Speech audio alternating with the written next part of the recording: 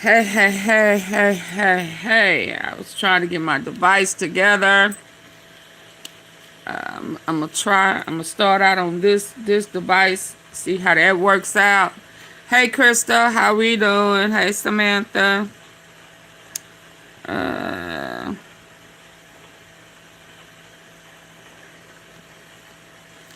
yeah, I'm just gonna jump right on in since I'm already late to the party. And let's hear what Candace is gonna say. I'm starting with her this time. Let's For go. the first time, I might add, ladies and gentlemen, congratulations to Erika Kirk. I gotta tell you, I am getting too old for this. I'm being serious. How old am I getting? My birthday is coming up in a couple of weeks, and this morning... All right, you guys, Shabbat Shalom. Mommy's staying home for the first time, I might add, ladies and gentlemen. Shabbat Shalom. Hey, Joe. I gotta tell you, I am getting too old for this. I'm being serious. How old am I getting? My birthday is coming up in a couple of weeks, and this morning I was having the team help me pick out a microscope that I want as a present because I'm in my dweebing out era. I'm suddenly interested in DNA and cells, and I'm watching TikToks from phlebotomists. Like, why do we have to go to the doctor for everything? Can I figure this out with a microscope? That's how old I'm getting. Too old to have to take time out of my precious day to work through the latest turning point public relations blunder. Blunder after blunder, lie after lie. They treat us like we are toddlers. They want us to make believe. Yesterday, Erika no-showed an event, last minute, an event featuring the Vice President of the United States. How disrespectful. Well, not as disrespectful as the excuse that they are currently handing us as to why. Plus, Victor Marks, Pastor Victor Marks, have some respect. He replied to me, and to be honest, the response was kind of weird. It's just weird. I can't explain it. I'll let you guys be the judge. Welcome back to Candace.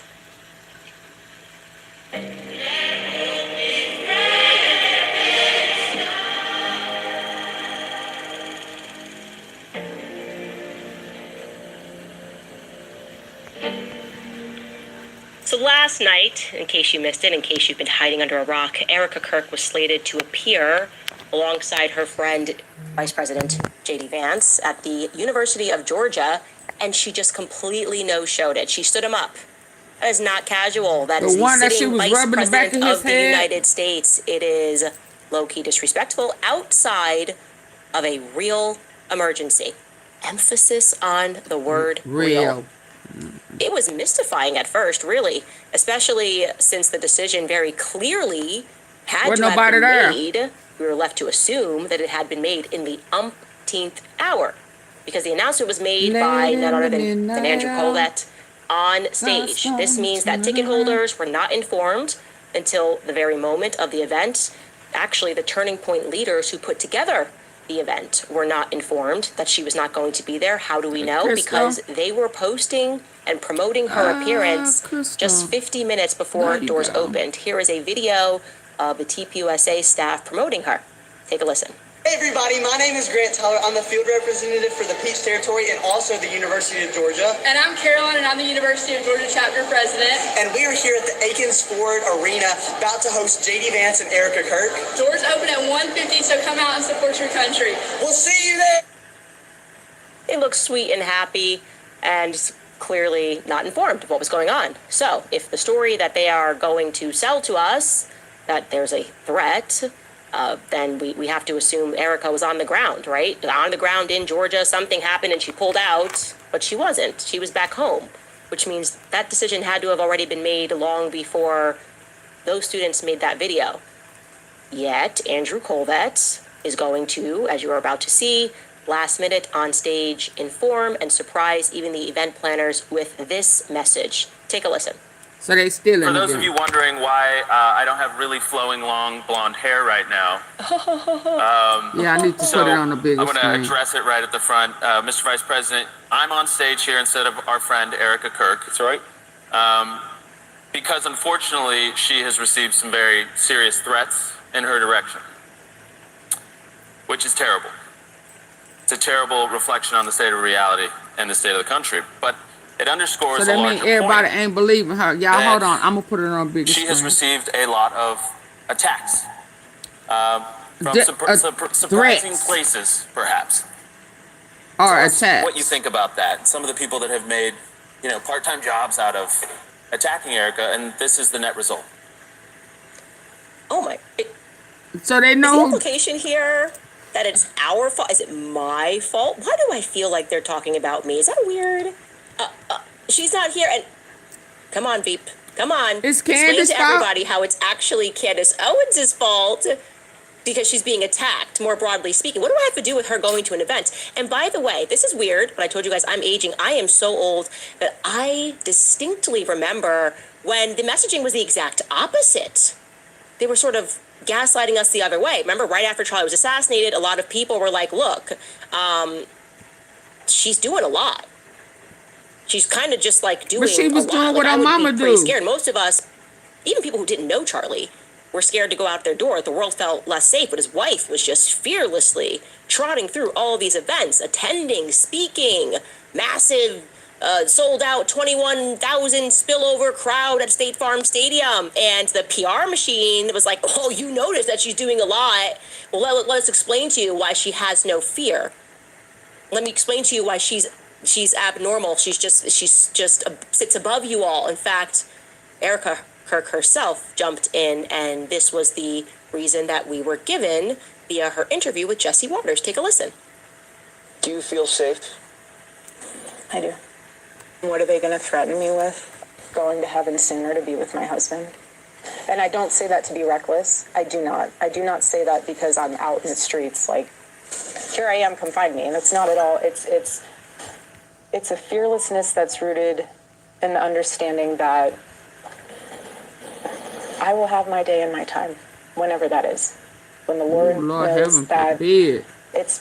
I've completed my mission.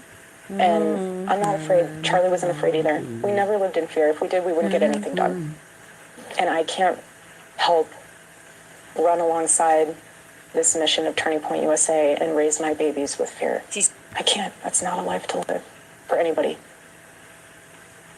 So that was in her godlier than thou era, right? When we had, like I said, normal concerns, like, hey, wouldn't you be kind of scared for your kid? You're doing a lot, right? No, Erika is on fire for the Lord, and that's why you don't understand it. It's supernatural because the Lord is giving her this courage. So I'm just asking the common sense question, what changed 7 months on? What was the threat that Erika endured that was so severe 7 months later that she had to last minute cancel an event with the number 2 man of this great nation? What threat could be so severe that she didn't even trust that the Secret Service, right? The nation's Secret Service, the vice president, he just got back doing negotiations with Iran overseas. Like, it has got to be a pretty good Secret Service. She did not feel that even they could alleviate it. Well, we can always rely on Andrew Colbert to further illuminate matters on Fox News. Okay, y'all, Take a let's listen. take it to the big screen. It was really Hold unfortunate. on. Yeah, I that wasn't working for me. I'm sorry, and I don't know where they are at. Let me back that up. Let's start here. Y'all hit the like button for me. Oh. You wondering why I don't have really flowing long blonde hair right He looks sweet and happy and clearly not informed of what was going on. So if the story that they are going to sell to us, that there's a threat, then we have to assume Erika was on the ground, right? On the ground in Georgia, something happened and she pulled out, but she wasn't. She was back home, which means that decision had to have already been made long before those students made that video. Yet Andrew Colbert is going to, as you are about to see, last minute on stage inform and surprise even the event planners with this message. Take a listen. For those of you wondering why I don't have really flowing long blonde hair right now, so I'm going to address it right at the front. Mr. Vice President, I'm on stage here instead of our friend Erika Kirk. That's right. Your side piece, because your wife don't want her there. Some very serious threats in her direction. And it came from a Which is JD terrible. Vance wife. It's a terrible reflection on the state of reality and the state of the country. But it underscores a larger point that she has received a lot of attacks. She rubbed that married man on the back of his head. Perhaps. She ran Tell her us fingers what you through think his about hair. that. Some of the people that have made, part-time jobs out of attacking Erika, and this is the net result. Oh my. Is the implication here that it's our fault? Is it my fault? Why do I feel It's like his they're wife's talking about fault. me? Is that weird? It's her fault for rubbing her She's not fingers here. through a married man's head. Come on, Veep. Come on. Explain to everybody how it's actually Candace Owens' fault because she's being attacked, more broadly speaking. What do I have to do with her going to an event? And by the way, this is weird, but I told you guys I'm aging. I am so old that I distinctly remember when the messaging was the exact opposite. They were sort of gaslighting us the other way. Remember, right after Charlie was assassinated, a lot of people were like, look, she's doing a lot. She's kind of just like doing a lot. Like, I would be pretty scared. Most of us, even people who didn't know Charlie, were scared to go out their door. The world felt less safe, but his wife was just fearlessly trotting through all these events, attending, speaking, massive, sold out 21,000 spillover crowd at State Farm Stadium. And the PR machine was like, oh, you notice that she's doing a lot. Well, let us explain to you why she has no fear. Let me explain to you why she's abnormal. She just sits above you all. In fact, Erika Kirk herself jumped in, and this was the reason that we were given via her interview with Jesse Waters. Take a listen. Do you feel safe? I do. What are they going to threaten me with? Going to heaven sooner to be with my husband? And I don't say that to be reckless. I do not. I do not say that because I'm out in the streets like, here I am, come find me. And it's not at all. It's a fearlessness. I think sometimes people get conspiracies mixed up with controlled narratives or lies. I mean, what makes it a conspiracy? When the Lord knows that it's... Just say the word lie. My mission. Why use conspiracy if that's what you believe, Carol Green? We never lived in fear. If we did, we wouldn't get anything done. And I can't help. Can somebody help me understand why would you come in here saying it's a conspiracy? Why, if he's still alive, then that means it's a lie. What's the difference? What are you trying to say? Because when I hear people say, constantly overuse the word conspiracy, that means that they want people to believe that it's not true, it's made up. So why not just say it's not true, it's made up, it's a lie? You know, because all of the mega people want to say everything is a conspiracy, even when sometimes it's just the truth, but they want to put a conspiracy on it. Yeah, I think that's an overused word, and misused by all means, respectfully. Now that, whatever you was trying to say at the end of your statement, now that, whatever, I don't know. So I'm going to throw that back on you. What's the conspiracy? Is he here or is he not? Speak it. Don't be scared. You scared?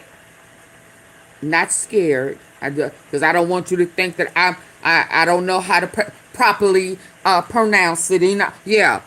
I'm just checking your temperature. Since you dropped in not speak, you know, you came in on a conspiracy theory.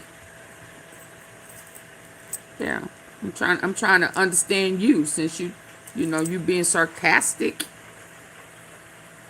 Chicken shit on the Even people who didn't know Charlie were scared to go out their door. The world felt less safe, but his wife was just fearlessly trotting through all these events, Hey, attending, Belinda. speaking, massive, sold out 21,000 spillover crowd at State Farm Stadium. And the PR machine was like, oh, you notice that she's doing a lot.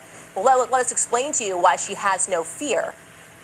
Let me explain to you why she's abnormal. She's just sits above you all. In fact, Erika Kirk herself jumped in, and this was the reason that we were given via her interview with Jesse Waters. Take a listen. Do you feel safe? I do. What are they going to threaten me with? Going to heaven sooner to be with my husband? And I don't say that to be reckless. I do not. I do not say that because I'm out in the streets like, here I am, come find me. And it's not at all. It's a fearlessness that's rooted in the understanding that I will have my day and my time, whenever that is. When the Lord knows that I've completed my mission. And I'm not afraid. Charlie wasn't afraid either. We never lived in fear. If we did, we wouldn't get anything done.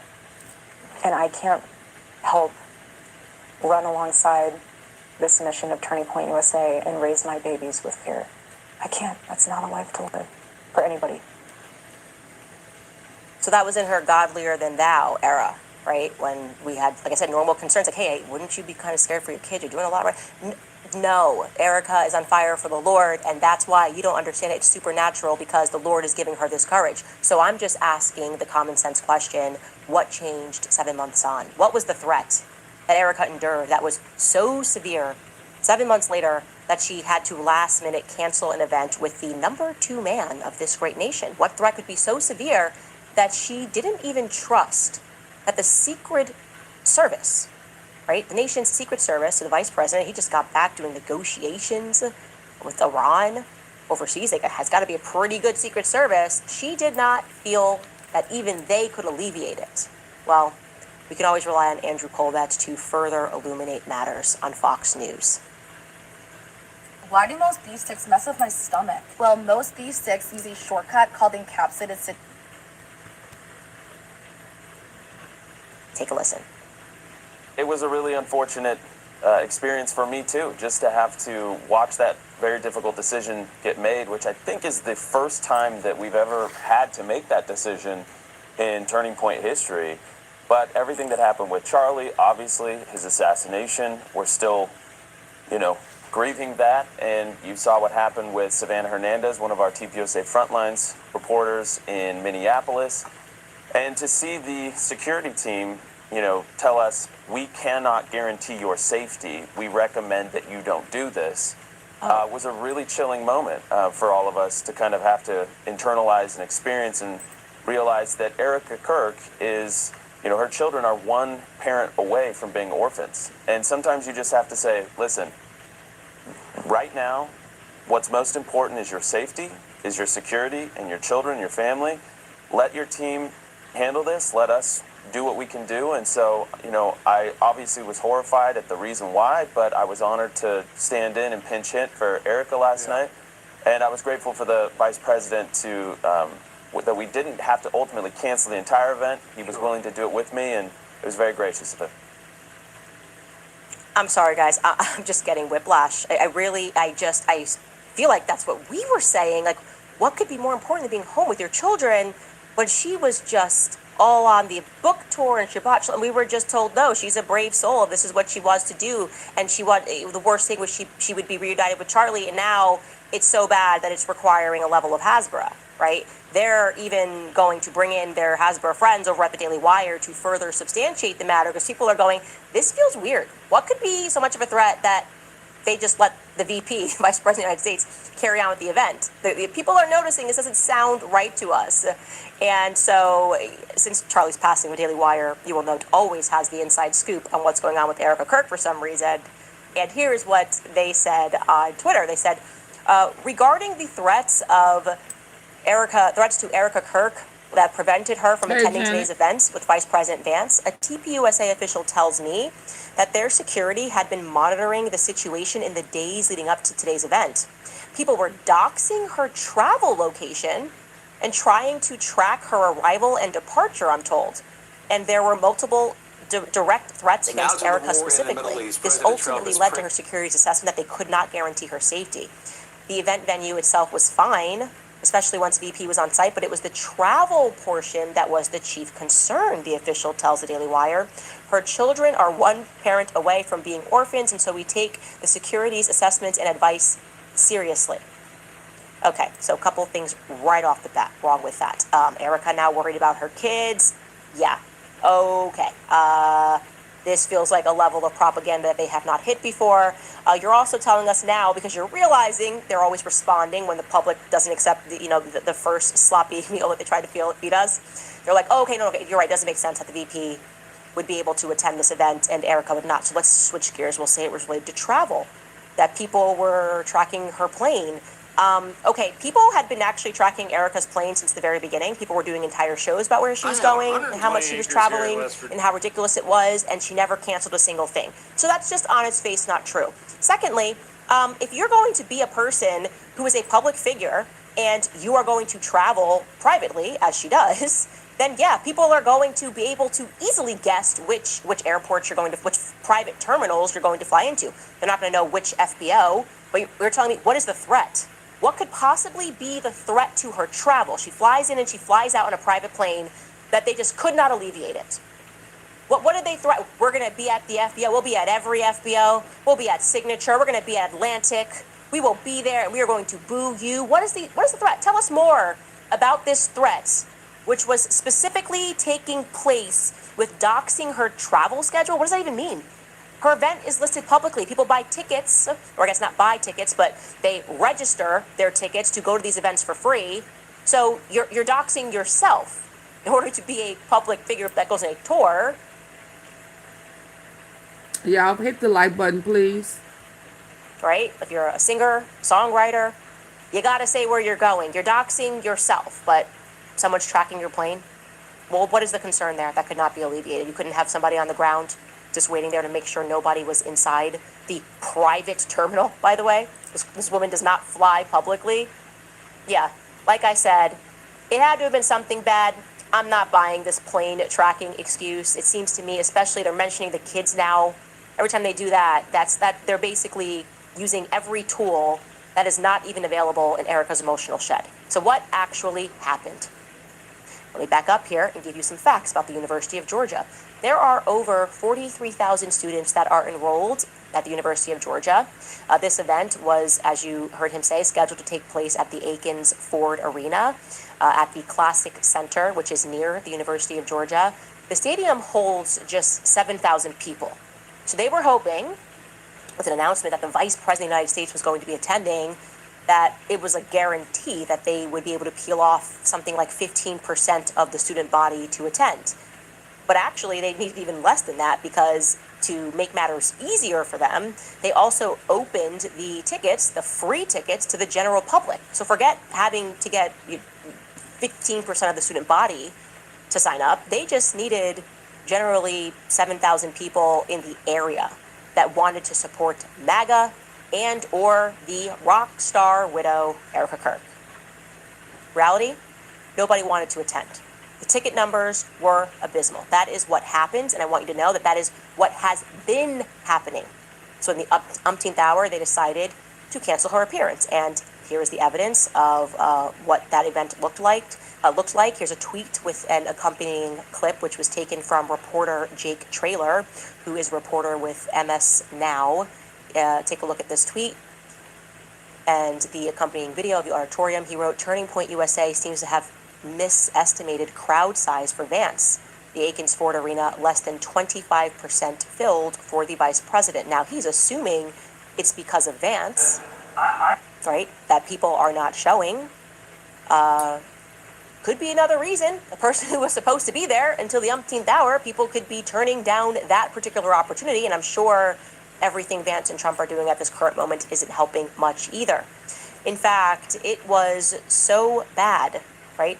The turnout was so bad that if we go back and re-watch that Fox News clip, they're actually showing you fake footage. Well, it's not fake footage, it's real footage, but it's fake B-roll because it's from old Turning Point events. This is how sloppy the Hasbro is. We'll show you this, we'll scroll here. Not the venue. Not the venue. And yet in the corner it says Andrew Colvett via X on Tuesday, because it says Athens, Georgia. This is not true. This is true propaganda. And we took a closer look at it, and they actually spliced together 3 separate events. Hold on, actually showing you fake footage. Well, it's not fake footage, it's real footage, but it's fake B-roll because it's from old Turning Point events. This is how so they sloppy the faking and Hasbro is. shaking. We'll show you this, we'll scroll here. Not the venue. Not the venue. And yet in the corner it says Andrew Colvett via X on Tuesday, because it says Athens, Georgia. This is not true. This is true propaganda. And we took a closer look at it, and they actually spliced together 3 separate events so that they could show something of substance when Andrew spoke.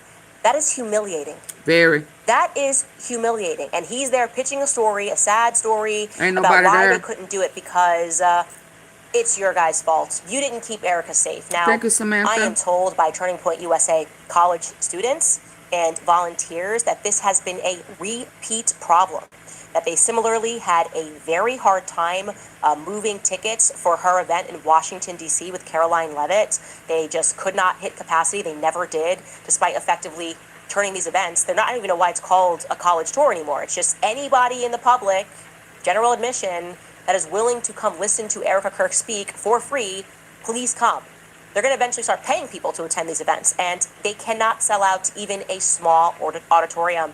And yesterday, it looks like, was the worst audience turnout in Turning Point's history.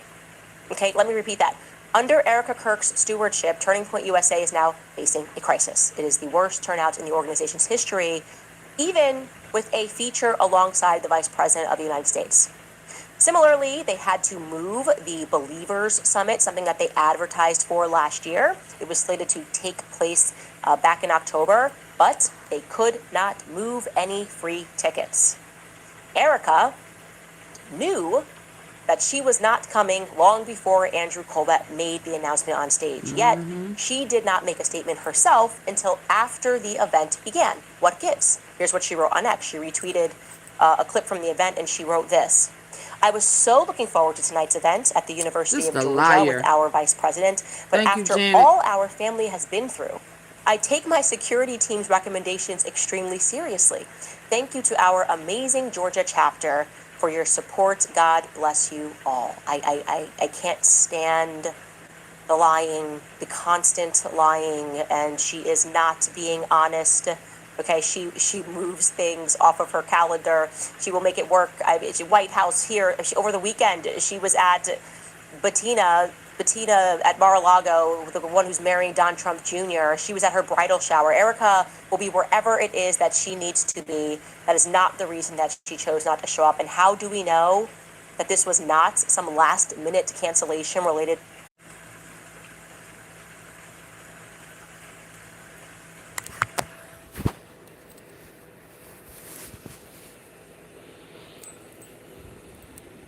Hold on. Got issues going on.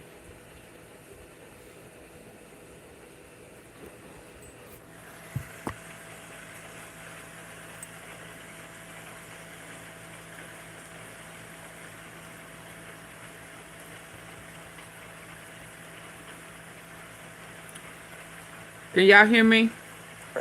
I take my security team's recommendations extremely seriously.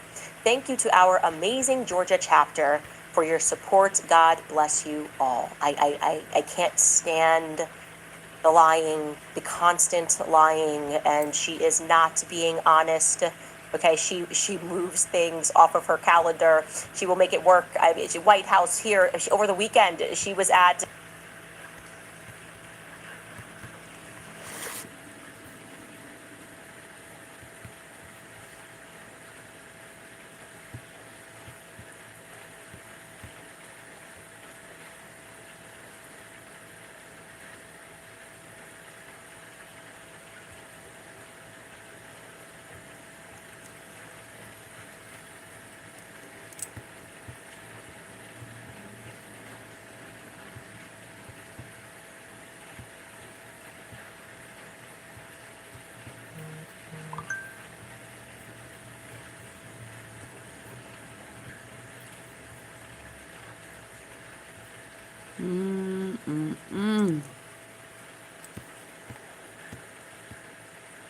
Thank you, Belinda. I'm trying to fix this. till after the event began. What gives? Here's what she wrote on X. She retweeted a clip from the event, and she wrote this.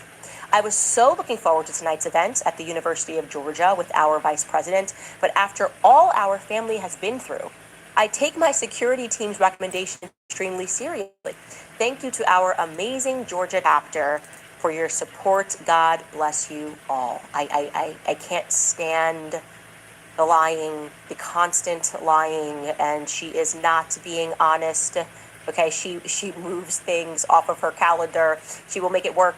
White House here over the weekend. She was at Bettina at Mar-a-Lago, the one who's marrying Don Trump Jr. She was at her bridal shower. Erika will be wherever it is that she needs to be. That is not the reason that she chose not to show up. And how do we know that this was not some last-minute cancellation related to a threat? Well, first off, common sense. I knew they were lying as soon as Andrew announced it on stage.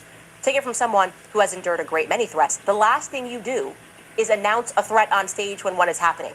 In fact, I have dealt with threats at Turning Point USA events where we have had to inform them, this guy who was completely insane and escaped a mental institution or he was a mental hold, and they didn't know where he was. They alerted us, and I was doing an event in Nashville with Charlie.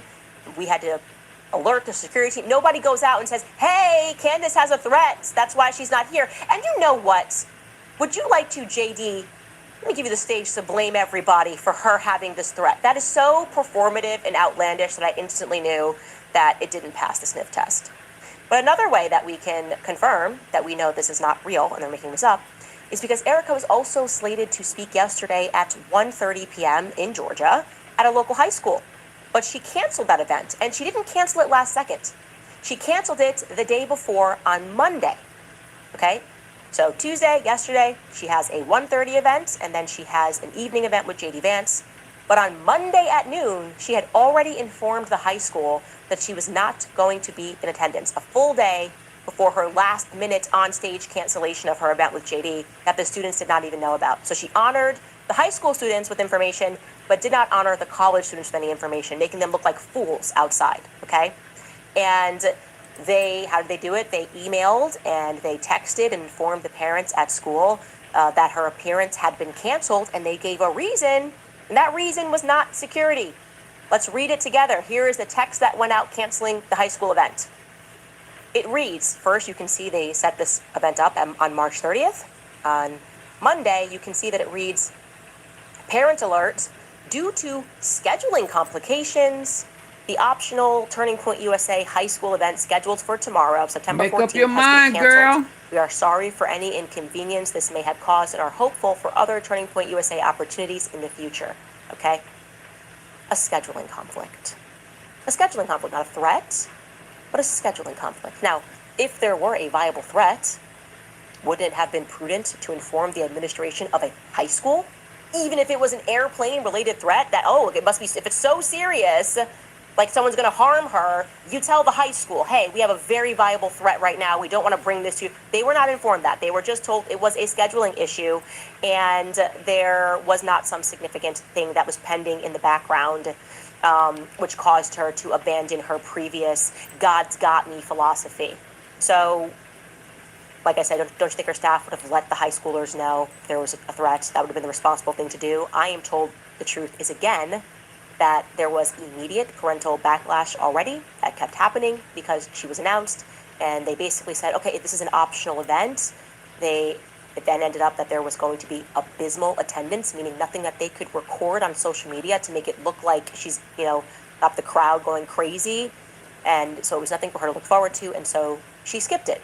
This keeps happening. Parents and students are organizing against her for a variety of reasons. Some of them, those reasons that we have laid out on the show, they do not trust her, they do not believe her, and I can provide more proof for you by way of a parental chat on Facebook that is currently going on right now regarding another event that she has coming up at a high school in Phoenix, right in her backyard, no less. And this is a Pinnacle High School. The parents are organizing. Take a look at this chat. This is a parent that posted saying, I am very concerned, learning that Erika Kirk is going to be speaking. And then you can see an anonymous member wrote below, as a teacher, I find this highly inappropriate and a safety risk to our students and staff. Also, as a teacher, I know the district may care more about attendance more than anything else. So call your kids out of school, and that will send a message. They are basically 36 likes. They are organizing essentially a walkout, a boycott of Erika Kirk. Okay? I haven't reported on this stuff in the past. I've been very aware that this is going on. The reason why I am now laying this out today is because what enrages me so much about the messaging, the setup there by Andrew Colbert, is that it is akin to narcissistic abuse. They can never admit that they have failed or that they have done anything wrong. So what do? They tell the public that it's our fault. It's your fault. This wouldn't happen. This wouldn't happen if you guys would just stop criticizing her. That's completely psychopathic. We don't accept that. We reject that. Okay, no one does this. People cancel events last minute for a variety of reasons. He got drunk last night. He's hungover. Their PR comes out, makes an excuse. He had a mental breakdown backstage. We've seen a lot, especially in the land of rock and roll. Oh, I lost my throat. I lost my voice. I won't be able to sing tonight. Probably was partying. I want you to actually go through your mind of all the famous people that you know who have canceled events last minute. When do you ever recall management coming out with messaging that implies that actually it's your fault? It's the public's fault. You didn't keep this person safe. They couldn't come out tonight because you failed this person. Well, that's exactly what the messaging was, and you should be infuriated about it. It is ridiculous. They are now paying influencers. Oh, if only everyone would just leave her alone. No one would track her plane. What? Do you not think people are tracking JD Vance's plane? Elon Musk took his notoriously off of something. Taylor Swift. People get their planes tracked all the time. By the way, there's no remedy for that situation. What's the future remedy? We're just not going to announce when we're just going to pop up and surprise people? The messaging was crappy. I am so sick of there never being an adult in the room that will just come out and say, as a leader would, you know what? Ticket attendance wasn't great. We want to remedy that in the future. We want to figure out what we can do, changes we can make so that we can establish Erika as the new leader of Turning Point USA. You know, they're still getting to know her. That's responsible messaging. But these guys, it's your fault. And shame on JD Vance for taking the bait on that. In response to Andrew Colbett's questioning, he's going to lecture us. He's going to come in and he's going to lecture us. Take a listen to what JD Vance has to say. She don't want to be in If your charge. instinct is She to go said after she said not she the did. She said that's what her radicals husband who are wanted. assaulting She lied. Savannah, That girl's or a not the mustard. people who shot Charlie Kirk, but if your instinct is to go after a young mother because she's grieving in a way that you find you find wrong, well, why don't you stay in your lane and mind your own business? Yeah, amen. Grief is complicated, and I just Grief is complicated. and I, you know, so there's another angle of this, Andrew, which is just so absurd, which is that, you know, people will say that, you know, Erika, you know, she's been doing this or she's been doing that, and I would be doing something different. And it's like, first of all, that's fine. Like, if you want to criticize somebody because you have a disagreement, disagree with my politics, disagree with something that Erika or Andrew say on the Turning Point podcast. We do. But this desire to go That's what we're after doing. her for the way she's grieving her husband, that's the most preposterous thing I've seen in a very long time, and I've seen a lot of crazy stuff in politics. Okay, first off, we do criticize them all the time for what they say on the podcast. The whole public has been doing that actually since everything happened. Please stop saying this repeat phrase that everyone grieves differently. It doesn't matter how many times you say it, doesn't make it true. Okay, you can't just say stuff. Everybody grieves differently. Yeah, no, for sure. Everyone that I know does this. No They one. all That's why fall it it stands apart. out to people, and people go, "This is strange." All of them. Most people would fear going out. They would want to be closer to their kids. Stop trying to constantly feed us this slop. But the audacity to say something, like he just said, he said that it was the most preposterous thing that he has seen in politics in a very long time. People criticizing Erika Kirk. That's the most preposterous thing he's seen in politics in a very long time. Disagreeing with the new CEO and chairman. This is not just a widow, this is the new CEO and chairman of TPUSA, a position that she did not earn. Nothing that she has done warrants her being in that position. And that to him is like, whoa, I can't believe people are doing this. I've seen some preposterous things just over the last few weeks in politics that should probably rank higher on your list, okay? Like when you guys blew up that school, 150 Iranian schoolgirls were killed, and then you lied about it. That, to me, feels a little more preposterous. I mean, it was not just even 2 days ago that Trump said that he thought Jesus was a Red Cross doctor. Oh, That was a little wow. preposterous. Y'all just out here lying about things. I don't know, the Epstein files? Did you have time to go through them, Mr. Vice President? Jesus Nothing in there Christ. ranked more. And that to him is like, whoa, I can't believe people are doing this. I've seen some preposterous things just over the last few weeks in politics that should probably rank higher on your list, okay? Excuse me. Like when you guys blew up that school, 150 Iranian schoolgirls were killed, and then you Deborah. lied about it. That, to me, feels a little more preposterous. I mean, it was not just even 2 days ago that Trump said that he thought Jesus was a Red Cross doctor. That was a little preposterous. Y'all just out here lying about things. I don't know, the Epstein files? Did you have time to go through them, Mr. Vice President? Nothing in there ranked more preposterous for you than us criticizing Erika Kirk? How about Trump just generally attacking a pope because he's calling for peace? How about Trump saying that Brigitte Macron is hot? That was pretty preposterous. That she's got it. It's not even close.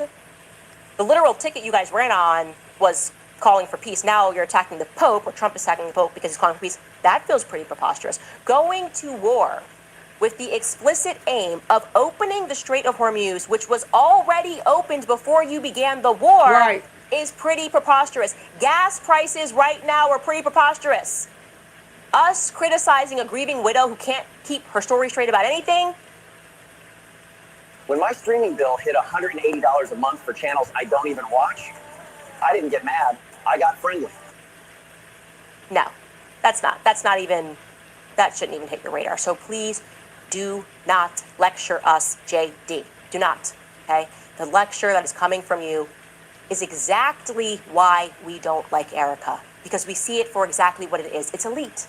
She has money and connections. She can call Vice President J.D. Vance. She can get the Secretary Scott Bessent to issue a letter on demand, demanding you stop looking into their finances. She can get Trump to say how much Charlie loved her in his Easter speech. It's the balcony approach that makes us sick. We feel it. You guys looking down in the crowd like we're animals and you're somehow more dignified.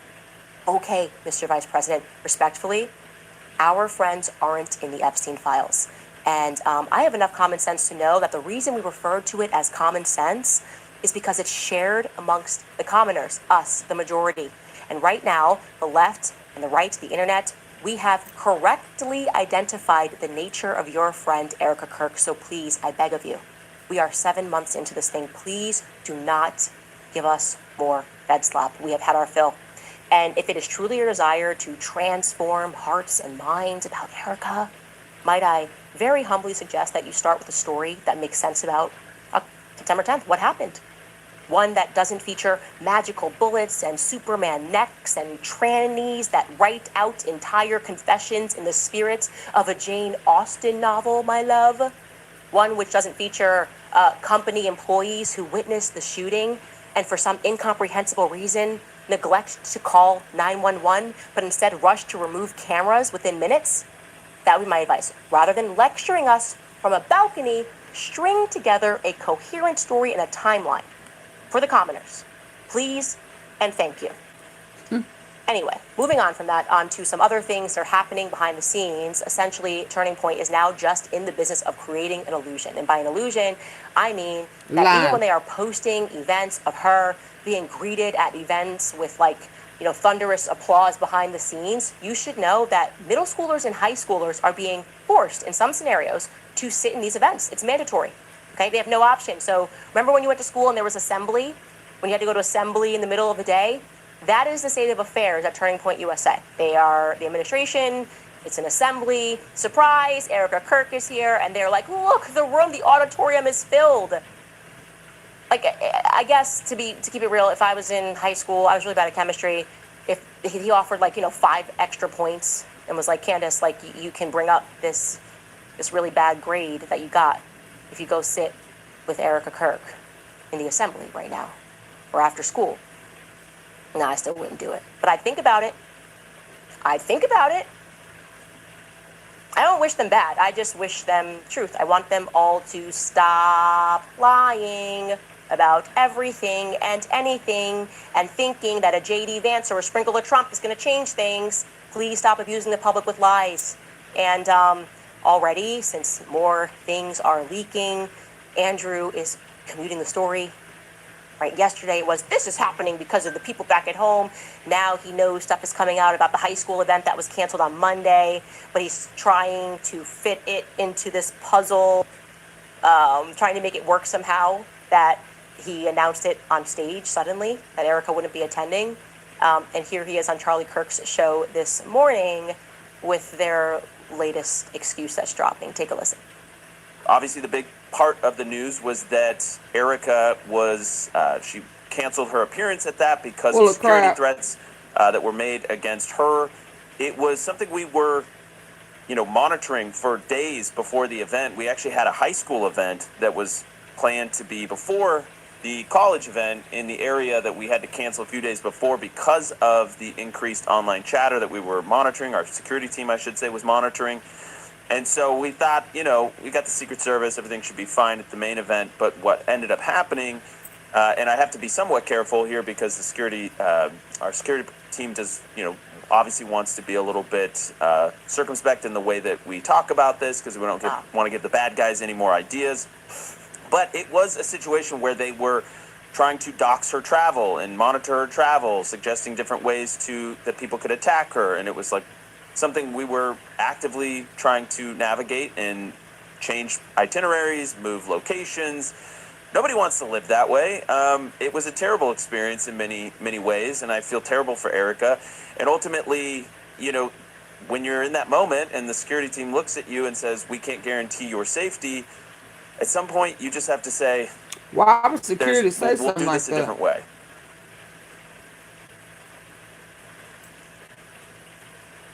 Let this small device sit in your home to generate clean, free, and never worry about.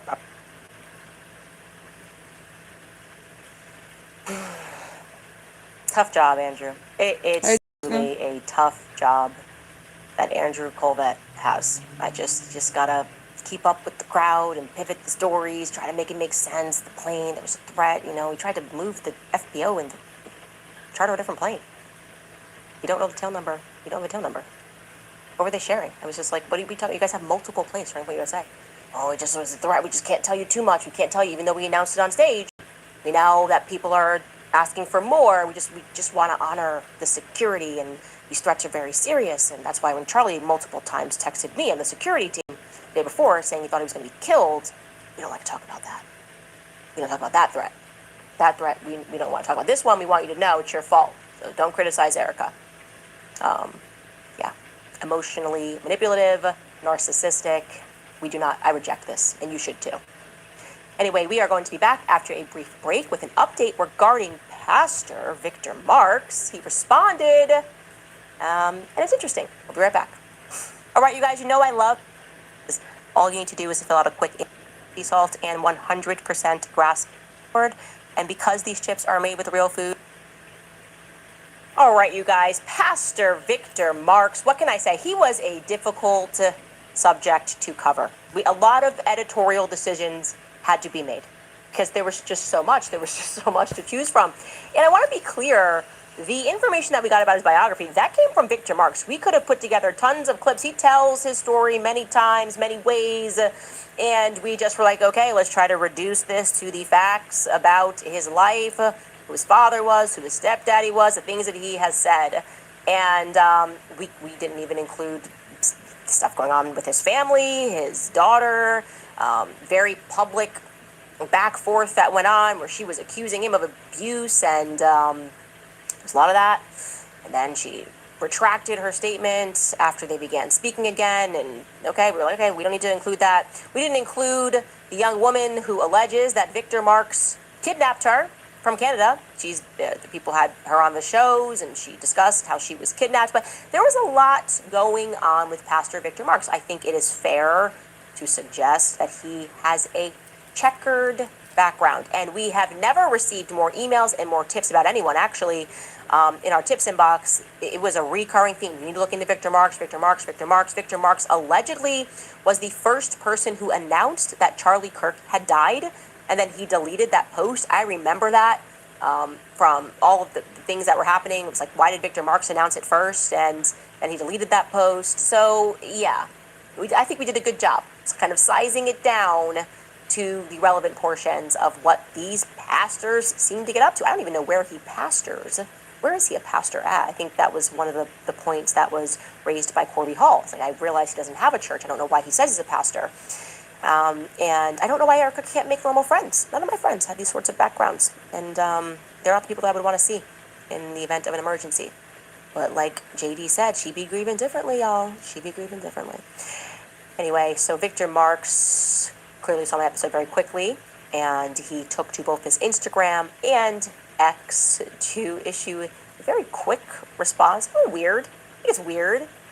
Let me know if you think it's weird. This is what he said. Ooh. Well, alrighty then. Love you, Candace. Let me know when you want me to come on the show. Praying for you. Okay, but like, why do the glasses have to come off? Why do we have to go all like Clark Kent about it? Well, alrighty then. Give it to me again. Well, raised by Corey Hall. It's like, I realize he doesn't have a church. I don't know why he says he's a pastor. And I don't know why Erika can't make normal friends. None of my friends have these sorts of backgrounds. And they're not the people that I would want to see in the event of an emergency. But like JD said, she be grieving differently, y'all. She be grieving differently. Anyway, so Victor Marks clearly saw my episode very quickly, and he took to both his Instagram and X to issue a very quick response. Very weird. I think it's weird. Let me know if you think it's weird. This is what he said. Ooh. Well, alrighty then. Love you, Candace. Let me know when you want me to come on the show. Praying for you. Okay, but like, why do the glasses have to come off? Why do we have to go all like Clark Kent about it? Well, alrighty then. Give it to me again. Well, alrighty then. Give it to me one more time. I gotta watch that again. My neighbor hasn't been to a gas station in 4 months. I thought he was lying. With her mouth to the side. A small device plugged into a truck cigarette. Well, alrighty then. Okay, can we have a DJ booth going where we just like get these sounds that we like? That's a bite. That's a bite. I just need to have that little, whenever I'm feeling alrighty then. Anyway, I don't know what the point of that was, and he then published, oh, I've been accused, or in this episode, this is what he suggested. Buddy, you can't be accused of what you're telling us your bio is. Now, I read Corby Hall's statement in its entirety, fleshed out what he had to say, felt like he was a very honest person. And again, he was ready to come on the show and discuss everything, all of his evidence. So my instincts are usually right about people, and my instincts about you were that, I don't know, you had supplements that you were doing with David Harris. David Harris calls God Papa. I don't know, and he, like, you guys said that, like, the supplements were going to help human sex trafficking victims. It's too much. It's just too much, okay? My senses, my spidey senses say no good. Anyways, I obviously responded instantly. I wrote this beneath the post. We are actually going to have Corby Hall of Fold AR on, and he is game to do the show with you. I am happy to have you both on if you agree. And Corby Hall said, yeah, I'm good. Let's do this. He actually suggested it, Corby Hall. He said, because he saw the post first and said, I would 100% do this face-to-face. Like, he's very serious about what this man did to him. And like I said, he has all of the evidence, so it wouldn't make sense for me. I couldn't rebut anything that Victor Mark said about Fold AR. We were already going to have Corby. Let's make this happen. And so because I wanted to make sure that we could establish a date, I instantly then reached out privately. I will show you guys that. I wrote, hi, Victor, give me the best number. We would love to set it up. Corby Hall is completely game to join. Best to have him there since I read his letter and he has the proof, etc., of what you wanted from him, plus the prayer that you prayed over him. We have, up until we hit go on today's episode, have not heard back from him. I don't even see that it's read. He may not have read receipts on, but I obviously responded exactly where he posted the video. We will keep you posted, and I am totally game and very interested. Finally, we got one of these pastors on the hook. I want to reel him in. I want to reel him in and talk about his relationship with Turning Point USA, how he got found as a pastor, Calvary, what goes on near that military base. It feels to me like a whole military operation, I'm going to be honest. We've done episodes, we have done our due diligence on Calvary Chapel as a whole. I find it to be problematic, but that's my opinion. I'm allowed to have it. Anyway, I wanted to let you know that we then were hit with another wave, people emailing us from Turning Point USA, inside and outside. I love this, just so you know. We have people that are saying that they will get jobs at Turning Point USA just to give us information from the inside. We have people volunteer. They're like, I am going on an interview. I reply, they want me in. I will be a mole. Like, that is how the world feels. They are willing to go to work to get information. It makes me happy and it makes me smile because that is the influence that Charlie Kirk had. I just saw something. That's incredible that people are willing to do that for Thank him. you. Anyway, people are still on the inside, and people who were fired also confirmed to me that, there's other people that have trafficking history that are involved with Turning Point USA, and in particular, there is someone who openly discusses the fact that he used to traffic arms. I'll say allegedly, but this is apparently something he's very open about around the office. He's very close with Andrew Colbert. That's what I am told by, again, both current and former Turning Point USA employees. His name is Marcus Wada. Okay, here is his bio from Turning Point's website, which is interesting to me already. He's the Senior Productions Director. Marcus Wada is the Director of Strategy of Productions at Turning Point USA. Marcus has spent a decade in film and television production, working on films that were internationally distributed and television shows such as Miss Universe. Okay, that's a connection there. Marcus worked to raise financing for films and producing films. He left Hollywood to work in the conservative movement, producing and directing Turning Point USA's documentary series, Border Battle and the Great Global Reset. Well, apparently he also, which I wouldn't put it in my bio too, to be fair, regularly tells people his testimony about how he was involved in trafficking arms I greatly appreciate it. Poland, where are you at? I saw you in the chat. Someone said, watching from Poland, and I said, ooh, you guys are getting name dropped today. So yeah, he used to be involved with trafficking in Poland, but then, as the story always goes, he found God. I am just so pleased to hear it. I'm so pleased to hear it that so many people involved with Turning Point are able to find God. Turning Point USA is out here, I guess, just finding employees and partners in a manner that is unique. Smartphone technician fired after showing customers the hidden kill switch buried in every software update. Now he's exposing. It is unique, I would say. It's like a mesothelioma commercial. For you or someone you know involved in trafficking, give us a call today. There may be a place for you in our faith department vibes, right? So then I found out via these employees that Marcus Wada also says that his brother is still involved in the game somehow, in the industry, in some way. Is it charitably? Is there a difference? I can't be sure at this point. Anyway, I did end up finding the guy. I'm prodding that narrative. There seems to be something there. I'm assuming it must be a half-brother because he has a different last name, and this guy's is Jewish. And he runs a consulting company that consults in human trafficking. What can I say? It's a big industry, you guys. And I want to be clear, these people are not involved in the trafficking. They are charitable and want to alleviate this global circumstance. And these people also, you know, have histories, but I don't know, guys. I didn't know you could consult in those things. I thought the website was made up. I was like, what does this mean? Or consulting in drugs and look at this, industry areas. National border security, money laundering, human trafficking, sex trafficking, firearms and ammunition. This is brother. Controlled substances. Okay.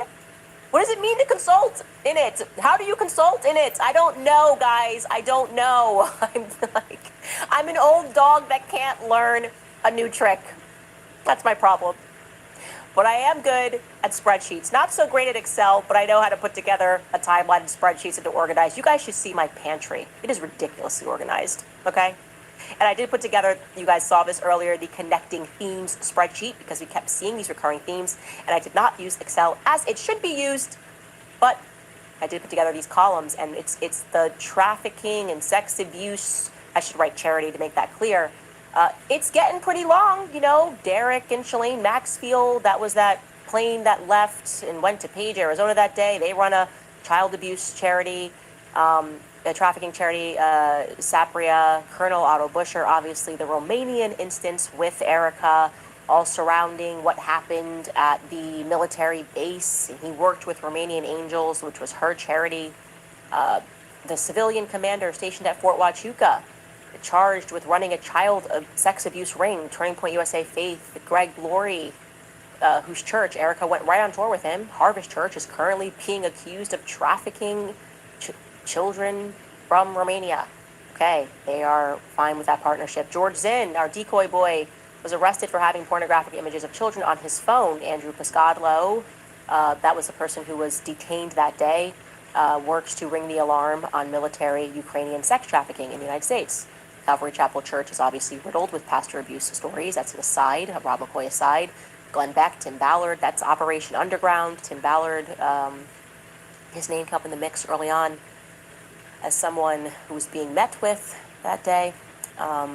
Erika Kirk lived in China, or in the days that follow, rather, if I remember correctly. Erika Kirk says that she lived in China and worked with child sex trafficking victims, but she's mum on that now, tight-lipped, does not want to talk about what charity that was. No one seems to be able to find it on the internet. We know she was living in, was it Chongqing? Am I saying that right? Chongqing? I think it's spelled Chongqing. Maybe it said Chongqing. That's interesting. TPUSA advisor Paul Vallely, retired Army general who ran psychological operations and co-wrote the book with Michael Aquino, the Satanist and founder of the Temple of Set. I didn't know Satanism had a great schism, but they did. Some people thought that Satan was an idea. Some people thought that he was a real person. And so the Temple of Set was born out of Satanism. So you guys know if you're not up on your Satanist theology. Anyways, not a bar for entry as an advisor to Turning Point USA. He was accused, I'm referring to Michael Aquino, was accused of abusing children at Army Child Development Centers. Victor Marks, as we learned, runs a charity for child sex abuse. We got to add his pills, too. With the, what are the pills, man, that he's doing with David J. Harris, that a portion goes to help sex trafficking victims. Nelda Buckman, the #1 donor to Turning Point USA, is extensively involved in rescuing children that are being sexually abused and trafficked. The backstory that she gives is that her first husband, this is her story, her first husband cheated on her with like a lot of women that were in the industry, and she was angry about that. But then she realized that she wanted to understand these women, and that brought her to the trafficking industry. And now she does a lot of angels. This angels, Texas angels and Austin angels. I can't remember all of them, but that's another connection there. And now we have Marcus Wada involved. I should probably change that to more responsibly say formerly involved in trafficking arms in Poland, according to Turning Point USA, current employees and past employees. So we can just update that spreadsheet, you guys, just so I can say that clearly. Formerly involved, Marcus Wada, we just kind of type that as a note. Yeah, we'll live edit that just so that doesn't get misunderstood from the public. Formerly, comma. He's not formerly Marcus Wada, guys. No, he is Marcus Wada. Was he formerly Marcus Wada? I don't know, actually. If people change their names, nothing would surprise me. Maybe he is formerly Marcus Wada. I think we're having a little bit too much fun today, guys. It's just like, the stories are just getting they're just so ridiculous. What can I say? What can I say, ladies and gentlemen? We will be right back after a quick break. You can put this bra on without lifting your arms. Yes, finally, a bra made for senior women. We understand your daily struggles, so we created this front Velcro wrap. Now you can dress comfortably. Just pull, press, and you are set for the day. And the straps? This is where the magic happens.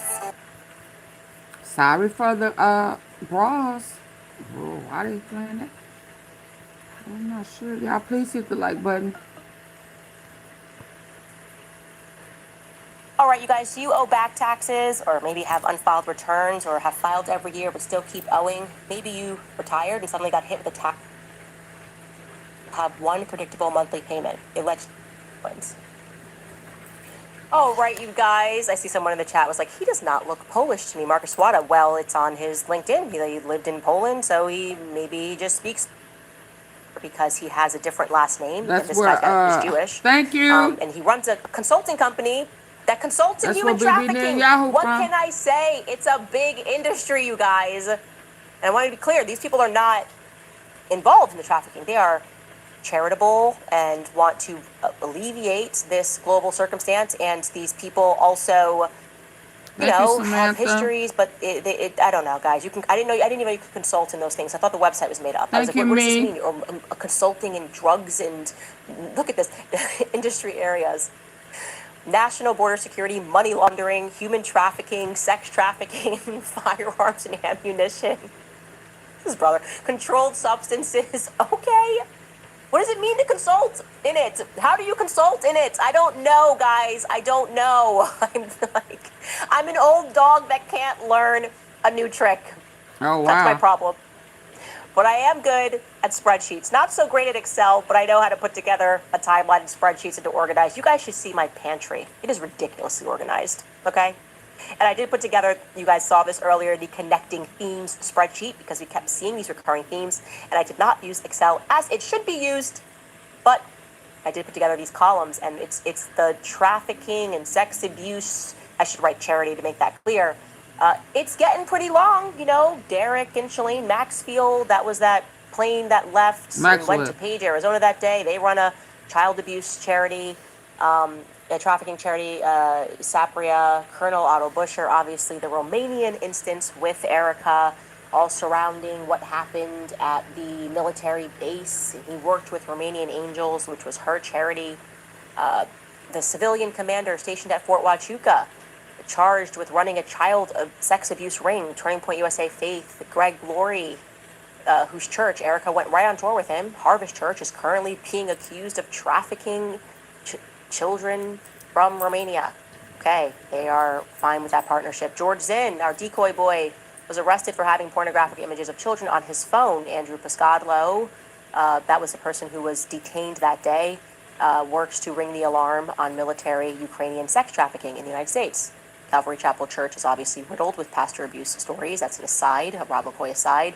Glenn Beck, Tim Ballard, that's Operation Underground. Tim Ballard, his name came up in the mix early on as someone who was being met with that day. Erika Kirk lived in China, or in the days that follow, rather, if I remember correctly. Erika Kirk says that she lived in China and worked with child sex trafficking victims, but she's mum on that now. Tight-lipped, does not want to talk about what charity that was. No one seems to be able to find it on the internet. We know she was living in, was it Chongqing? Am I saying that right? To Chongqing? I think it's spelled Chongqing. Maybe it said Chongqing. That's interesting. TPUSA advisor Paul Vallely, retired Army general who ran psychological operations and co-wrote the book with Michael Aquino, the Satanist and founder of the Temple of Set. I didn't know Satanism had a great schism, but they did.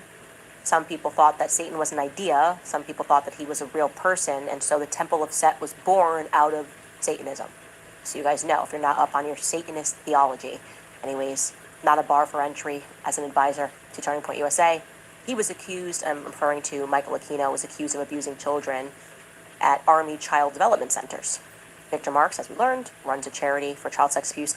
We got to add his pills, too, with the, what are the pills, man, that he's doing with David J. Harris, that a portion goes to help sex trafficking victims. Nelda Buckman, the #1 donor to Turning Point USA, is extensively involved in rescuing children that are being sexually abused and trafficked. The backstory that she gives was that her first husband, this is her story, her first husband cheated on her with like a lot of women that were in the industry, and she was angry about that.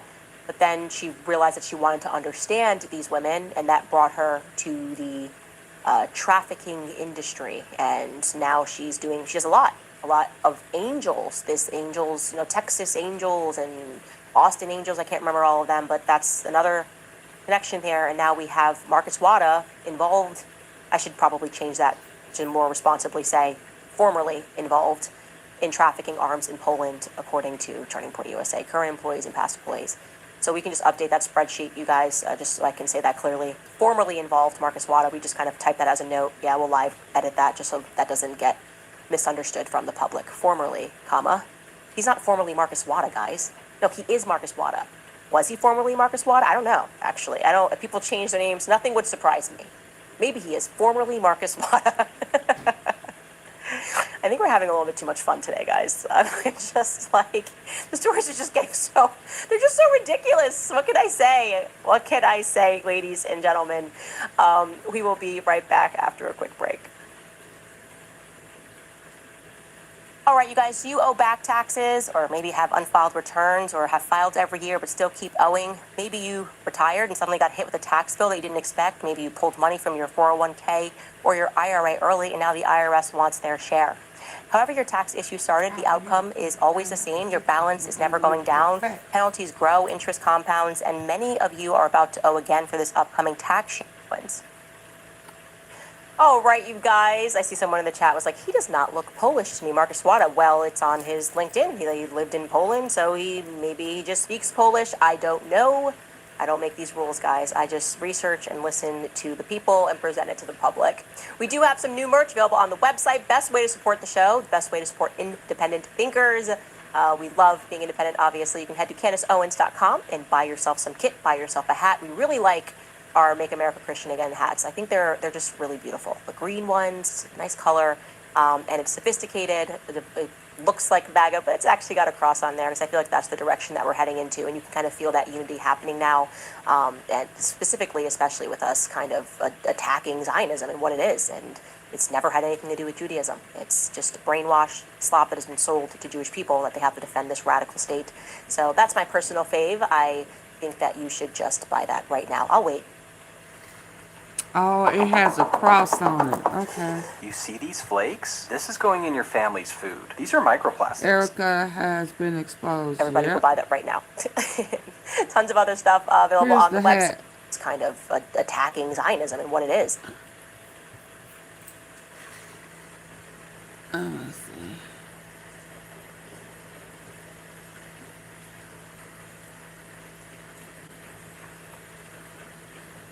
So it's Making America God Again with that cross. You see the cross? That's cute, but I'm just too afraid people would think that it's Making America Great Again. But it's cute though. I like the cross. And it's sophisticated. It You know, that looks like MAGA, Christian but it's actually got a Zionist cross stuff. on there. So I Oh, feel let like me- that's the direction that we're heading into, and you can kind of feel that unity happening now, and specifically, especially with us kind of attacking Zionism and what it is, and it's never had anything to do with Judaism. It's just a brainwash slop that has been sold to Jewish people that they have to defend this radical state. So that's my personal fave. I think that you should just buy that right now. I'll wait. Everybody go buy that right now. Tons of other stuff available on the website.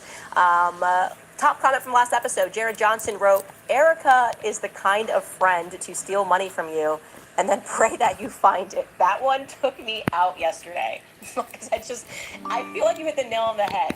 Erika is the kind of friend that will steal your money and then pray that you find it. Is like, Jared, you win every award. I laughed out loud when I read that comment. Pray for you. Oh my goodness, why, honey? Oh, I'm so sorry. I'm going to pray for you. I pray the Lord finds it, you know?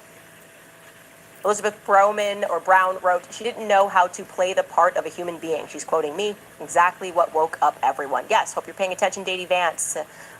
There is such a thing as having a spiritual intuition about things. It's what keeps you safe. Being aware something about Justice feels off, and that is something was not tracking, and then when she wasn't behaving the way that she should behave, you guys basically told us that we were crazy for noticing that, that she had no fear, and now you're flipping the gear. You're just completely doing a 180 now and saying she has fear.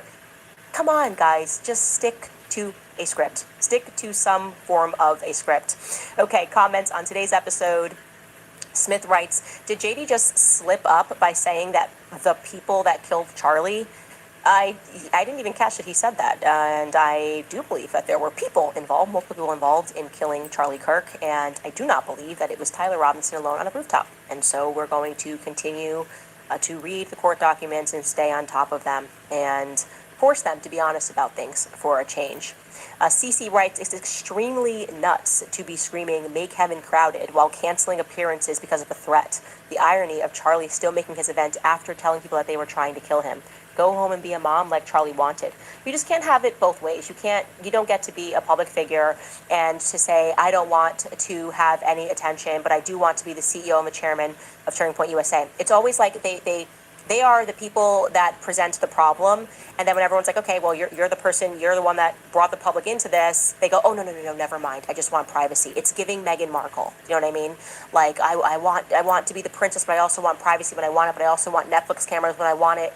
Life just doesn't work like that, okay? You can't take us into the casket. Please and then hit the like pretend button. to be aghast when people ask you where you buried him. Did you bury him? Do you think that they cremated Charlie? I ask myself that question, right? I ask myself occasionally whether or not they cremated Charlie, because that is starting to make sense to me that they would do that. I don't know, because now she can't share the details, because she says people are going to come and try to destroy. I mean, I can't think of a single figure that's deeply hated in American history that has suffered having people go after the gravesite, and I genuinely, that's just not a thing that people do, right? I'm sure they do in extreme circumstances, but that doesn't feel right to me. There's something very strange about that. And similarly, it's like she wants to be the grieving widow. She wants to be treated like a grieving widow that's taking care of her kids, but she's boss babying it. And she's making decisions, and she's reversing course on the things that Charlie believed, and reversing course on the things that she alleged that she believed when Charlie was alive. And people are going to call that out, and they have a right to call that out. And so I encourage people to continue to do that. If she doesn't want to play the role of the CEO and chairman, she's welcome to step down. Okay? She's more than welcome to step down. And then she will not have to deal with the day-to-day criticisms of how Turning Point USA is being run into the ground. But otherwise, put on your big girl pants, so to speak. Sarah Miller writes, loved ones of missing and murdered people regularly get dissected in their interviews with the press for how they are grieving publicly. I guess you are only allowed to grieve differently when you're a part of the Epstein class. It's bogus. Yeah, that's completely right. People absolutely tear apart people every second of every day, especially given the size of this case. And as I said earlier, their inability to just string together a comprehensive story regarding what took place September 10th. They're relying on us to accept make-believe. This is a fairy tale story.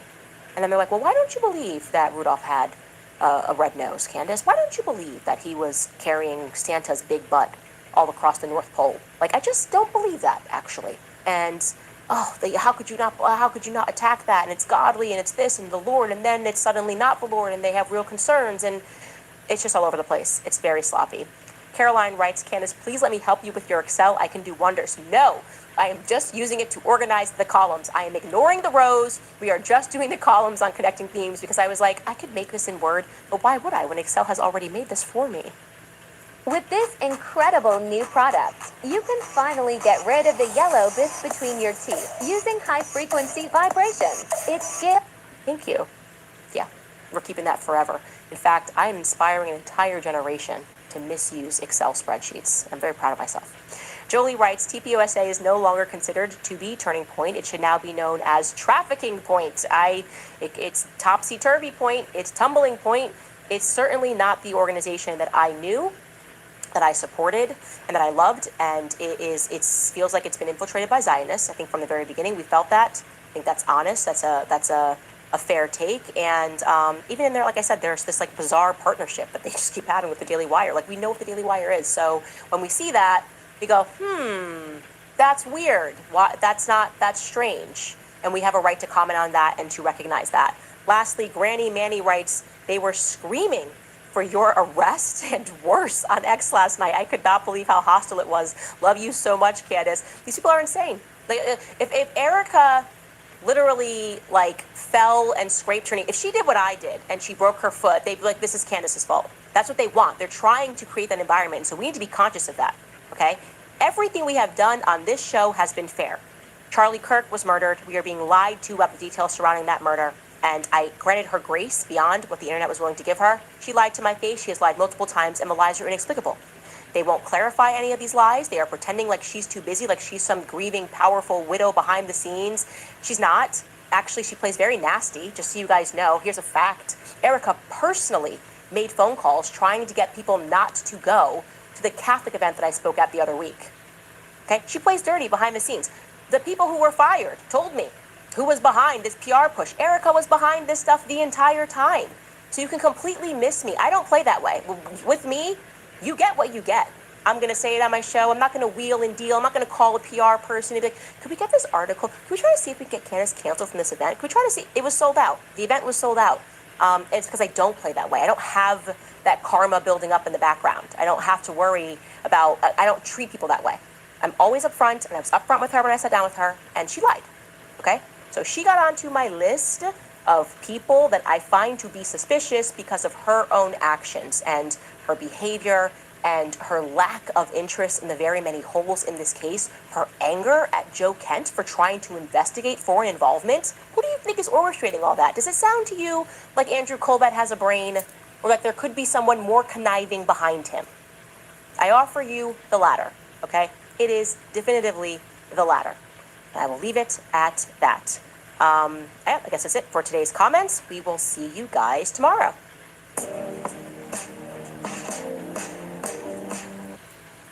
Okay, now let's get y'all. I need for y'all. It's 178 people in here. An hour and 19 minutes, and I only got 42 likes.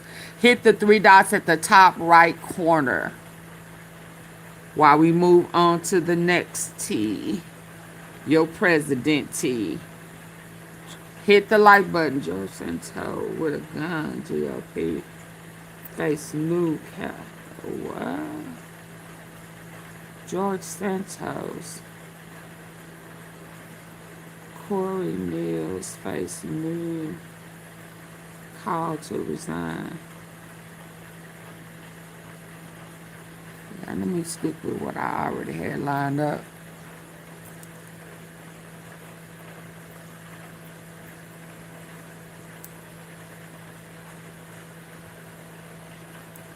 Hold on.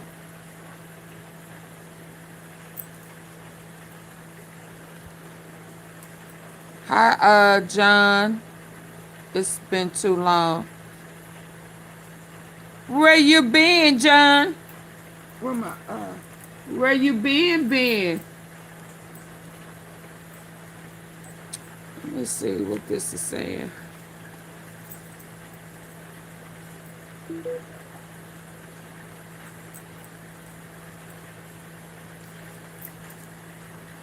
Hold on.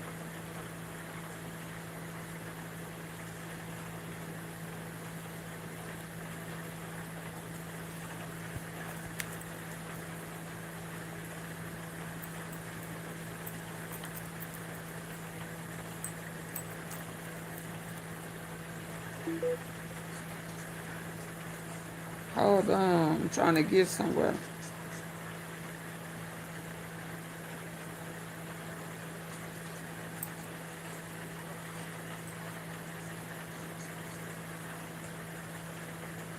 CIA drop revealed even worse because according to these leaked files, Erika Kirk's week just went from bad to worse.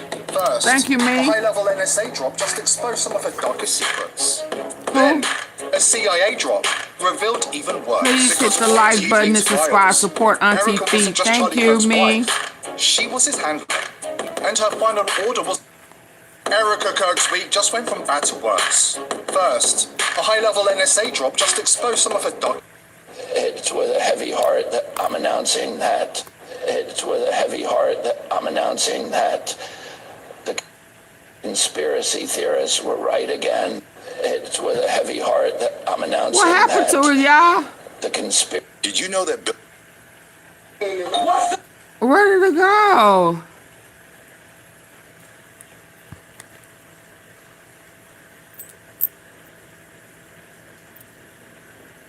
Erika Kirk's week just went from bad to worse. First, a high-level NSA drop just exposed some of her darkest secrets. Then, a CIA drop revealed even worse because according to these leaked files, Erika wasn't just Charlie Kirk. Erika Kirk's week just went from bad to worse. First, a high-level NSA drop just exposed some of her darkest secrets.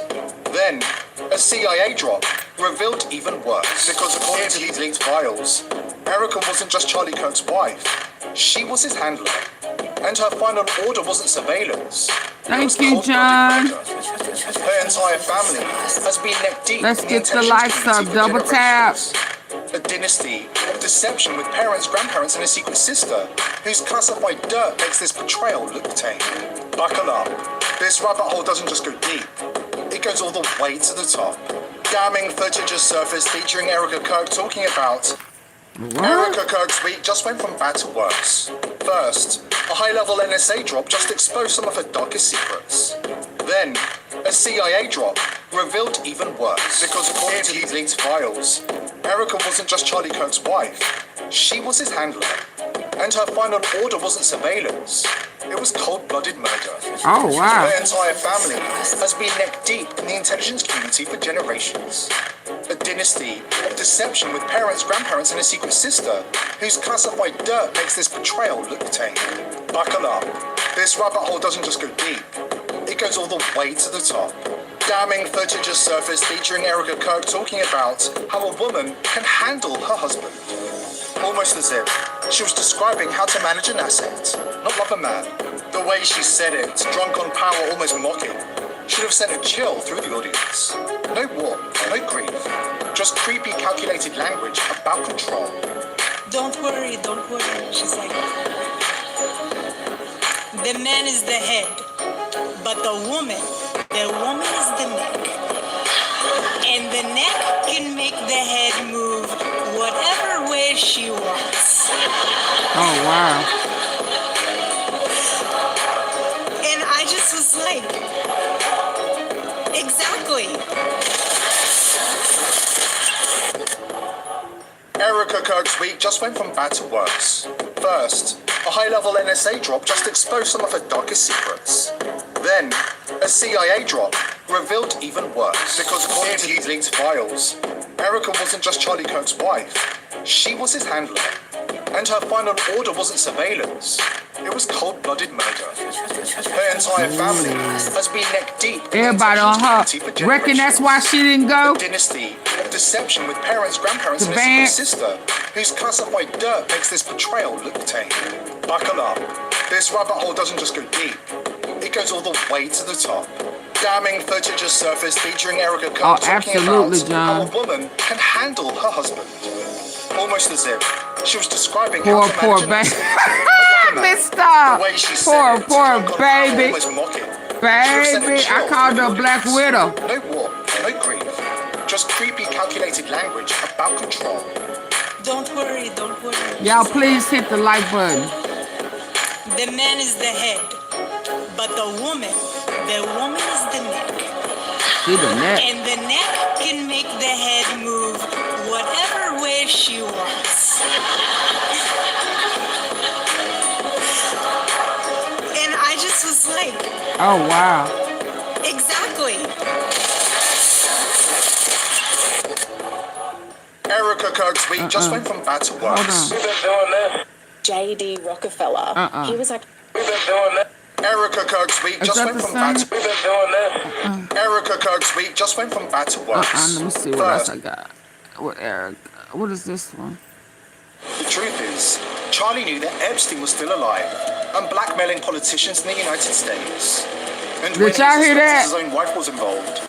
The truth is, Charlie knew that Epstein was still alive and blackmailing politicians in the United States. And when he suspected his own wife was involved and ordered the internal audit, his days were numbered. A bombshell forensic probe just exploded the Charlie Kirk assassination wide open, nailing the precise wire transfer that bankrolled the Provo hit squad.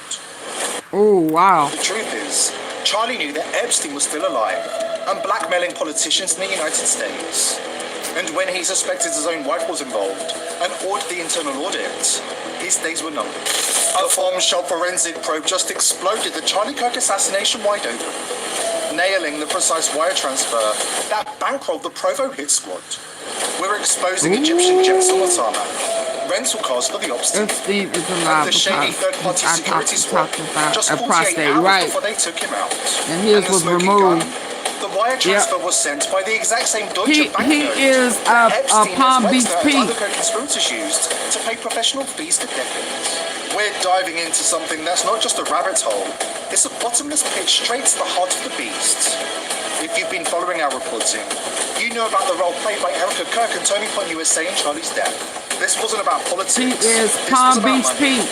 Dirty, hidden, elite-controlled money that ties right back to the JP Morgan 1.3 billion scandal and the Epstein empire. And now investigators, real ones, not the ones writing fact checks, have uncovered the exact money trail that links Epstein to Turning Point USA. And trust me, this is not a theory. This is the cold hard trail of breadcrumbs that led to Charlie's death. Ooh wee, y'all. Ooh wee. Okay, let's get over here. Ooh wee.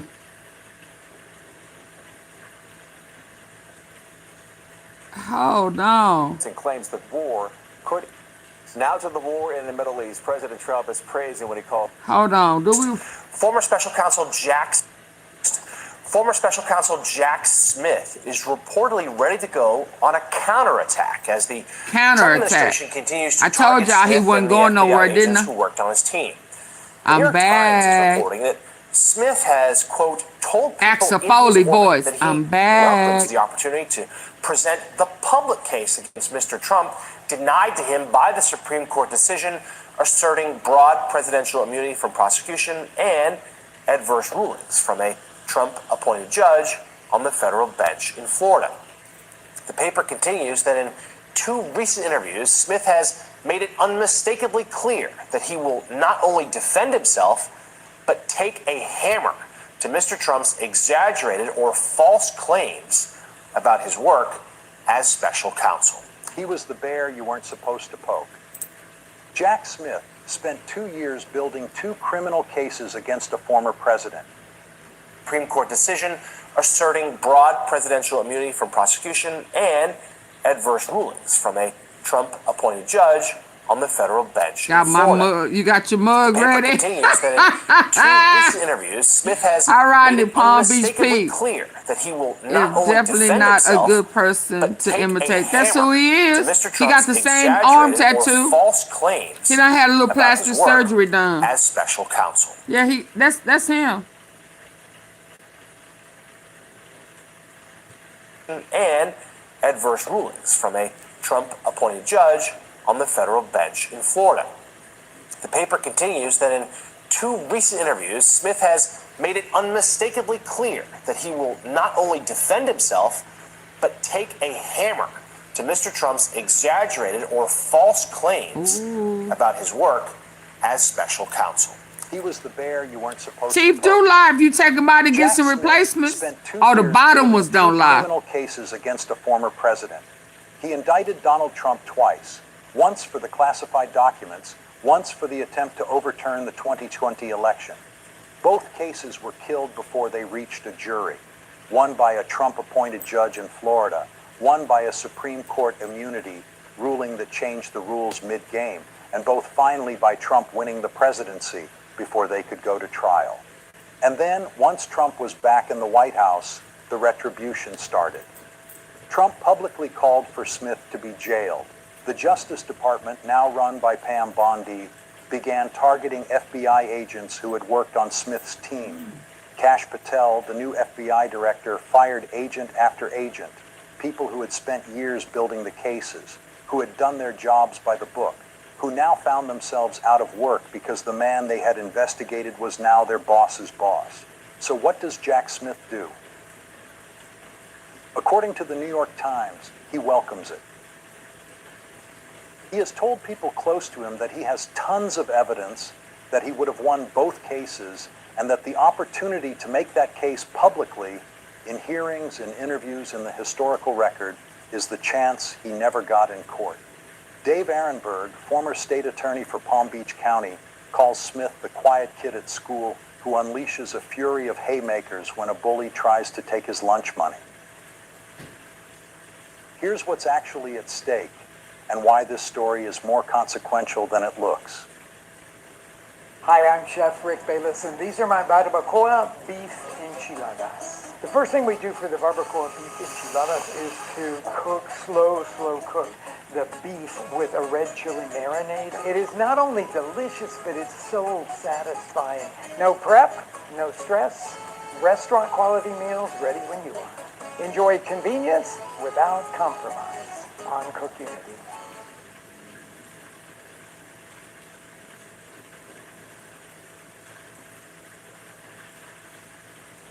We promise a tenfold refund if it doesn't work. Traditional dentures can lead to jawbone loss and alter your facial contour over time, but this denture completely avoids such issues.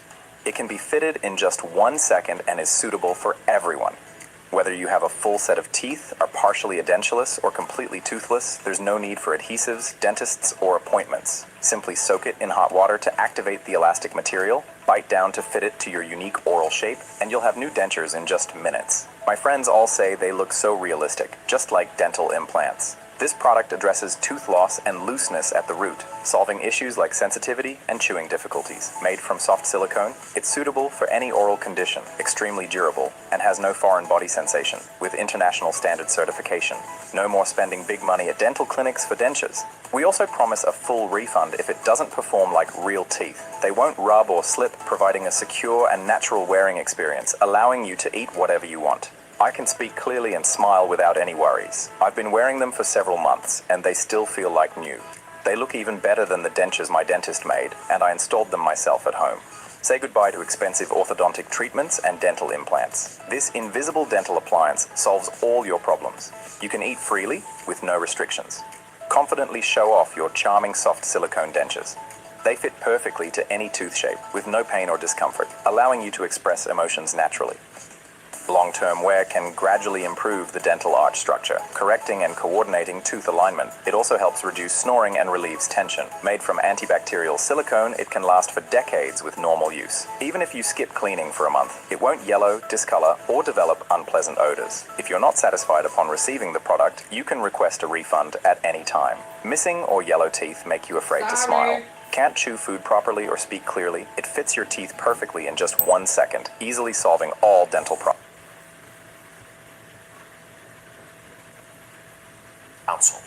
Joining us now, former state attorney for Palm Beach County, Florida, Dave Ehrenberg. Dave, thanks for joining us. So let's talk about this. You know, as discussed, there was a real thought that these legal cases would have been Donald Trump's doom in his presidential campaign. That was not the case. Only one actually got to trial, the matter in New York that most around Trump believe actually helped him win. The other cases were delayed and then scuttled all together, in part by the Supreme Court ruling and then Trump's election. So tell us what you make of Smith's threat here, if you will, to go to try this case in public, a case he seems very confident of winning. Hi, Crystal. Yeah, Jonathan, Jack Smith sees what's happening, and he knows that he would be the biggest trophy for Donald Trump's wall of retribution. But be careful what you wish for, because Jack Smith is like that quiet kid at school who unleashes a fury of haymakers when a bully tries to take his lunch money. He's the bear that we're all taught not to poke. Now his name is being... But before we continue, if you're enjoying the video, subscribe to Daily News Minutes, leave a like, and comment below what you think about this story. Let me explain who Jack Smith is, because the quiet kid description Ehrenberg used is specific, and it fits a career that most people know almost nothing about.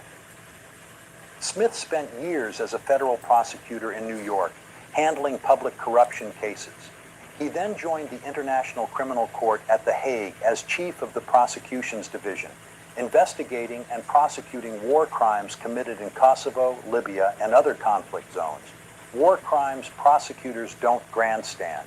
They build cases methodically across years, using evidence that has to survive international scrutiny in front of judges from multiple countries. Prosecutor in New York, handling public corruption cases. He then joined the International Criminal Court at The Hague as chief of the prosecutions division, investigating and prosecuting war crimes committed in Kosovo, Libya, and other conflict zones. War crimes prosecutors don't grandstand. They build cases methodically across years, using evidence that has to survive international scrutiny in front of judges from multiple countries. He came back to the DOJ in 2022 as chief of the Public Integrity Section. Attorney General Merrick Garland appointed him special counsel in November 2022, specifically to insulate the Trump investigations from political interference. The idea, an independent prosecutor outside the normal chain of command who could make decisions based on the evidence alone. Smith is not a political figure. He has no public profile outside his prosecutorial work. He gave almost no interviews during the investigations. He appeared in public exactly once during the entire 2-year period, briefly on the courthouse steps in Washington to announce the January 6th indictment. He said a few sentences, then he went back to work. That is not the profile of a person running a political operation. That's the profile of a career prosecutor who took a case, built it the way he knew how, and watched it get dismantled by forces that had nothing to do with the evidence. And now, when the man he investigated is trying to destroy his career and imprison him, Smith appears to be calculating that the best defense is a very precise offense. This is Daily News Minutes. If you're enjoying the video, subscribe to the channel, leave a like, and comment below. Smith prosecuted war criminals at The Hague before investigating Trump. He gave one public statement in 2 years of work. Now Trump is calling for his imprisonment. Is this the kind of person who backs down when a president targets him? The person who invented this cleaning product is so smart. No matter how dirty your oven is, it will instantly clean with zero scrubbing. Take any dirty surface, spray over the grease or mold, and watch it literally melt away. Its patented nanonet technology even dissolves dangerous black mold in stubborn baked-on grease. And it leaves behind an invisible coat on any surface to eliminate future staining, making any surface look brand new without any painful scrubbing or dangerous toxic cleaners. It was invented by a prominent but frustrated chemist with a very simple, albeit first-world problem. His kitchen was disgusting, and he refused to spend hours cleaning it. After all, it's the 21st century. Why are we still getting on our hands and knees to clean? So he put his chemistry skills to the test and invented an alternative. He named it Xol, an innovative new cleaning system that can tackle even the toughest grease without any tiresome scrubbing. Each bottle comes with 5 concentrated tablets that dissolve right in the bottle, creating a magical cleaning formula. It contains all natural ingredients that won't irritate skin, damage floors, or cause any side effects. Unlike name brand chemical cleaners that can enter the bloodstream. Cause my lights ain't up. Next time I'm just gonna let it play, because my lights ain't up. Let me explain what specifically killed both of Smith's cases, because the clip mentions the Supreme Court immunity ruling and Judge Cannon, and both deserve a precise explanation. First, the classified documents case in Florida. Smith indicted Trump in June 2023. The case was randomly assigned to Judge Aileen Cannon, whom Trump had appointed in the lame duck period after his 2020 loss. Cannon had already made one unprecedented ruling in Trump's favor in 2022, the special master decision. Documents case in Florida. Smith indicted Trump in June 2023. The case was randomly assigned to Judge Aileen Cannon, whom Trump had appointed in the lame duck period after his 2020 loss. Cannon had already made one unprecedented ruling in Trump's favor in 2022, the special master decision, that was unanimously reversed by the 11th Circuit, including by 2 of Trump's own appointees. In the classified documents case, Cannon delayed the trial repeatedly, issued rulings that legal observers across the political spectrum described as unusually favorable to the defense, and then in July 2024 dismissed the entire case on the grounds that Smith's appointment as special counsel was unconstitutional. Her appointments clause reasoning was considered outside the mainstream of legal scholarship. The 11th Circuit began reviewing it, and then the November 2024 election made the review moot. Trump won, Smith withdrew, case closed. Second, the January 6th election interference case in Washington. This one was further along. Smith had a trial date. The case was before Judge Tanya Chutkan, who had shown no inclination to accommodate defense delays. But Trump's lawyers took the presidential immunity question to the Supreme Court, arguing that presidents cannot be criminally prosecuted for official acts. In July 2024, the Supreme Court ruled in Trump versus United States. The decision, written by Chief Justice Roberts, established broad presidential immunity from prosecution for official acts. The ruling sent the case back to Chutkan to determine which of the alleged conduct was official and therefore immune. That remand process took months. By the time it was resolved, Trump had won the election. Smith withdrew. 2 cases, tens of thousands of hours of investigative work, hundreds of witnesses, a 174-page final report that concluded Smith had developed proof beyond a reasonable doubt that Trump had criminally conspired to overturn the 2020 election. No trial, no verdict, no jury ever heard the evidence. This is Daily News Minutes. If you're enjoying the video, subscribe to the channel, leave a like, and comment below. Smith had proof beyond a reasonable doubt in both cases, according to his own final report. One case was dismissed by a Trump-appointed judge on grounds legal scholars called unprecedented. The other was killed by a Supreme Court immunity ruling that changed the rules mid-prosecution. Was that justice or something else? Let me explain the retribution campaign specifically, because it's not just Trump calling Smith names on Truth Social. It's a systematic effort to punish the people who worked on the investigation, and it has already cost real people their careers. Trump publicly and repeatedly called for Smith to be jailed, including in social media posts that named him directly and described him as a deranged and crooked prosecutor. He called for congressional investigations into Smith's conduct. He signed a presidential memorandum suspending the security clearances of lawyers at the law firm that had provided legal services to Smith.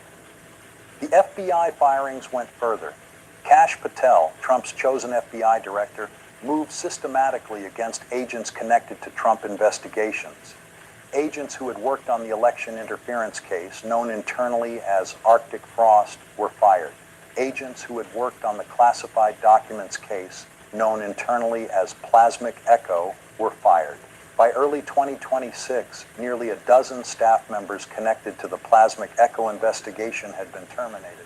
3 of those fired agents, Michelle Ball, Jamie Garman, and Blair Tolleman, filed a class action lawsuit in March 2026, alleging they had been fired as political retribution for their roles in investigating Trump's attempt to overturn the 2020 election. Their lawsuit argued the firings were unlawful retaliation against federal employees who had done their jobs within the law. 2 other former agents filed a separate lawsuit in March 2026, naming Patel and Bondi personally, accusing them of pursuing the agents for political retaliation despite their limited and primarily administrative roles in the investigations. This is the retribution campaign, not a metaphor. Real careers, real firings, real lawsuits, real people who spent years doing the most painstaking investigative work in modern American legal history, now unemployed because the subject of their investigation won an election. This is Daily News Minutes. If you're enjoying the video, subscribe to the channel, leave a like, and comment below. Kash Patel fired nearly a dozen FBI agents connected to Trump investigations. 3 of them filed a class action lawsuit alleging illegal retaliation. They did their jobs. Is getting fired for that the same as being above the law? I'm the edema building up in your lower legs, and most compression socks can't even touch me. Let me show you what's actually happening beneath your skin right now. Just in reverse? Let me explain Smith's counterattack, because the New York Times description of him moving from defense to counterattack is specific, and the specific moves he has made are documented. Smith published his final report on January 7, 2025, 2 weeks before Trump's inauguration. Volume 1, covering the election interference case, runs 174 pages. It concludes that Smith and his team had developed proof beyond a reasonable doubt that Trump had criminally conspired to overturn the 2020 election results. It documents in precise detail the evidence that never reached a jury, the fake electors scheme, the pressure on Pence, the January 6th events, the communications between Trump and his co-conspirators. Volume 2, covering the classified documents case, was not released publicly because co-conspirator cases involving Walt Nauta and Carlos de Oliveira were still active. In September 2025, Smith gave a speech at George Mason University, then another at University College London. In both, he defended the integrity of his investigation, rejected the political vendetta characterization, and made clear that the decisions about who worked on the cases were driven entirely by prosecutorial need, not politics. He said he had tons of evidence that Trump knowingly retained classified documents and attempted to obstruct the investigation. He said the notion that politics influenced the selection of his team was absurd. In December 2025, House Republicans subpoenaed Smith to testify before the House Judiciary Committee, presumably hoping to expose political bias in his investigations. In a closed-door session, Smith told them that his team had developed proof beyond a reasonable doubt that Trump had criminally conspired to overturn the 2020 election. The transcript was released on December 31st, 2025. It runs 255 pages. The committee had given Smith a platform to make his case. He made it. This is Daily News Minutes. If you're enjoying the video, subscribe to the channel, leave a like, and comment below. House Republicans subpoenaed Smith, hoping to expose political bias. He told them in 255 pages of sworn testimony that he had proof beyond a reasonable doubt that Trump conspired to overturn the 2020 election. Did that hearing go the way Republicans planned?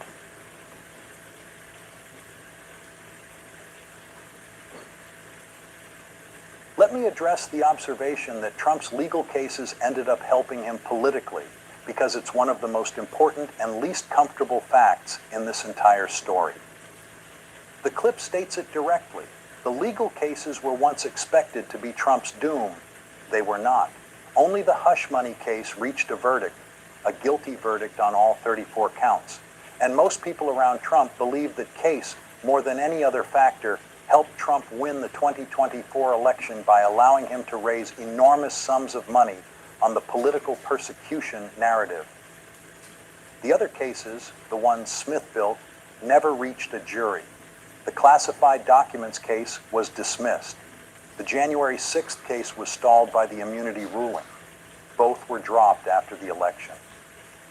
Here's the specific dynamic that produced this outcome. The legal cases generated constant media coverage. That coverage consistently featured Trump's framing, witch hunt, election interference, weaponized DOJ, alongside the legal facts. In a polarized media environment, Trump's supporters absorbed the framing. His opponents absorbed the facts. Neither changed their vote. And here's the compounding factor. The delays that killed the cases, the immunity ruling, Cannon's delays in Florida, also gave Trump's political team months to raise money and consolidate support. Every delay was another fundraising email. Every indictment was another reason for his base to rally. The legal system, by not resolving the cases before the election, handed Trump exactly what he needed: the status of persecuted candidate without the verdict of convicted defendant in the federal cases that mattered most to his base. Smith understood this. His final report makes clear that he believed Trump would have been convicted. He believes the evidence was sufficient. The cases didn't fail for lack of evidence. They were killed by a judge, a Supreme Court ruling, and an election. This is Daily News Minutes. If you're enjoying the video, subscribe to the channel, leave a like, and comment below. The cases expected to be Trump's doom ended up helping him win. Smith says he had proof beyond a reasonable doubt. The cases were killed before a jury heard them. Is it possible for a legal system to be technically functional and still produce outcomes that look like impunity? Let me explain the Supreme Court immunity ruling specifically, because Trump versus United States is the most consequential legal decision in this story, and its implications extend far beyond Trump himself. The question before the court: can a former president be criminally prosecuted for acts taken while in office? The court's answer, in a 6-3 decision written by Chief Justice Roberts: presidents have absolute immunity from prosecution for acts within their exclusive constitutional authority, and presumptive immunity for all official acts. Only unofficial acts, acts taken in a purely private capacity, can form the basis of criminal charges.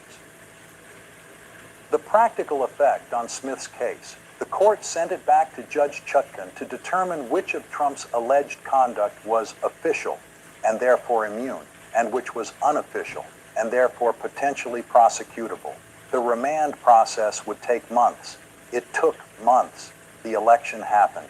Smith withdrew. But here's the broader implication that legal scholars on both left and right identified immediately. The immunity framework the court established doesn't apply only to Trump. It applies to every future president.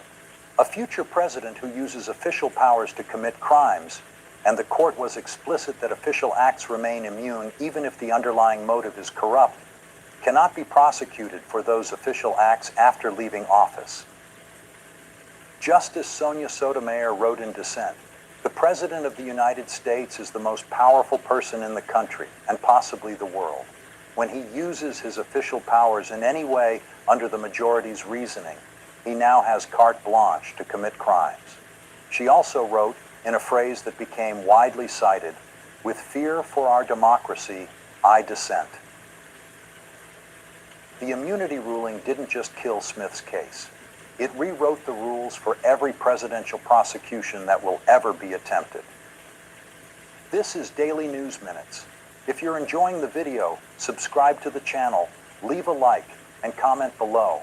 The Supreme Court gave presidents broad immunity from prosecution for official acts. Sotomayor wrote that under this ruling, the president has carte blanche to commit crimes. Smith's case was killed. The rule applies to every future president. Is that the intended meaning of the presidency? Look at this. Just look. If this stuff had come out a few years sooner, plumbers would be out of a job. I'm telling you, for the last time, no matter which drain in your house gets clogged, stop shelling out big bucks for a plumber to fix it. This is the method professional plumbers are most afraid of, and I'm about to share it with you. When you pour greasy soup down the sink, over time that gunk builds up thick inside your pipes. Even hot water won't cut it against that grime, and eventually it'll clog up solid. After a while, it also becomes a breeding ground. And here's the final frame. Hey, Jerome.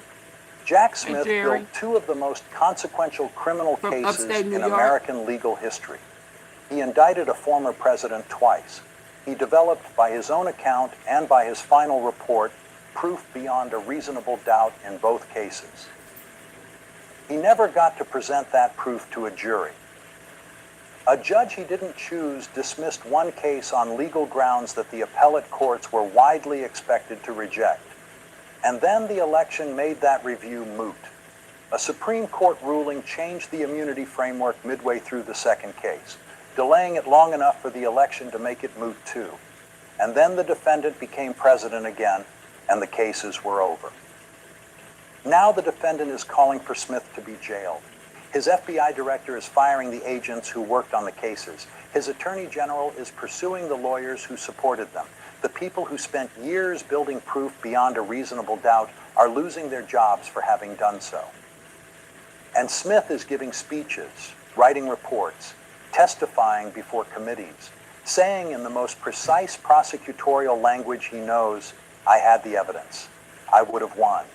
Here is what the evidence shows."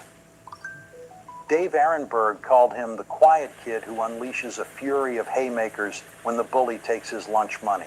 That's the right frame. Because here's what Smith understands that the retribution campaign doesn't seem to. The court of public opinion doesn't have a judge canon. It doesn't have an immunity ruling. It doesn't have an 11th Circuit that can be made moot by an election. It has a 174-page final report, a 255-page congressional transcript, a career of building cases that hold up under the hardest scrutiny in the world, war crimes tribunals at The Hague. Trump tried to take his lunch money. Smith is still here. The bear was poked. Watch what happens next. This is Daily News Minutes. If you're enjoying the video, subscribe to the channel, leave a like, and comment below. Smith says he had proof beyond a reasonable doubt in both cases. Neither reached a jury. Now the FBI is firing his agents, and Trump wants him jailed. Smith is giving speeches and testifying before Congress. Who wins the public case? The president with the pardon power, or the prosecutor with 174 pages of evidence?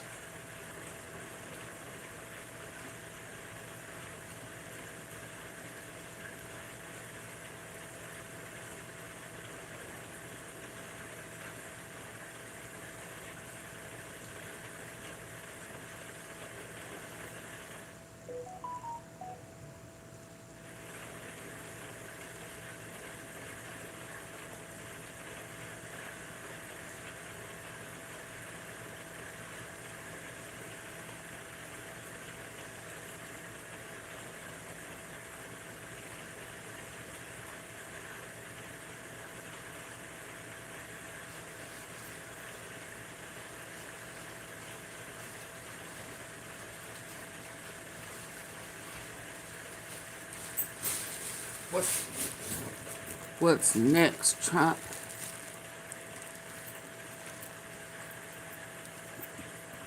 Let me see.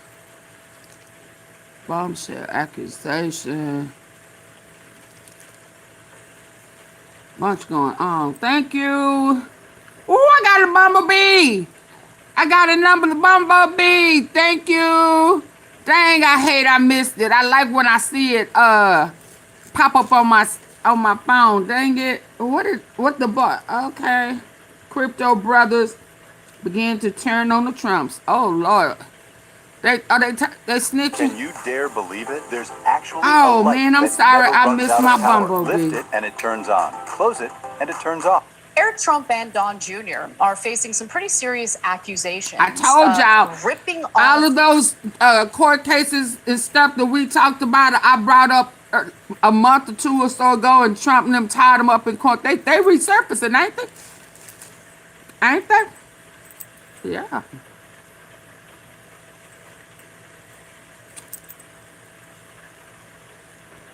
Eric Trump and Don Jr. are facing some pretty serious accusations of ripping off crypto investors.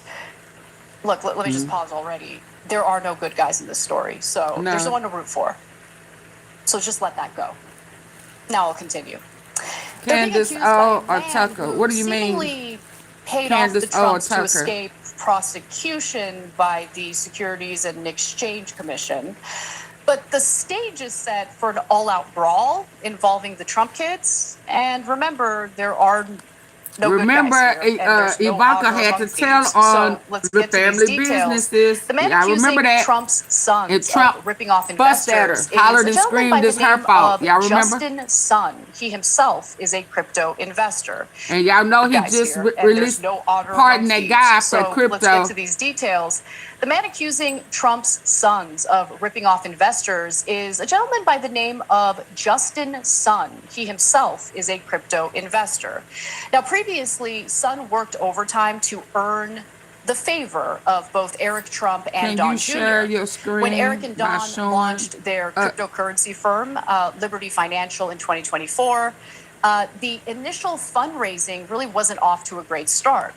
But since Justin Sun wanted to, win a little bit of love from the Trump brothers, he saw this as an opportunity and decided to invest in Liberty Financial. Okay, so he went all in on Liberty Financial, investing $30 million and becoming its biggest publicly known investor.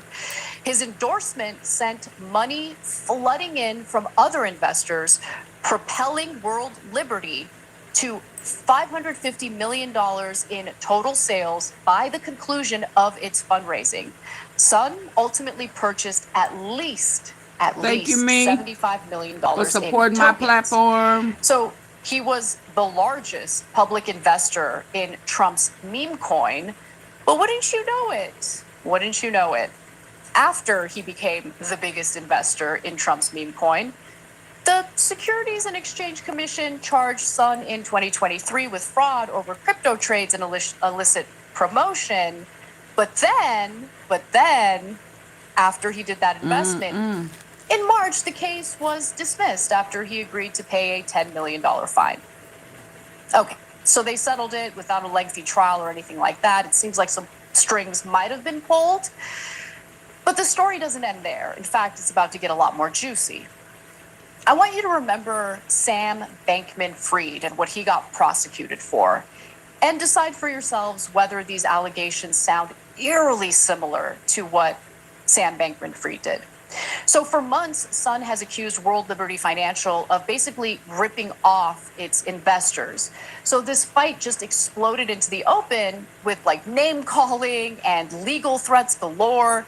When Justin Sun, invested in World Liberty, he actually bought millions of dollars worth of the firm's tokens, right? But now he's alleging that World Liberty is preventing him from being able to sell his tokens. They're like, no, not so fast. So in other words, he doesn't have access to his own resource here, something he invested in. So World Liberty Financial pledged its own tokens, according to the Wall Street Journal. This is bad. Pledged its own tokens as collateral to borrow more than $75 million in stable coins from Dolomite, which is a lending platform founded by World Liberty's chief technology officer. Is there self-dealing going on? And more importantly, are they using the money from investors as their own piggy bank? And this is bad news for Sun and his investment. According to analysis by the blockchain tracking group Bubble Maps, the value of his holdings the value of the holdings Sun has allegedly been unable to move has declined by more than $80 million to about $43 million. Retail traders have reported that they also were blocked from being able to sell their tokens as well. And then on Sunday, Sun wrote this on X. I have always been an ardent supporter of President Trump and his crypto-friendly policy. As an early supporter who invested heavily in World Liberty Financial, I did so because I believed in the vision that was presented to the public, a decentralized finance platform that would promote financial freedom, remove intermediaries, and bring the benefits of DeFi to mainstream Americans. What was never disclosed to me or any investor is that World Liberty embedded a backdoor blacklisting function in the smart contract used to deploy World Liberty Financial tokens. This function gives the company unilateral power to freeze, restrict, and effectively confiscate the property rights of any token holder without notice, without cause, and without recourse. This is the opposite of decentralization. This is a trap door marked as an open door. So Sun even accused World Liberty of using the crypto community and their investments into World Liberty as their personal ATM. And in response, World Liberty's X account posted the following. Let's take a quick look at this. This is their explanation or response. Does anyone still believe Justin Sun? Justin's favorite move is playing the victim while making baseless allegations to cover up his own misconduct. Same playbook, different target. World Liberty Financial isn't the first. We have the contracts, we have the evidence, we have the truth. See you in court, pal. Did you guys see the girl who took one of those mushroom gummies and deep cleaned her whole house at 2 a.m.? Yeah, I thought it was a joke too until I tried them. I took 2 after dinner just to see what would happen, and suddenly I'm deep cleaning my room and wiping down my counters. I've never been so focused. These gummies have 2,500 milligrams of 7 functional mushrooms plus ashwagandha, and I'm glad I went with Glowfair because each bottle has 60 gummies, so they actually last. And the best part is, they have a 90-day money-back guarantee. So if you don't love it, you'll get a full refund. I've been taking it for a week, and I'm telling you guys, I'm crushing it this week. I have never been so focused, laser focused. I am getting so much done. The buy one, get one free sale ends today, so I linked them below.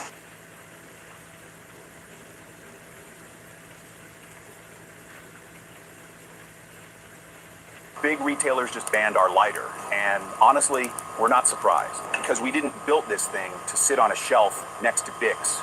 You see, nearly every lighter still runs on butane gas. Same fuel, same problems for decades. And the moment the wind picks up or it starts raining, they die on you. The flame flickers out and you're stuck. So we asked ourselves, what if we built a lighter that literally cannot be blown out? That's exactly what we built with Lux Blaze. Instead of butane, we use Tesla coil technology. It creates a plasma arc that...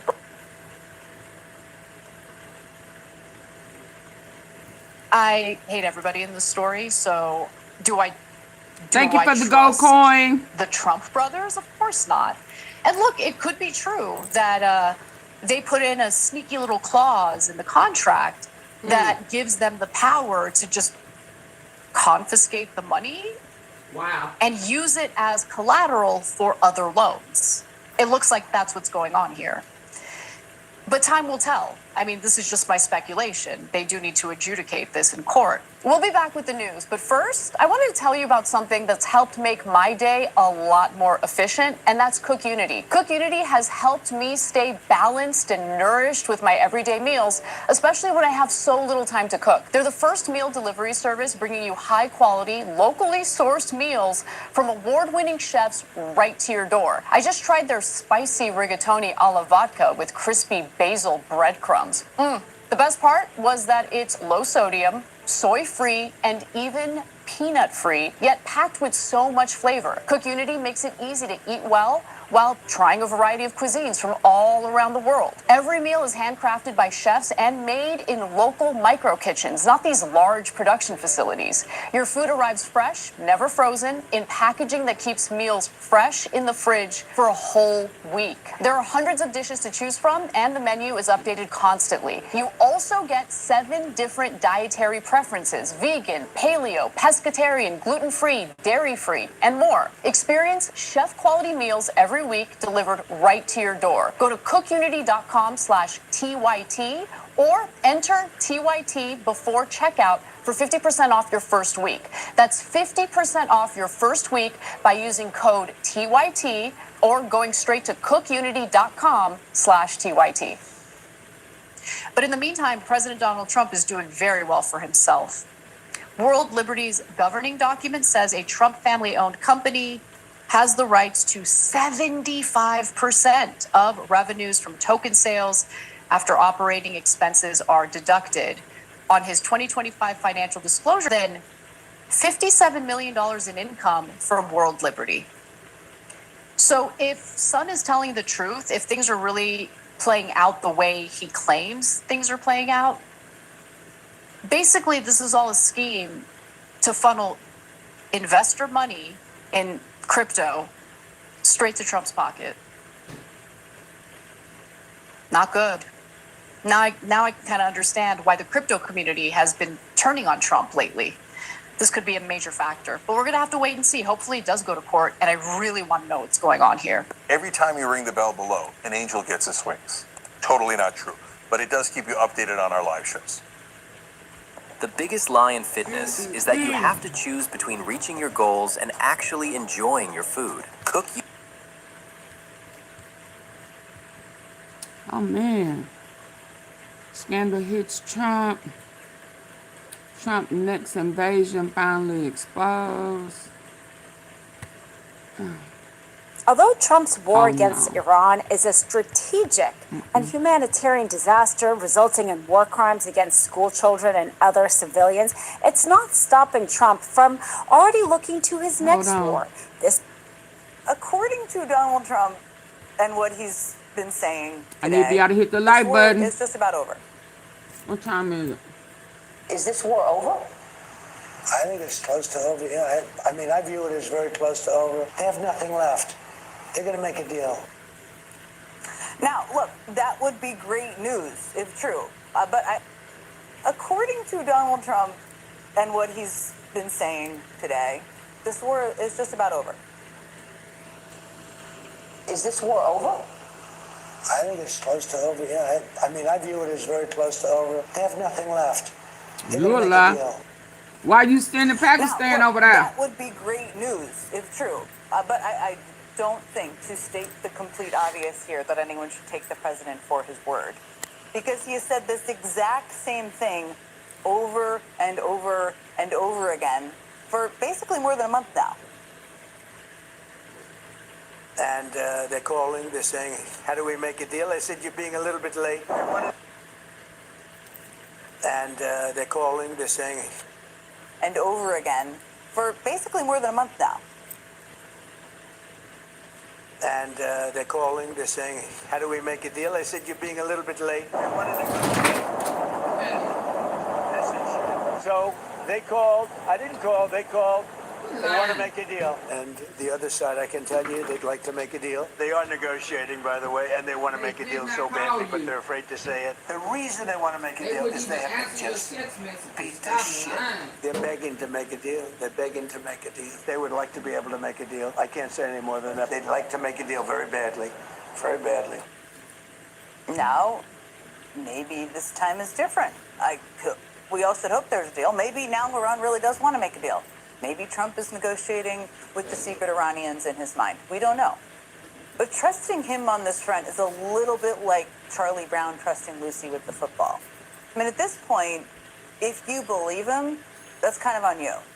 But as obvious as this verbal tick of Trump's is, it also may have a very different purpose. You see, every time Trump claims Iran wants a deal, the stock market believes him.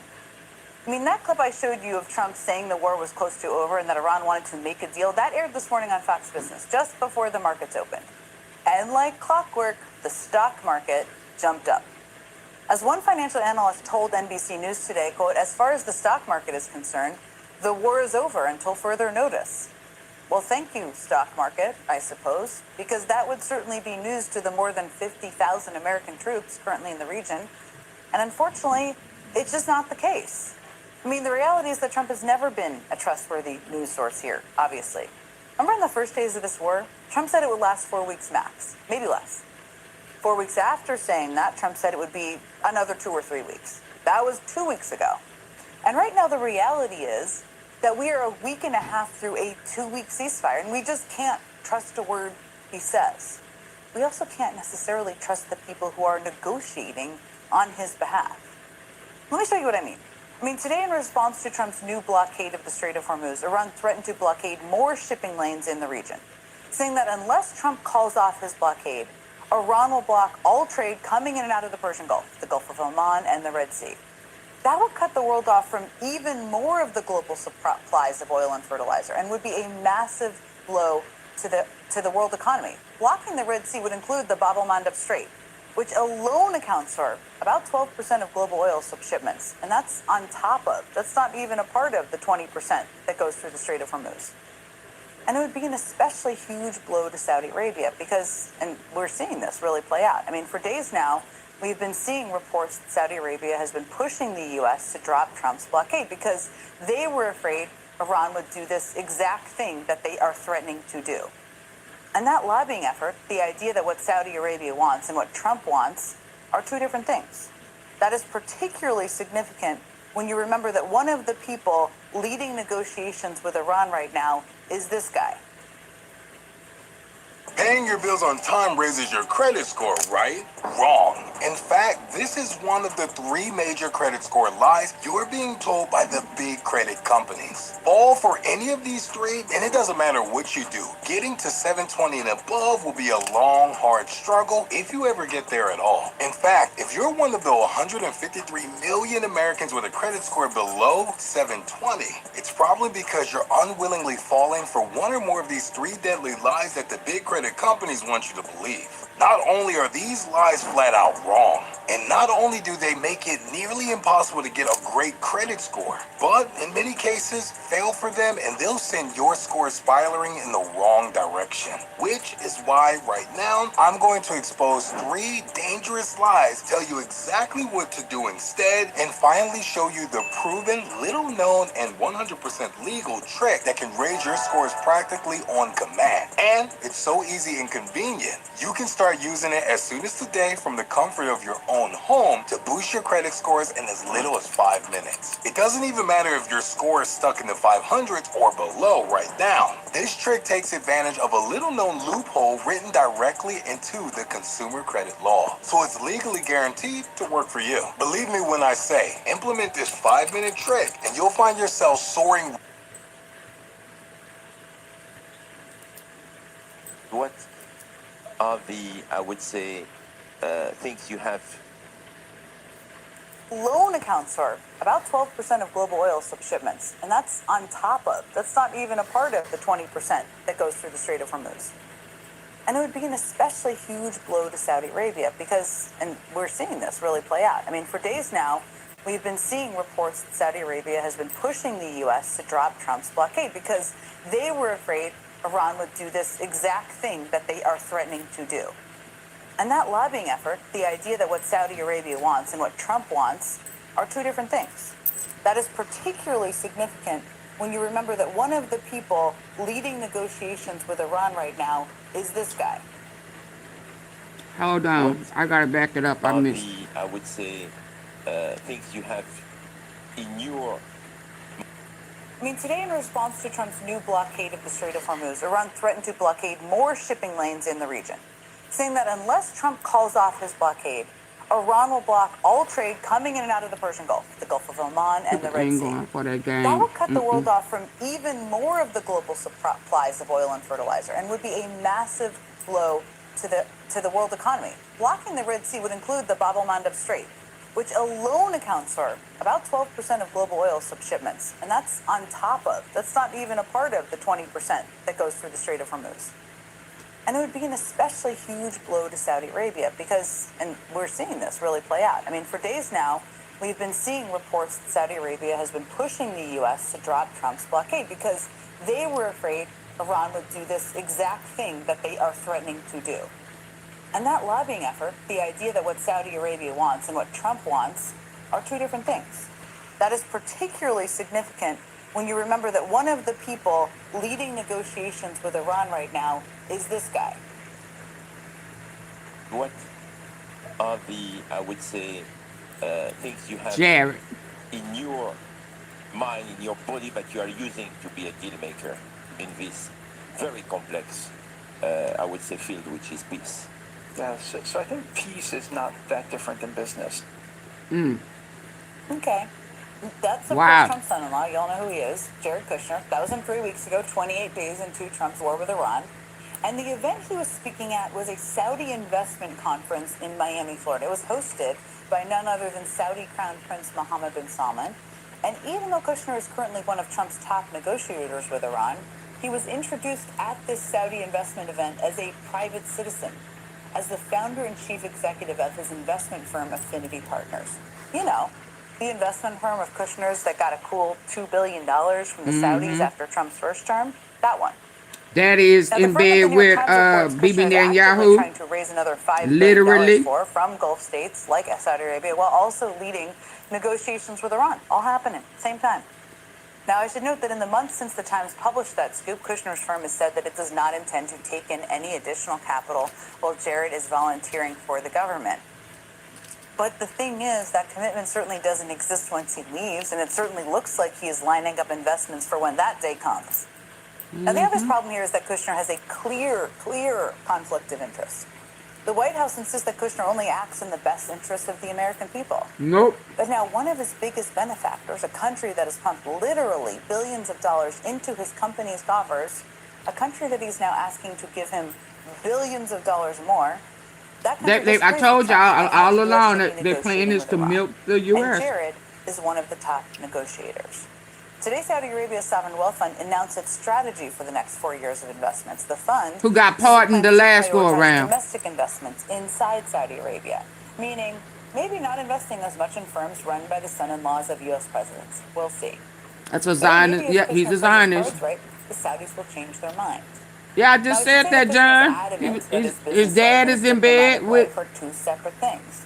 Bibi Netanyahu. Literally, he Impossible slept in not to see the Jared's bed connections when he here. was I little. mean, Jared isn't the only walking, talking conflict of interest on the U.S. side of these negotiations either. Today, the Financial Times reported that the Saudis may also be backing out of their American golf league, Live Golf. Live Golf is, of course, And the they league just that was a part lifeline of for the Trump and his empire of golf Andrew courses after the Andrew PGA brothers ties with that Trump got following January convicted in 6th. New York And while the White House has said with that human the president has no trafficking, child involvement in any business trafficking, deals that would implicate and his real constitutional estate fraud. responsibilities as president, the Financial Times noted specifically that the Saudis have not fully made up their mind on whether they are ditching Live Golf or not yet. They might stop funding the golf league that puts money in Trump's pockets. They might not. Either way, it's a signal that their largesse toward the Trump family, well, it might have limits. We'll see. Then there's Trump's other chief negotiator, former real estate developer Steve Witkoff. Right before Trump took office last year, an investment firm tied to the United Arab Emirates bought a $500 million stake in the cryptocurrency firm founded by Trump and Witkoff's families. Months later, I need these lights fund up. backed by the country made a $2 billion deal using the Trump and Witkoff family digital It's coins. almost midnight. Now, the White House has said Y'all that know I Witkoff does shut not down if the participate price in any ain't right. official matters that could It's impact his midnight. financial interests. But could we get that map of the trade routes Iran is threatening to blockade up there on the screen again? Huh? That certainly seems like it would be bad for Saudi Arabia and the UAE. You can see that just by looking at the map. Good thing they have really good relationships with the key negotiators in charge. Before you buy the Natural Healing Handbook, here's what just changed. I have to be honest. I was totally wrong about this book. I called it a herbal book for weeks. Now Vance is going. Okay, I keep asking y'all to hit the like button. Double tap the face, the three dots at the top right corner. Double tap.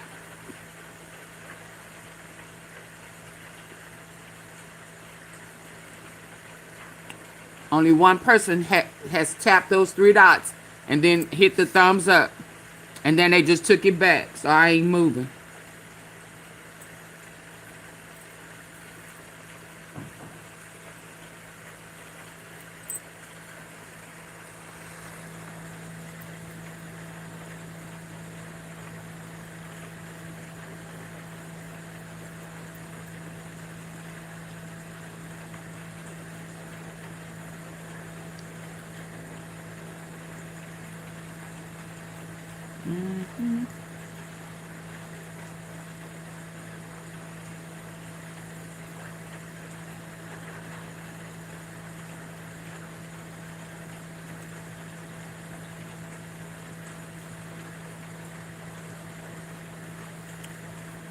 I need for y'all to leave if y'all can't hit the like button. I don't want y'all to see none of my tea if you can't hit the like button, baby. And I mean that with everything in me. According to Donald Trump and what he's been saying today, this war is.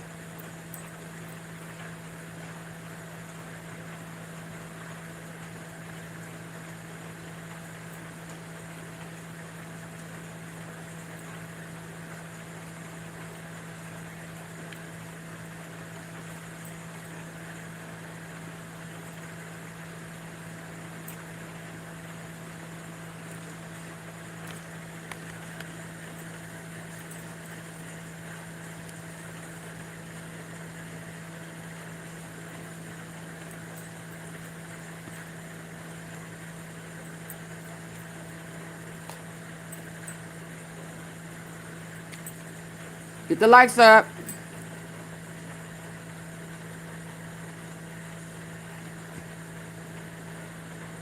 You just got in, you just don't get it.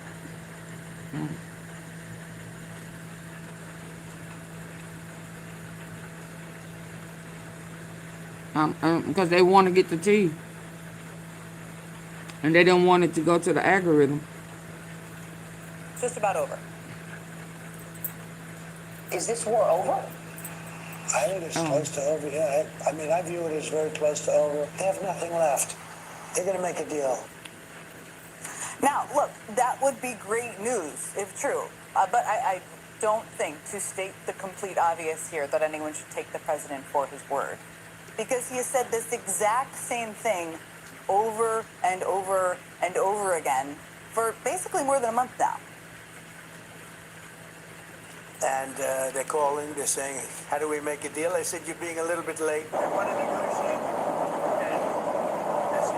And so they called. I didn't call, they called. No, it don't cost nothing to tap. And the other side, I can tell you, they'd like to make a deal. It's being honoring. They want me to shut it down and they don't want it to make it to the algorithm. The reason they want to make a deal is they have been just beat to shit. They're begging to make a deal. They're begging to make a deal. They would like to be able to make a deal. I can't say any more than that. They'd like to make a deal very badly. Very badly. If you've been afraid to laugh, afraid to eat your favorite nuts, or if your speech has become impaired, those days are over. Now you can instantly enjoy crisp apples and... Now, maybe this time is different. We all should hope there's a deal. Maybe now Iran really does want to make a deal. Maybe Trump is negotiating with the secret Iranians in his mind. We don't know. But trusting him on this front is a little bit like Charlie Brown trusting Lucy with the football. I mean, at this point, if you believe him, that's kind of on you. But as obvious as this verbal tick of Trump's is, it also may have a very different purpose. You see, every time Trump claims Iran wants a deal, the stock market believes him. I mean, that clip I showed you of Trump saying the war was close to over and that Iran wanted to make a deal, that aired this morning on Fox Business, just before the markets opened. And like clockwork, the stock market jumped up. As one financial analyst told NBC News today, quote, as far as the stock market is concerned, the war is over until further notice. Well, thank you, stock market, I suppose, because that would certainly be news to the more than 50,000 American troops currently in the region. And unfortunately, it's just not the case. I mean, the reality is that Trump has never been a trustworthy news source here, obviously. Right. Remember in the first days of this war, Trump said it would last 4 weeks max, maybe less. 4 weeks after saying that, Trump said it would be another 2 or 3 weeks. That was 2 weeks ago. And right now, the reality is that we are a week and a half through a 2-week ceasefire, and we just can't trust a word he says. Nope. We also can't necessarily trust the people who are negotiating on his behalf. Nope. Let me show you what I mean. Just Today, that. in response to Trump's new blockade of the Strait of Hormuz, Iran threatened to blockade more shipping lanes in the region, saying that unless Trump calls off his blockade, Iran will block all trade coming in and out of the Persian Gulf, the Gulf of Oman, and the Red Sea. That would cut the world off from even more of the global supplies of oil and fertilizer and would be a massive blow to the world economy. Blocking the Red Sea would include the Bab el-Mandeb Strait, which alone accounts for about 12% of global oil shipments. And that's on top of, that's not even a part of the 20% that goes through the Strait of Hormuz. And it would be an especially huge blow to Saudi Arabia because, and we're seeing this really play out. I mean, for days now, we've been seeing reports that Saudi Arabia has been pushing the U.S. to drop Trump's blockade because they were afraid Iran would do this exact thing that they are threatening to do. And that lobbying effort, the idea that what Saudi Arabia wants and what Trump wants are two different things. That is particularly significant when you remember that one of the people leading negotiations with Iran right now is this guy.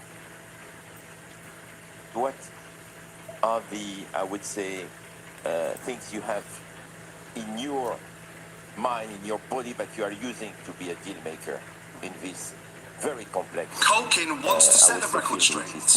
He says Michael. So I think peace is not that different than business. Okay. That's, of course, Trump's son-in-law. You all know who he is, Jared Kushner. That was 3 weeks ago, 28 days into Trump's war with Iran. And the event he was speaking at was a Saudi investment conference in Miami, Florida. It was hosted by none other than Saudi Crown Prince Mohammed bin Salman. And even though Kushner is currently one of Trump's top negotiators with Iran, he was introduced at this Saudi investment event as a private citizen, as the founder and chief executive of his investment firm, Affinity Partners. You know, the investment firm of Kushner's that got a cool $2 billion from the Saudis after Trump's first term, that one. Now, the firm that the New York Times reports Kushner is actively trying to raise another $5 billion for from Gulf states like Saudi Arabia, while also leading negotiations with Iran, all happening at the same time. Now, I should note that in the months since the Times published that scoop, Kushner's firm has said that it does not intend to take in any additional capital while Jared is volunteering for the government. But the thing is, that commitment certainly doesn't exist once he leaves, and it certainly looks like he is lining up investments for when that day comes. Now, the other problem here is that Kushner has a clear conflict of interest. The White House insists that Kushner only acts in the best interest of the American people. But now one of his biggest benefactors, a country that has pumped literally billions of dollars into his company's coffers, a country that he's now asking to give him billions of dollars more, that country disagrees with Trump on how the U.S. should be negotiating with Iran. And Jared is one of the top negotiators. Today, Saudi Arabia's Sovereign Wealth Fund announced its strategy for the next 4 years of investments. The fund says it plans to prioritize domestic investments inside Saudi Arabia, meaning maybe not investing as much in firms run by the son-in-laws of U.S. presidents. We'll see. But hey, maybe if Kushner plays his cards right, the Saudis will change their mind. Now, I should say that Kushner is adamant that his business life and his diplomatic life are two separate things. But it's impossible not to see the connections here. I mean, Jared isn't the only walking, talking conflict of interest on the U.S. side of these negotiations either. Today, the Financial Times reported that the Saudis may also be backing out of their American golf league, Live Golf. Live Golf is, of course, the league that was a lifeline for Trump and his empire of golf courses after the PGA cut ties with Trump following January 6th. Well, the White House has said that the president has no involvement in any business deals that would implicate his constitutional responsibilities as president. The Financial Times noted specifically that the Saudis have not fully made up their mind on whether they are ditching Live Golf or not yet. They might stop funding the golf league that puts money in Trump's pockets. They might not. Either way, it's a signal that their largesse toward the Trump family, well, it might have limits. We'll see. Then there's Trump's other chief negotiator, former real estate developer Steve Woodcock. Right before Trump took office last year, an investment firm tied to the United Arab Emirates bought a $500 million stake in the cryptocurrency firm founded by Trump and Woodcock's families. Months later, a fund backed by the country made a $2 billion deal using the Trump and Woodcock family digital coins. Now, the White House has said that Woodcock does not participate in any official matters that could impact his financial interests. But could we get that map of the trade routes Iran is threatening to blockade up there on the screen again? Huh? That certainly seems like it would be bad for Saudi Arabia and the UAE. You can see that just by looking at the map. Good thing they have really good relationships with the key negotiators in charge. Okay, so everyone thinks baked on grease needs strong chemicals to get it off, but... Now, Vance is there with them, but this is the U.S. delegation. This is the team we have entrusted the lives of more than 50,000 U.S. troops to. With two real estate developers riddled with conflicts of interest and J.D. Vance. And it has all been a reminder to me of what diplomacy and the team who leads it is supposed to be. But he can't get nobody at the remember turning the people point. who led the negotiations with Iran during the Iran negotiations back during the JCPOA negotiations were people like veteran diplomat Bill Burns, a man who had negotiated with Vladimir Putin when he was ambassador to Russia and with Gaddafi when he was a high-level Middle East envoy. People like Wendy Sherman, who already had the experience of negotiations with North Korea over their nuclear weapons program under President Clinton before running point on issues ranging from China to Syria to eventually Iran during the Obama administration, and hundreds of experts who were pulled together from across the national security agencies of government, career and foreign service officials who had spent decades working on issues that were relevant to the technical aspects of the negotiations. And now we have these guys, real estate developers with massive conflicts of interest. Now, as we look ahead to next Tuesday's deadline to extend the ceasefire, as we think about the fate of the more than 50,000 U.S. troops in the region, it's worth remembering that the negotiating team we have today is still primarily the team that got us into this mess in the first place, before a single missile had been fired in this war, before oil prices skyrocketed and U.S. troops lost their lives. Iran reportedly put a deal on the table with Jared Kushner and Steve Woodcock, and they didn't take it. Woodcock himself said that 36 hours before the U.S. and Israel started bombing Iran, Iran presented the U.S. with a 7-page proposal for a potential nuclear deal. And according to reporting from The Guardian, Britain's national security advisor attended those final talks and believed that the deal offered by Iran was significant enough to prevent a rush to war. And now another diplomat, one from the Persian Gulf, told MS Now that the Iranians told Woodcock that they were willing to give up their highly enriched uranium. But for whatever reason, Kushner and Woodcock didn't take that deal. The White House denied that story, saying that Iran refused to negotiate seriously.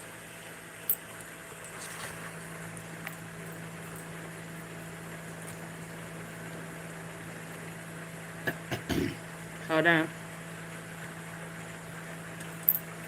Yep, no, everybody has hit the like button.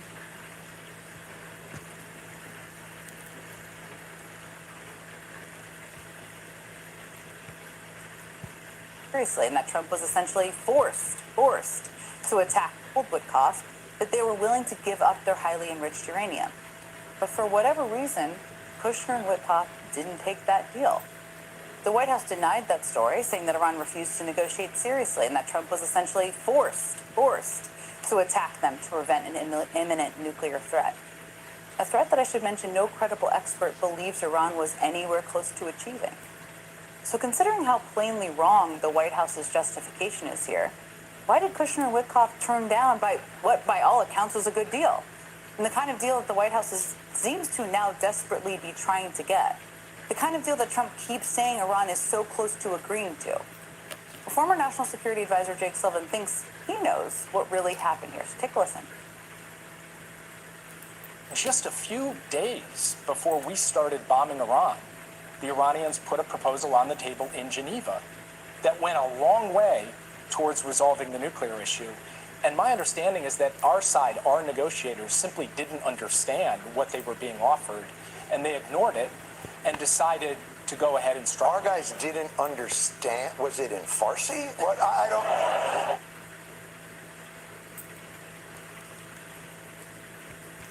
Hold on.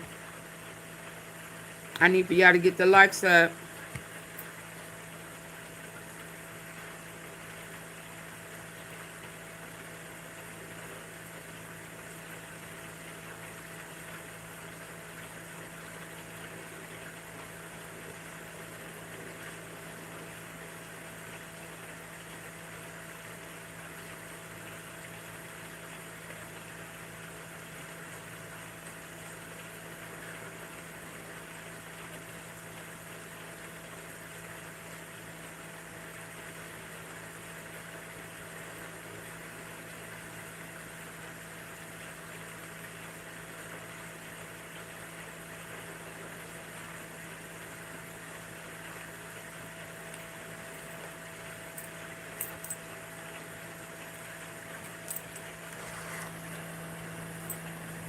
Hold on.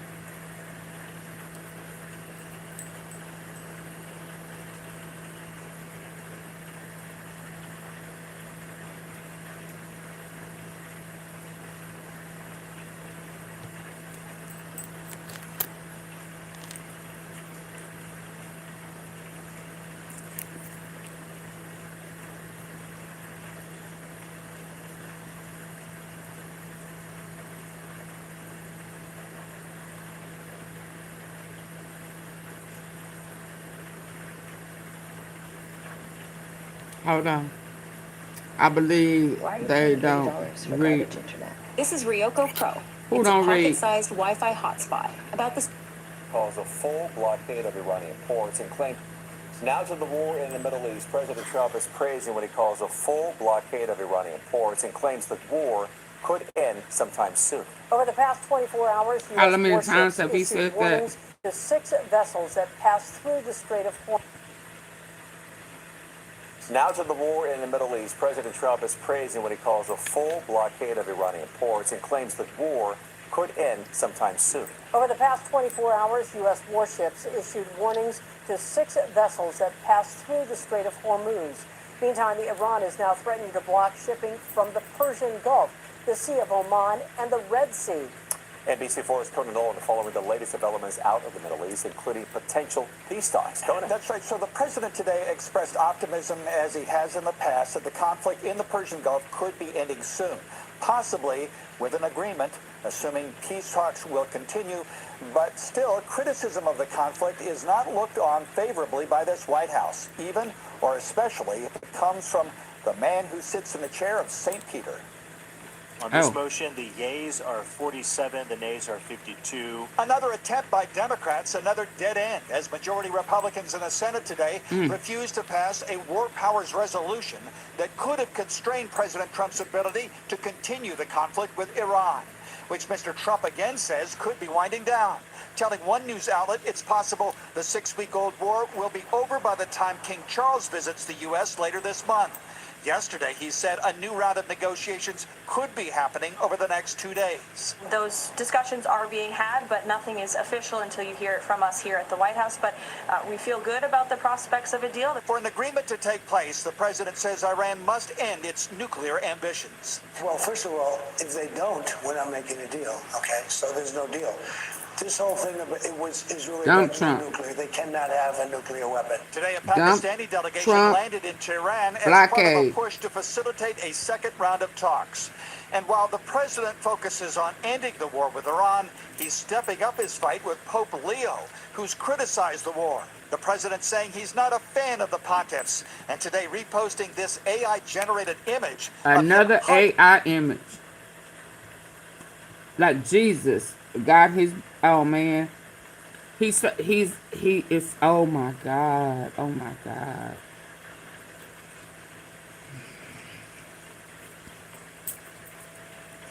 Why does he insist on playing with God, y'all?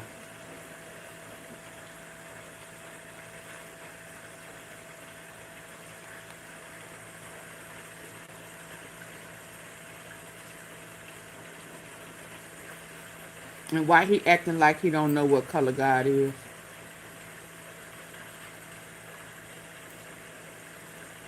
Blasphemy at his baby. Trumps make me and my live it. Oh yeah. Because y'all remember I said you know, when he was saying that he didn't know if he could make it to heaven, and said, well, yeah, there's still hope as long as you don't blaspheme against the Holy Spirit.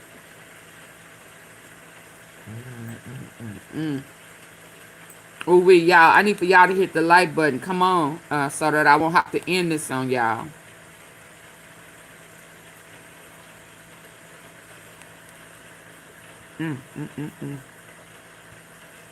This AI-generated image of him hugging Jesus Christ just days after removing another AI picture showing Trump as Jesus. That post drawing criticism from even his supporters. I think the Pope is taking a position that comes straight from the Bible.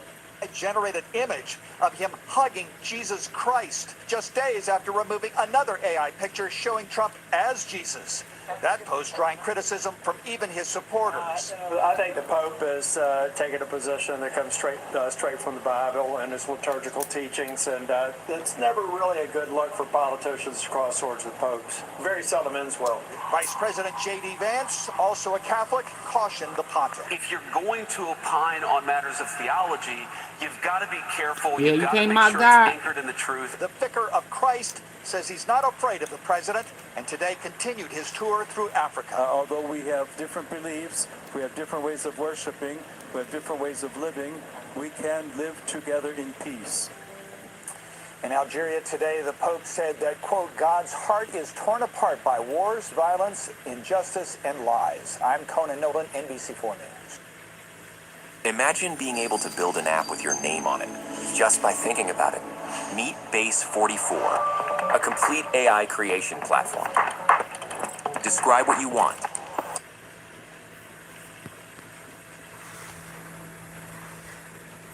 Everyone is obsessed with FEMA. Secret plan to expose. Donald Trump's secret Supreme Court plan is now being unearthed as we start to look at some of the older Trump sycophantic Supreme Court right-wing extremist justices who may be retiring soon. Is it going to be an Alito or a Thomas? We're seeing who may do it. Probably Thomas, since he in the Epstein files. Behind the scenes to figure out who could be even more extreme, Thomas and or Robert. more of a Trump bootlicker and sycophant. And there's kind of a secret audition taking place behind the scenes now.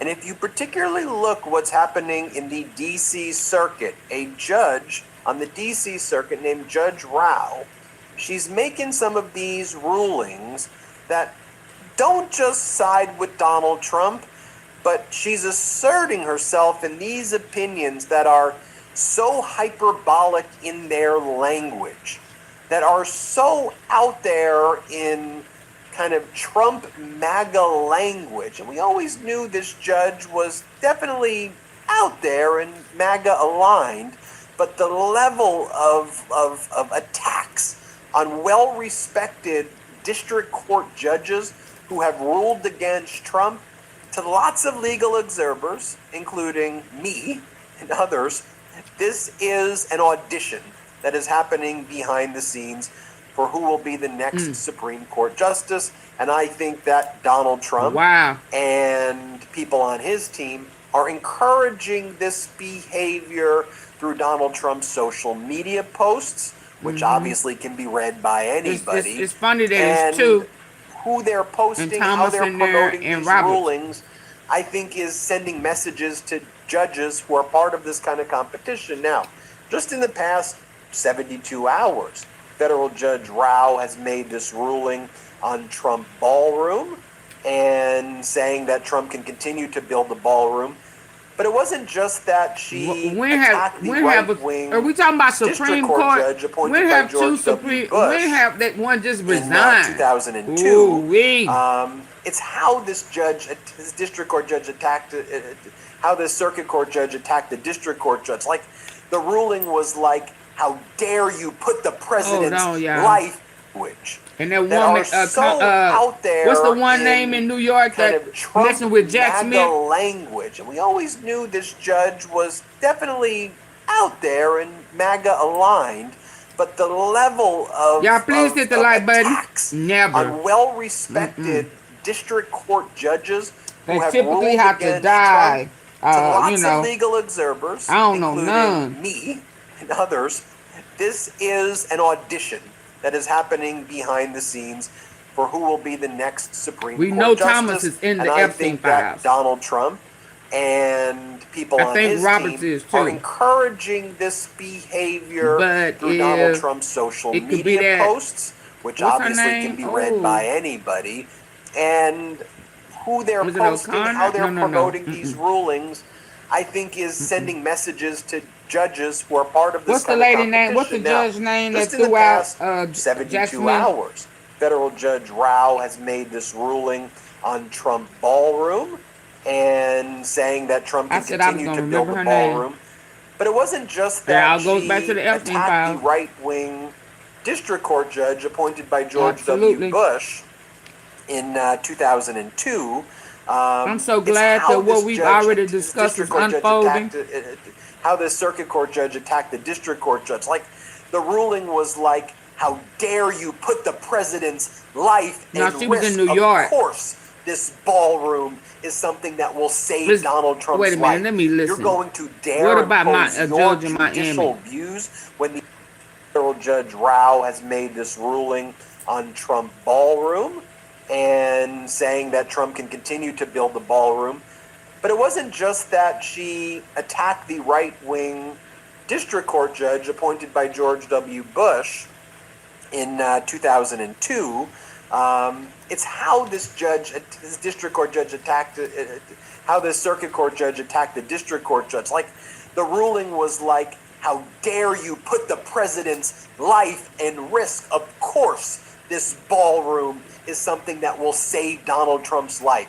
You're going to dare impose your judicial views when the commander-in-chief says that the ballroom has anti-drone technology, an anti-ballistic missile, and there's a bunker underneath? How dare you, Judge? I mean, pretty strong words also against a well-respected senior Republican district court judge being attacked by this Judge Rao. And then there's the way the judge attacked another federal judge, Judge Boasberg, who's been making rulings to further criminal contempt proceedings against Trump regime officials.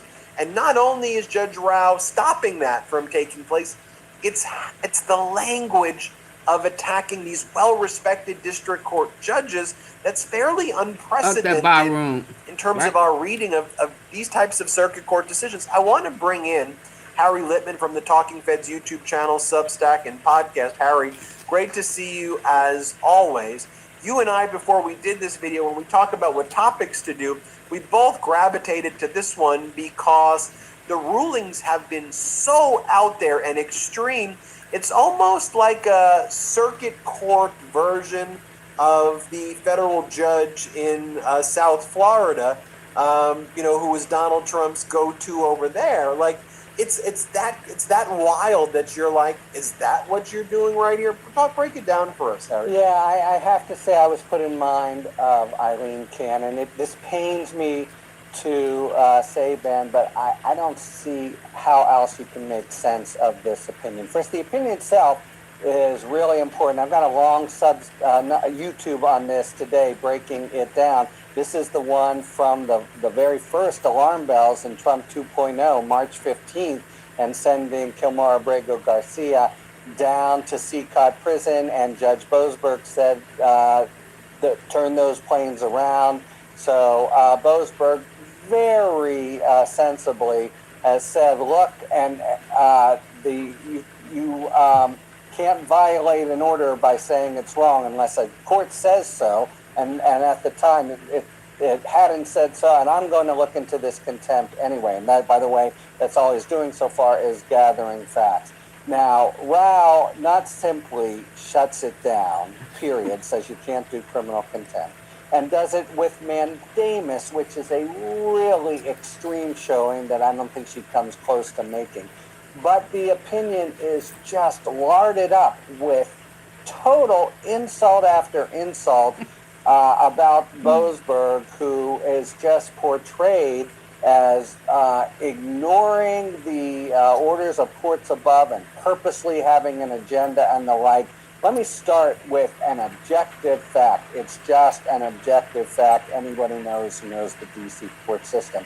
Judge Boasberg is a highly respected judge on both sides of the aisle, longtime prosecutor, roomed with Brett Kavanaugh, people point out, in law school, and an absolute solid guy. Now, when a court of appeals slaps down a district court in this way, even if it's an obstreperous sort of horse's ass of a district court, it's very well understood the protocol is to be quite gentle. The learned district court judge failed to take heed, something like that. She, in page after page, just slaps him around in a way that I can't account for other than a desire to really please and placate Donald Trump, who has done the same thing himself, taken all these swipes at Boasberg as a radical, terrible judge, etc. Something that everyone, I mean everyone who knows the D.C. court system and knows of Boasberg knows is total horseshit. And nevertheless, Trump does it. But for Rao, as a sitting judge, to parrot it. Now, she was alone. She had a concurring opinion by another Trump judge, much more gentle, much more technical, saying, and again, I have a long YouTube on this, but saying that there's a little, because of the exact way Boasberg put it at the time, etc., and then an 80-page dissent from a Biden appointee, just from soup to nuts, taking this completely apart. And that's going to draw a lot of attention, by the way, of the majority on the court that are Democrats, and you're going to see an effort to bring this en banc. And partly for the ruling, but man, a big part of it, anyone who reads it with any sophistication knows, I just don't know how else to put it. This is an audition. This is pick me, I will piss all over this enemy of yours that you hate, and look how strong I can be in the U.S. reports. Pick me. It's just really impossible to account for. So it's, as I say, virtually unprecedented in its language, even if deserved. But everyone, and I gotta include her, I just don't see how not to, knows that it's completely undeserved as to Boasberg. She just completely shreds him, really outside the norm of how these opinions are done, and in addition, very tenuous on the substance and very tenuous on mandamus being justified, but really the complete vitriol and malice and swipe after swipe of a very well-respected judge. It's an embarrassment, I think, to the judicial system, and anyone who knows the full system, knows Rao, knows the D.C. Circuit, knows the D.C. District Court. I don't understand any other hypothesis that they could frame, and it's just, the stink of it just wafts off the page. 10 things you should know before buying the viral Halo extensions. Do not buy until you watch this video. 1. It's the only extension that won't damage. Now, Harry, question I have for you is the importance of this midterm. Because Democrats, if they take control of not just the House, but they would really need the Senate. I need the lights up. My phone is getting hot trying to get y'all this tea. Let me stop. Hit the 3 dots at the top corner right. It's saying my phone is hot. Here we go again. Me going above and beyond. You may experience slower performance.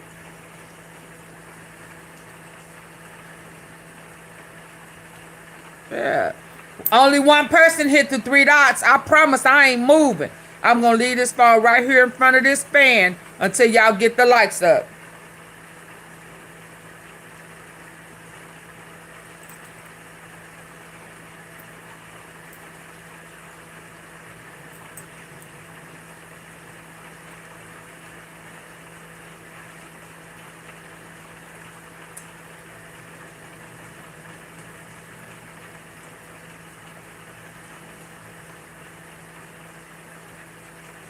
And somebody just took one of their lights back. Okay.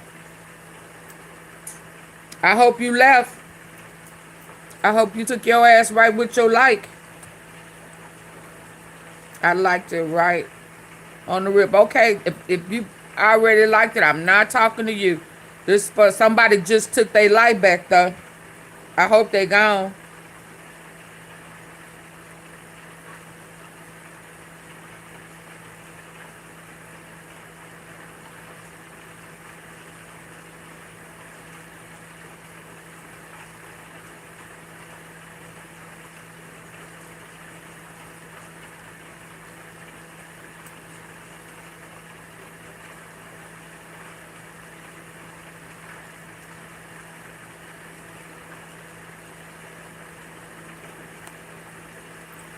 Hit the three dots at the top right corner or get out.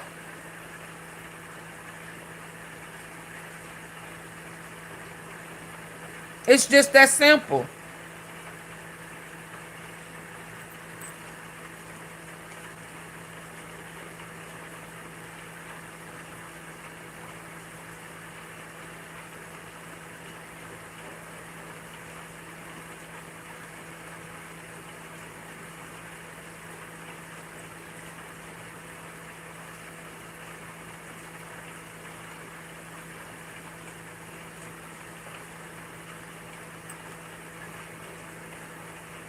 Piss off. It ain't that hard. They're just trifling.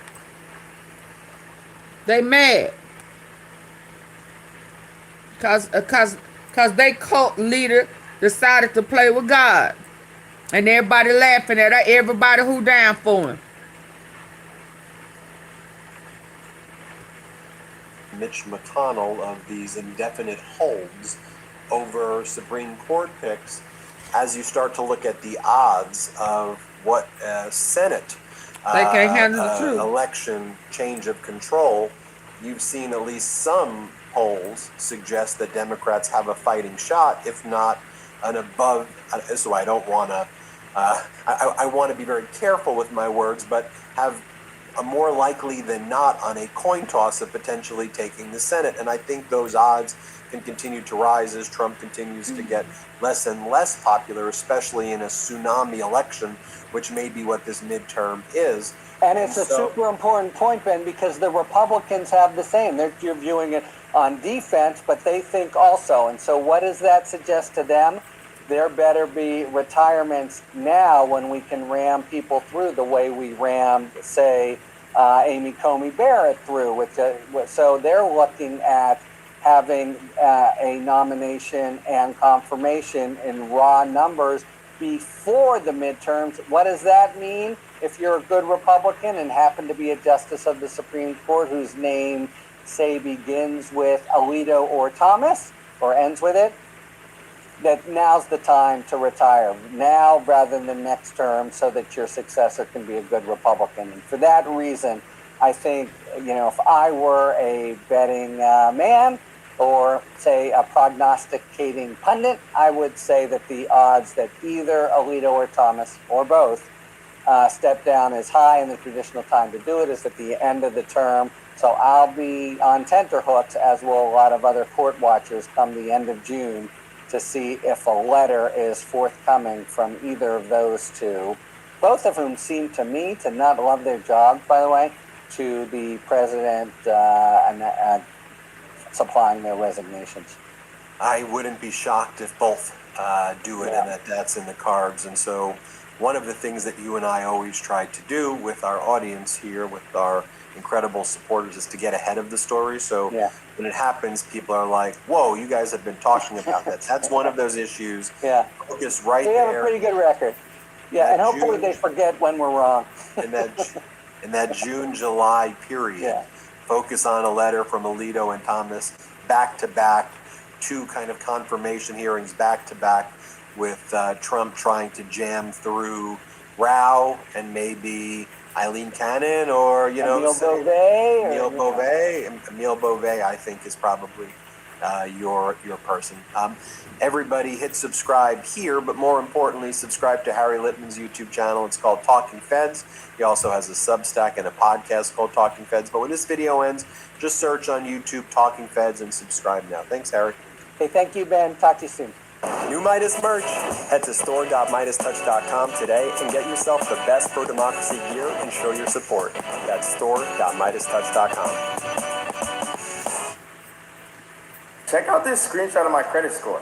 Just a few months ago, it was in the low 500s. That all changed when I found this little-known loophole in the credit system that increased my credit score by a few hundred points. Paying your bills on time raises your credit score, right?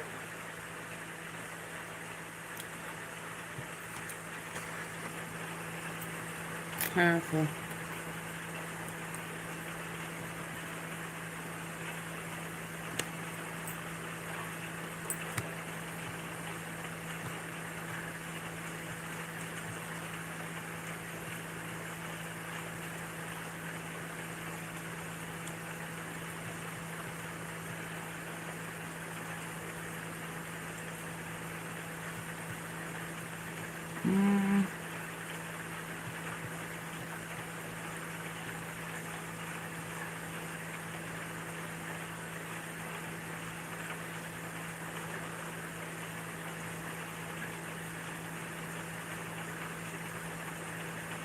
Hold on.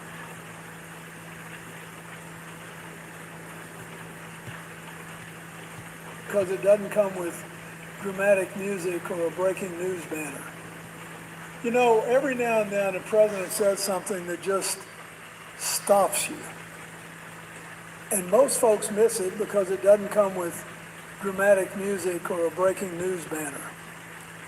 It comes on a social media post between all the noise, and people scroll right past it.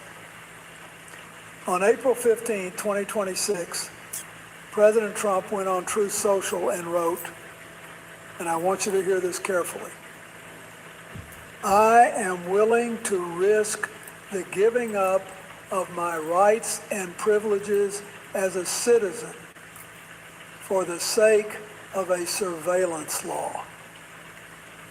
Now, in any other era of American governance, that sentence would have triggered a constitutional earthquake.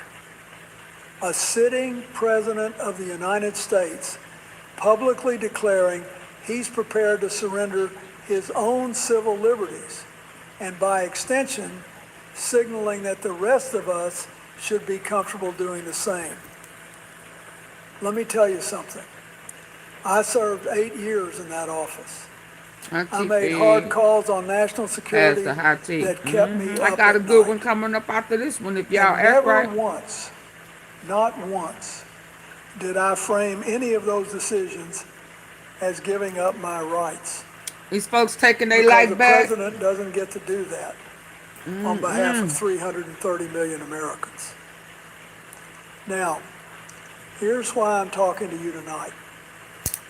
By the time we're done, you're going to understand what's really at stake in the next 5 days before the April 20th deadline. You'll understand why there's a rebellion inside the president's own party.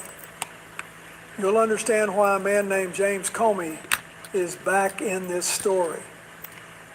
And you'll understand something Washington doesn't want to say out loud. That this fight isn't really about surveillance at all. It's about whether we still believe in the guardrails that protect every single one of us from unchecked government power. And we'll come back to each of those. But first, let me set the stage. I've been in that room. The situation says, Mr. President, we need this tool or Americans will die. I faced it after the first World Trade Center bombing in 1993. I faced it after Oklahoma City. I faced it as we tracked Al-Qaeda across 3 continents through the late 90s. And the temptation is always to say yes, because the political cost of a prevented attack is 0. Nobody writes a headline about the bomb that didn't go off. But the political cost... Nobody writes a headline about the bomb that didn't go off. Nobody writes a headline about the bomb that didn't go off. But the political cost of a missed one, that's catastrophic. So the gravity always pulls toward more surveillance, more authority, more tools. I understand that pull. I've felt it.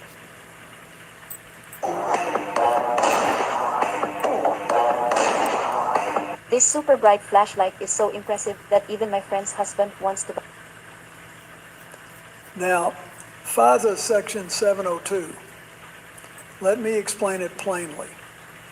It was enacted in 2008 to let U.S. intelligence agencies intercept communications of foreigners located outside the United States without a warrant. It's aimed at terrorists, weapons dealers, hostile foreign agents. And on its face, that sounds reasonable. But here's the catch, and this is where things start to get complicated. Because of how modern communications work, your emails, your texts, your phone calls, routing through servers all over the world. If an American is talking to someone overseas who's being surveilled, that American's private conversations get swept up too. And the question that has never been adequately answered, not in 2008, not in 2024, and not today, is this. What happens to that American's data? I saw one of him throwing them in the fire, lake of fire. And under what authority?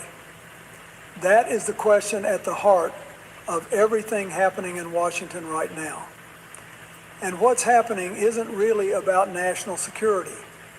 It's about who we trust with power and whether we're still willing to demand accountability from the people who hold it. Now let me walk you through what actually happened, because the facts matter here more than the spin. On Tuesday, April 14th, President Trump posted on Truth Social calling for a clean 18-month extension of FISA Section 702. He named Speaker Mike Johnson, Judiciary Chairman Jim Jordan, and Intelligence Chairman Rick Crawford as his partners in this effort.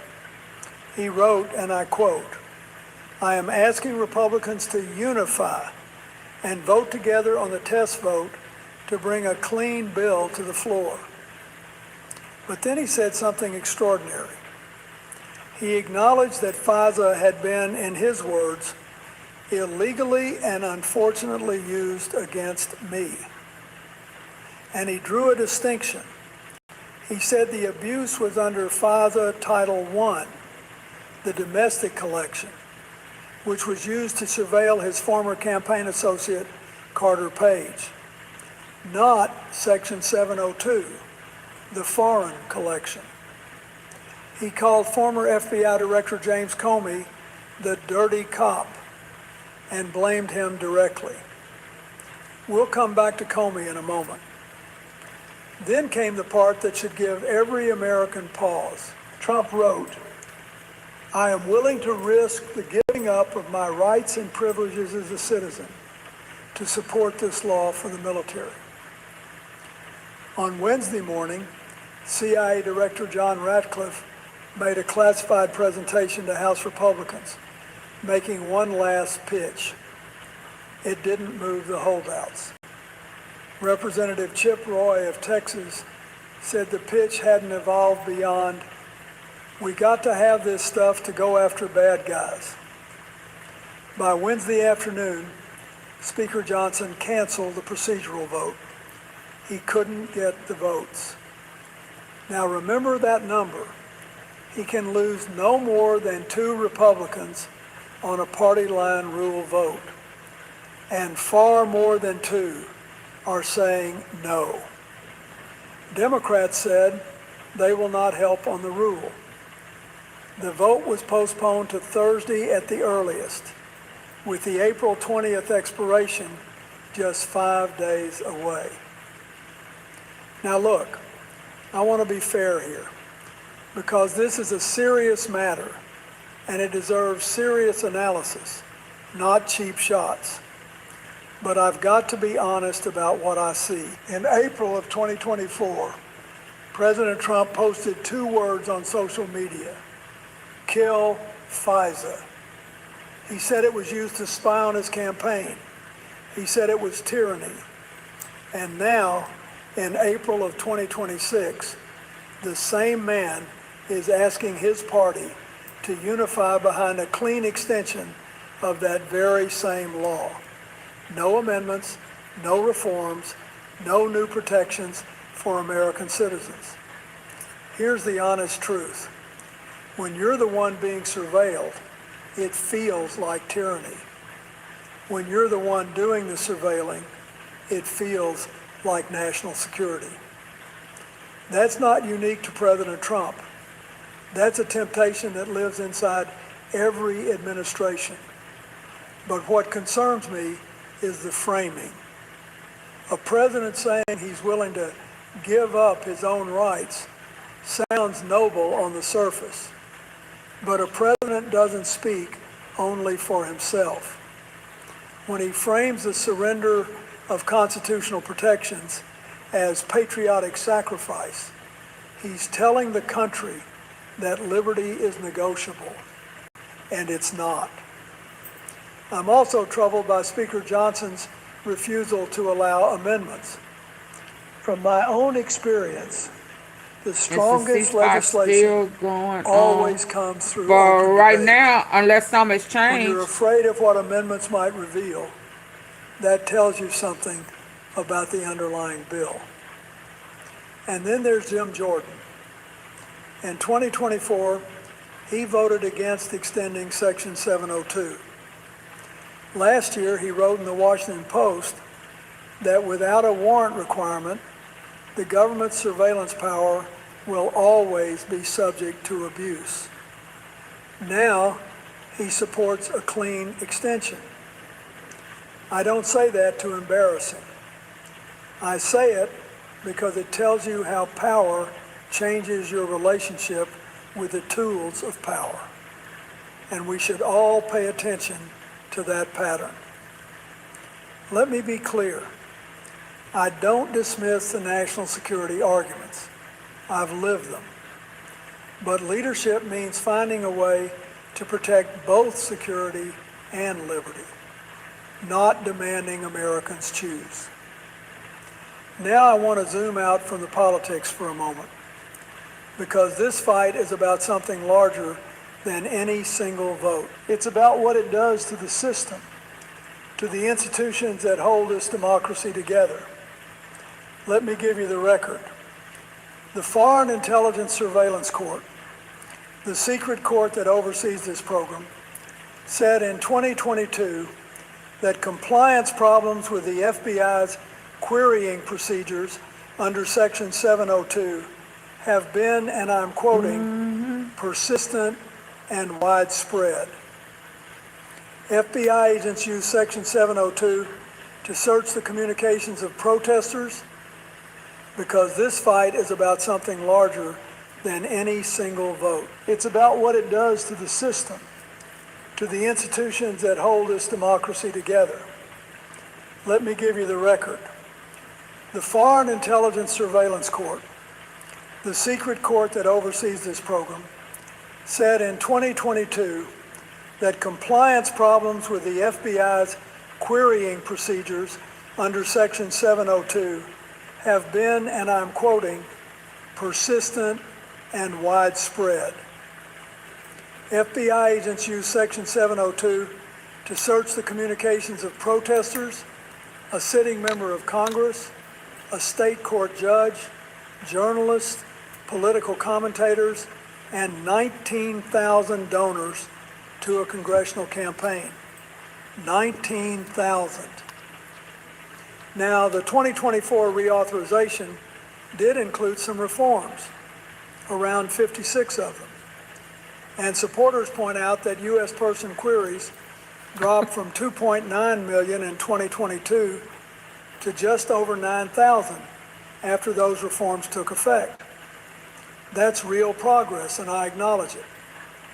But here's what concerns me. Last year, President Trump fired all 3 Democrats on the Privacy and Civil Liberties Oversight Board, the independent body designed to be the watchdog over exactly these programs. The canaries in the coal mine, as one expert put it, are dead. If you frequently need to go to the bathroom late at night, we recommend eating 2 pieces daily. If you need to visit the bathroom multiple times at night, this can be used. When I signed the 1994 crime bill,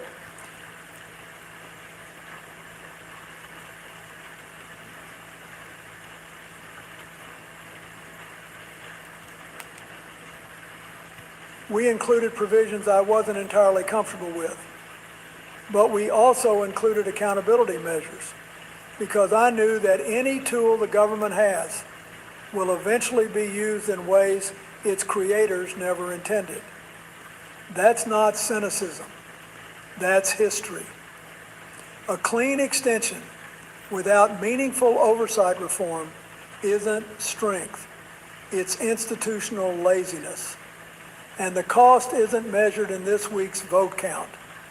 It's measured in the slow erosion of public trust. Trust that once lost takes a generation to rebuild.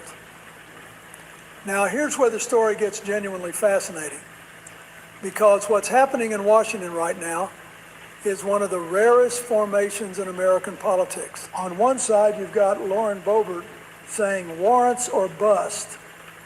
You've got Chip Roy, Warren Davidson, Andy Biggs, the Freedom Caucus, hardline conservatives demanding the government get a warrant before searching Americans' data.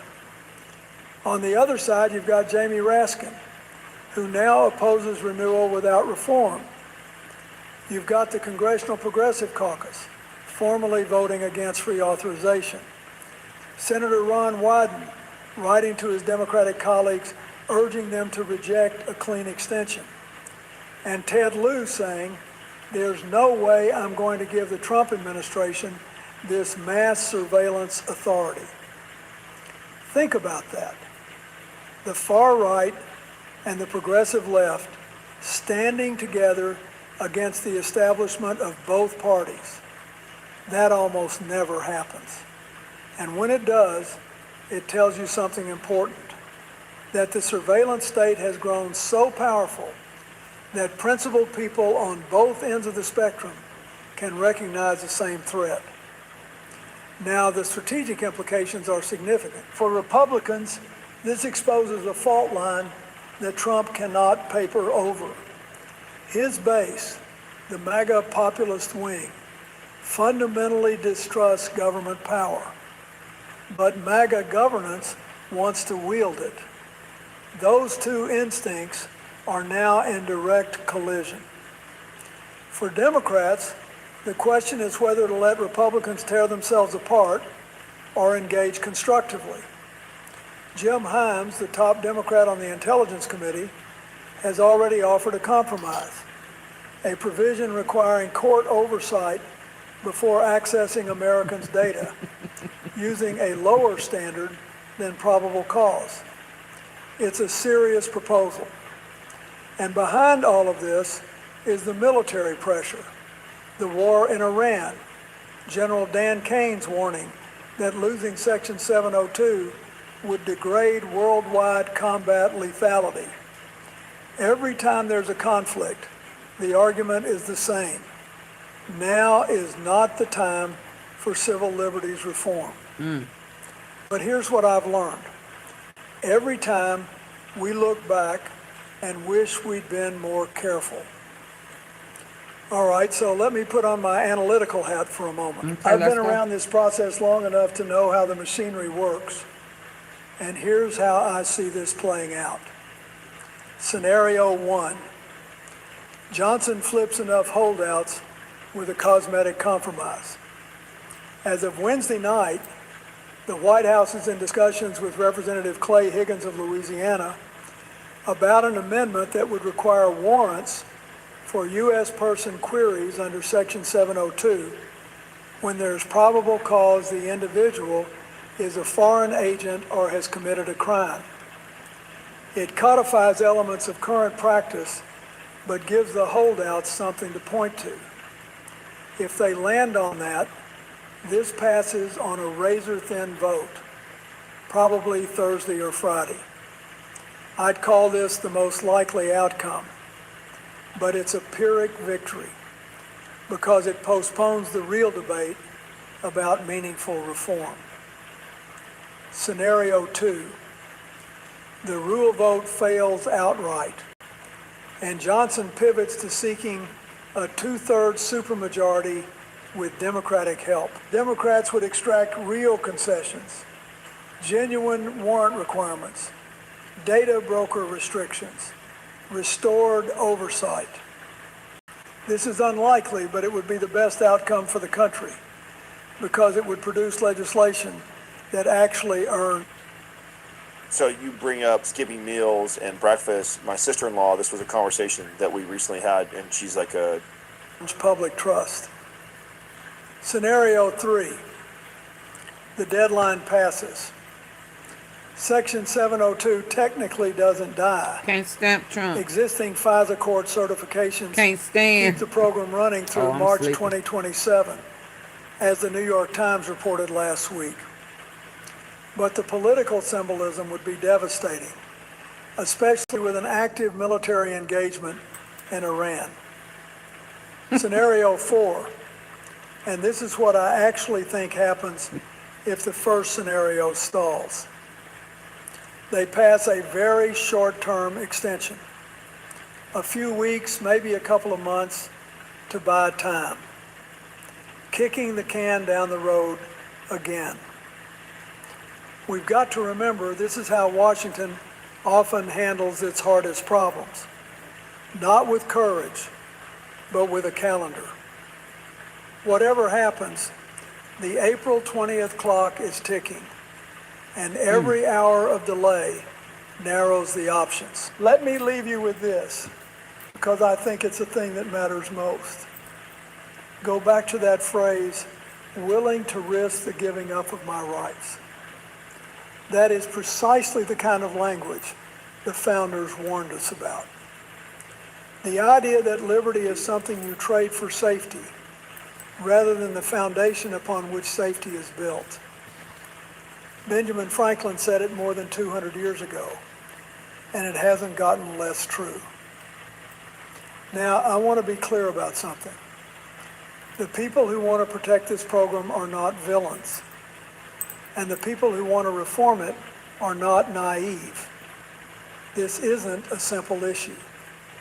Intelligence agencies have used Section 702 to prevent terrorist attacks, rescue hostages, and protect American service members in combat. That's real. That matters. I would never minimize it. But here's what I know from sitting in that chair for 8 years. In moments of fear or conflict, democracies are most tempted to hand unchecked power to their leaders. And the measure of a healthy democracy is not whether it has powerful intelligence tools. It's whether it has the courage to put limits on them. Xiaoxing Zi, a physics professor and American citizen, only learned the government had surveilled him under FISA when he was in handcuffs. The charges were dropped 4 months later. His family's life was turned upside down.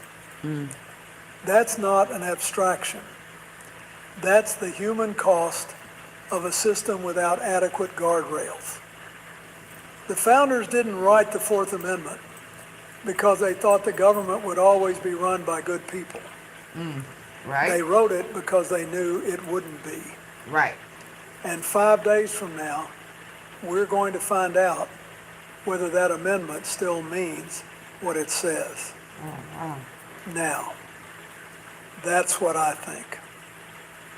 And I think most people had no idea any of this was happening. Yeah, we don't. But thank God for channels like this. People be coming in here talking about Clinton this, Clinton that. Thank God. Thank God. So that we can get some truth. All they want us to know is the lies, the narratives that they put out that's bullcrap. They do not want us to know the truth. And then I got to pull teeth with y'all to hit the dang like button. Y'all too spoiled for me. I'm finna start shutting this late night down. Hell no. The founders warned us about. The idea that liberty is something you trade for safety, rather than the foundation upon which safety is built. Benjamin Franklin said it more than 200 years ago, and it hasn't gotten less true.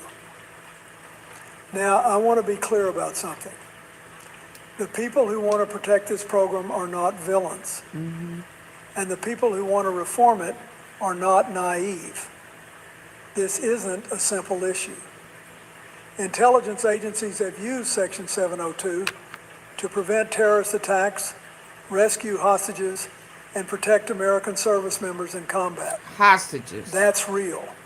That matters. He don't even want us I to would know that they never have minimize U.S. it. hostages. But here's what I know from sitting in that chair for 8 years.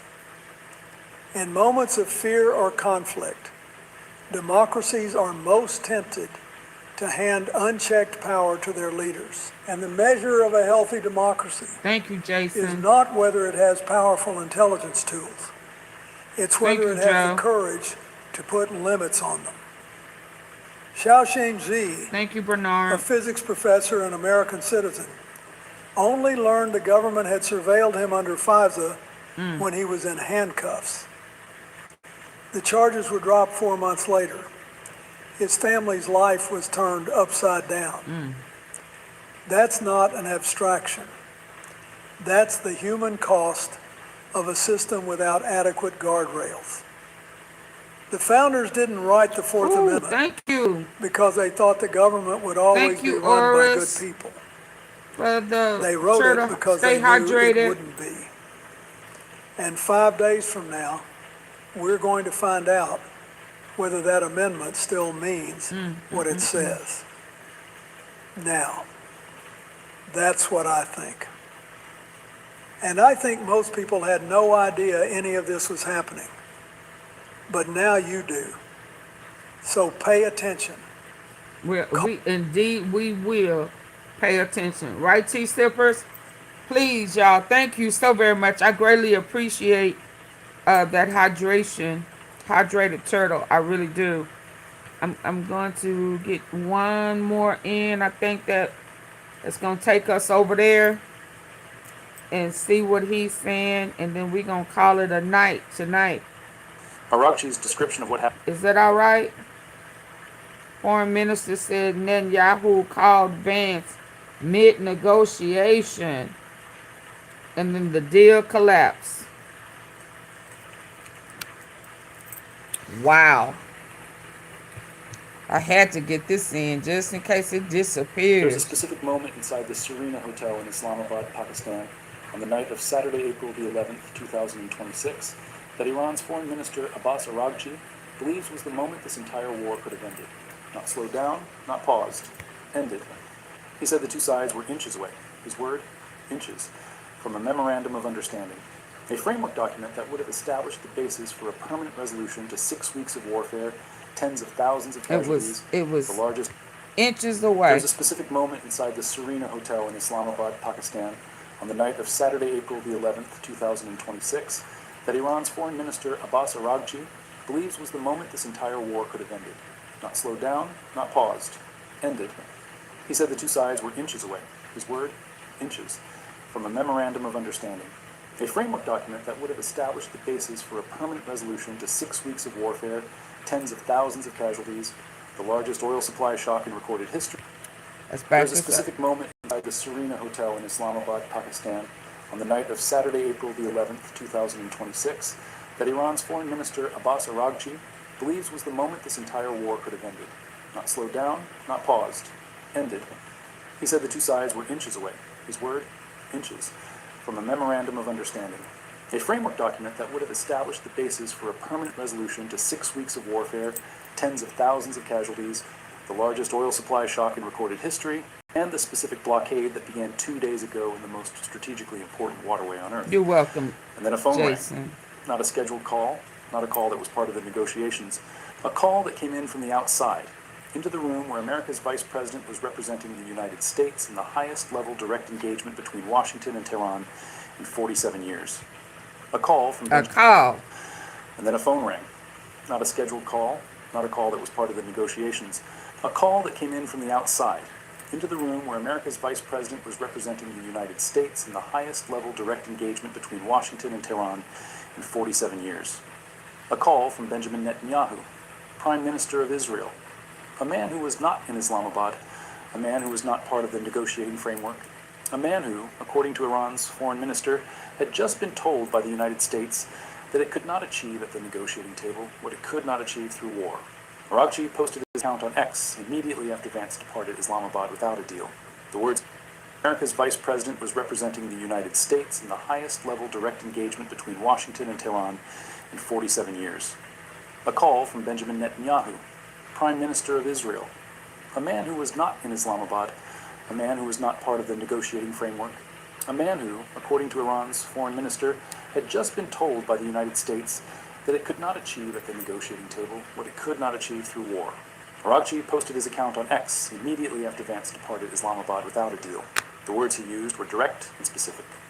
Netanyahu's call to Vance during the meeting shifted the focus from U.S.-Iran negotiations to Israel's interests. The U.S. tried to achieve at the negotiating table what it could not achieve through war. Washington has not confirmed the call took place during negotiations. Washington has not denied it either. What we know from Netanyahu himself, stated publicly to his cabinet on Monday, April the 13th, is this. He told his ministers, I spoke yesterday with J.D. Vance. He reported to me in detail, as members of this administration do every day. He reported to me. He said what? Those 4 words produced one of the most Something that... He reported to me in detail, as members of this administration do every day. He reported to me. Those 4 words produced one of the most... Cabinet on Monday, April the 13th, is this. He told his ministers, I spoke yesterday with J.D. Vance. He reported to me in detail, as members of this administration do every day. He reported to me.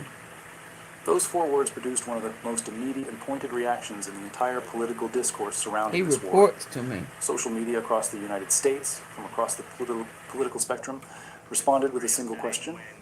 Who exactly is the President of the United States? Bibi By the end of this, Netanyahu. you're going to understand exactly what happened in that Serena Hotel on the night of April the 11th and the morning of April the 12th.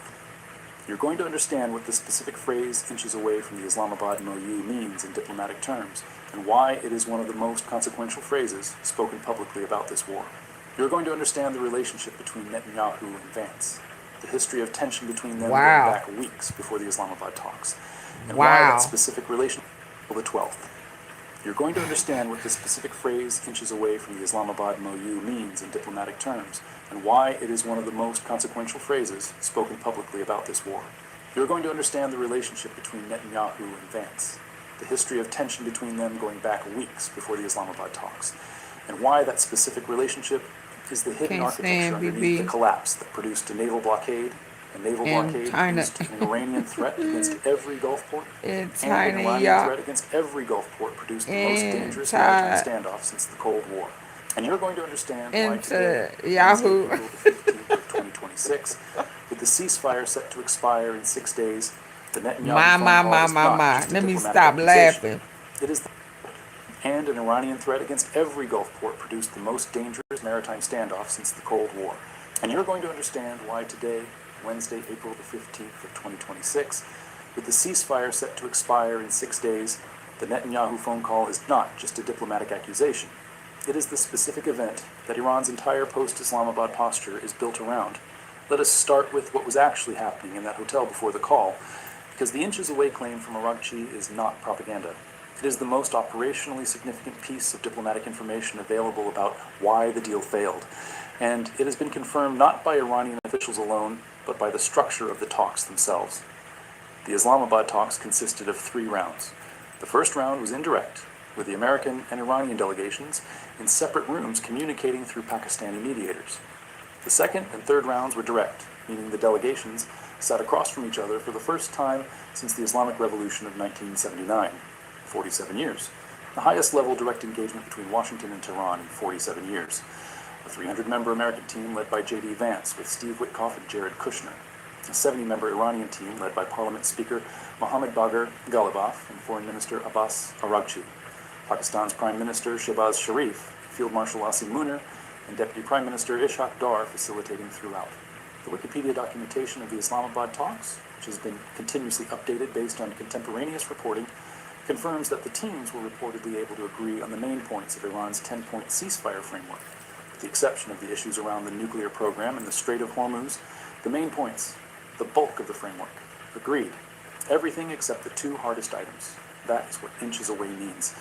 It does not mean the talks were close in the vague sense that both sides showed up and said polite things. It means the specific framework that would have produced a ceasefire extension, a pathway toward a permanent resolution, and a basis for Iran to reopen the Strait of Hormuz was substantially completed. The teams had worked through item after item across 21 hours of negotiations. Pakistan's mediators had been in the room threading the needle between positions that had seemed irreconcilable weeks earlier. Progress had been made on issues that nobody expected to resolve in a single round, and then the American position shifted on the nuclear question. Araghchi's description of what happened is specific.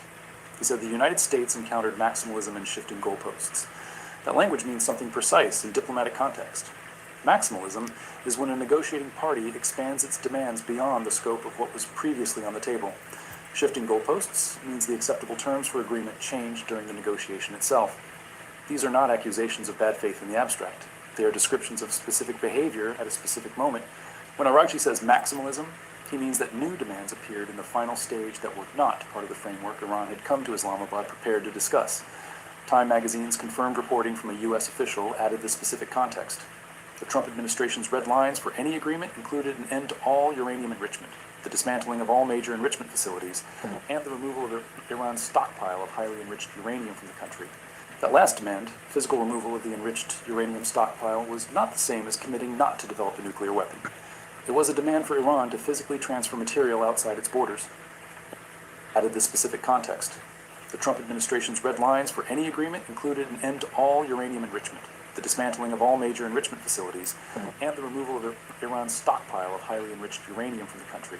That last demand, physical removal of the enriched uranium stockpile, was not the same as committing not to develop a nuclear weapon. It was a demand for Iran to physically transfer material outside its borders. Iran's Atomic Energy Organization chief had publicly described limits on enrichment as daydreams before the talks even started.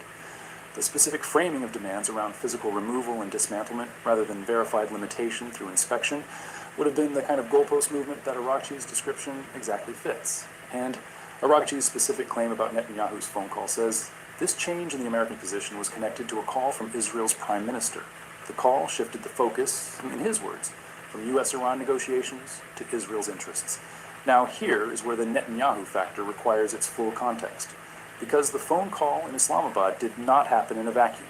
It happened inside a relationship between J.D. Vance and Benjamin Netanyahu that had already produced one of the most reported diplomatic confrontations of this entire war.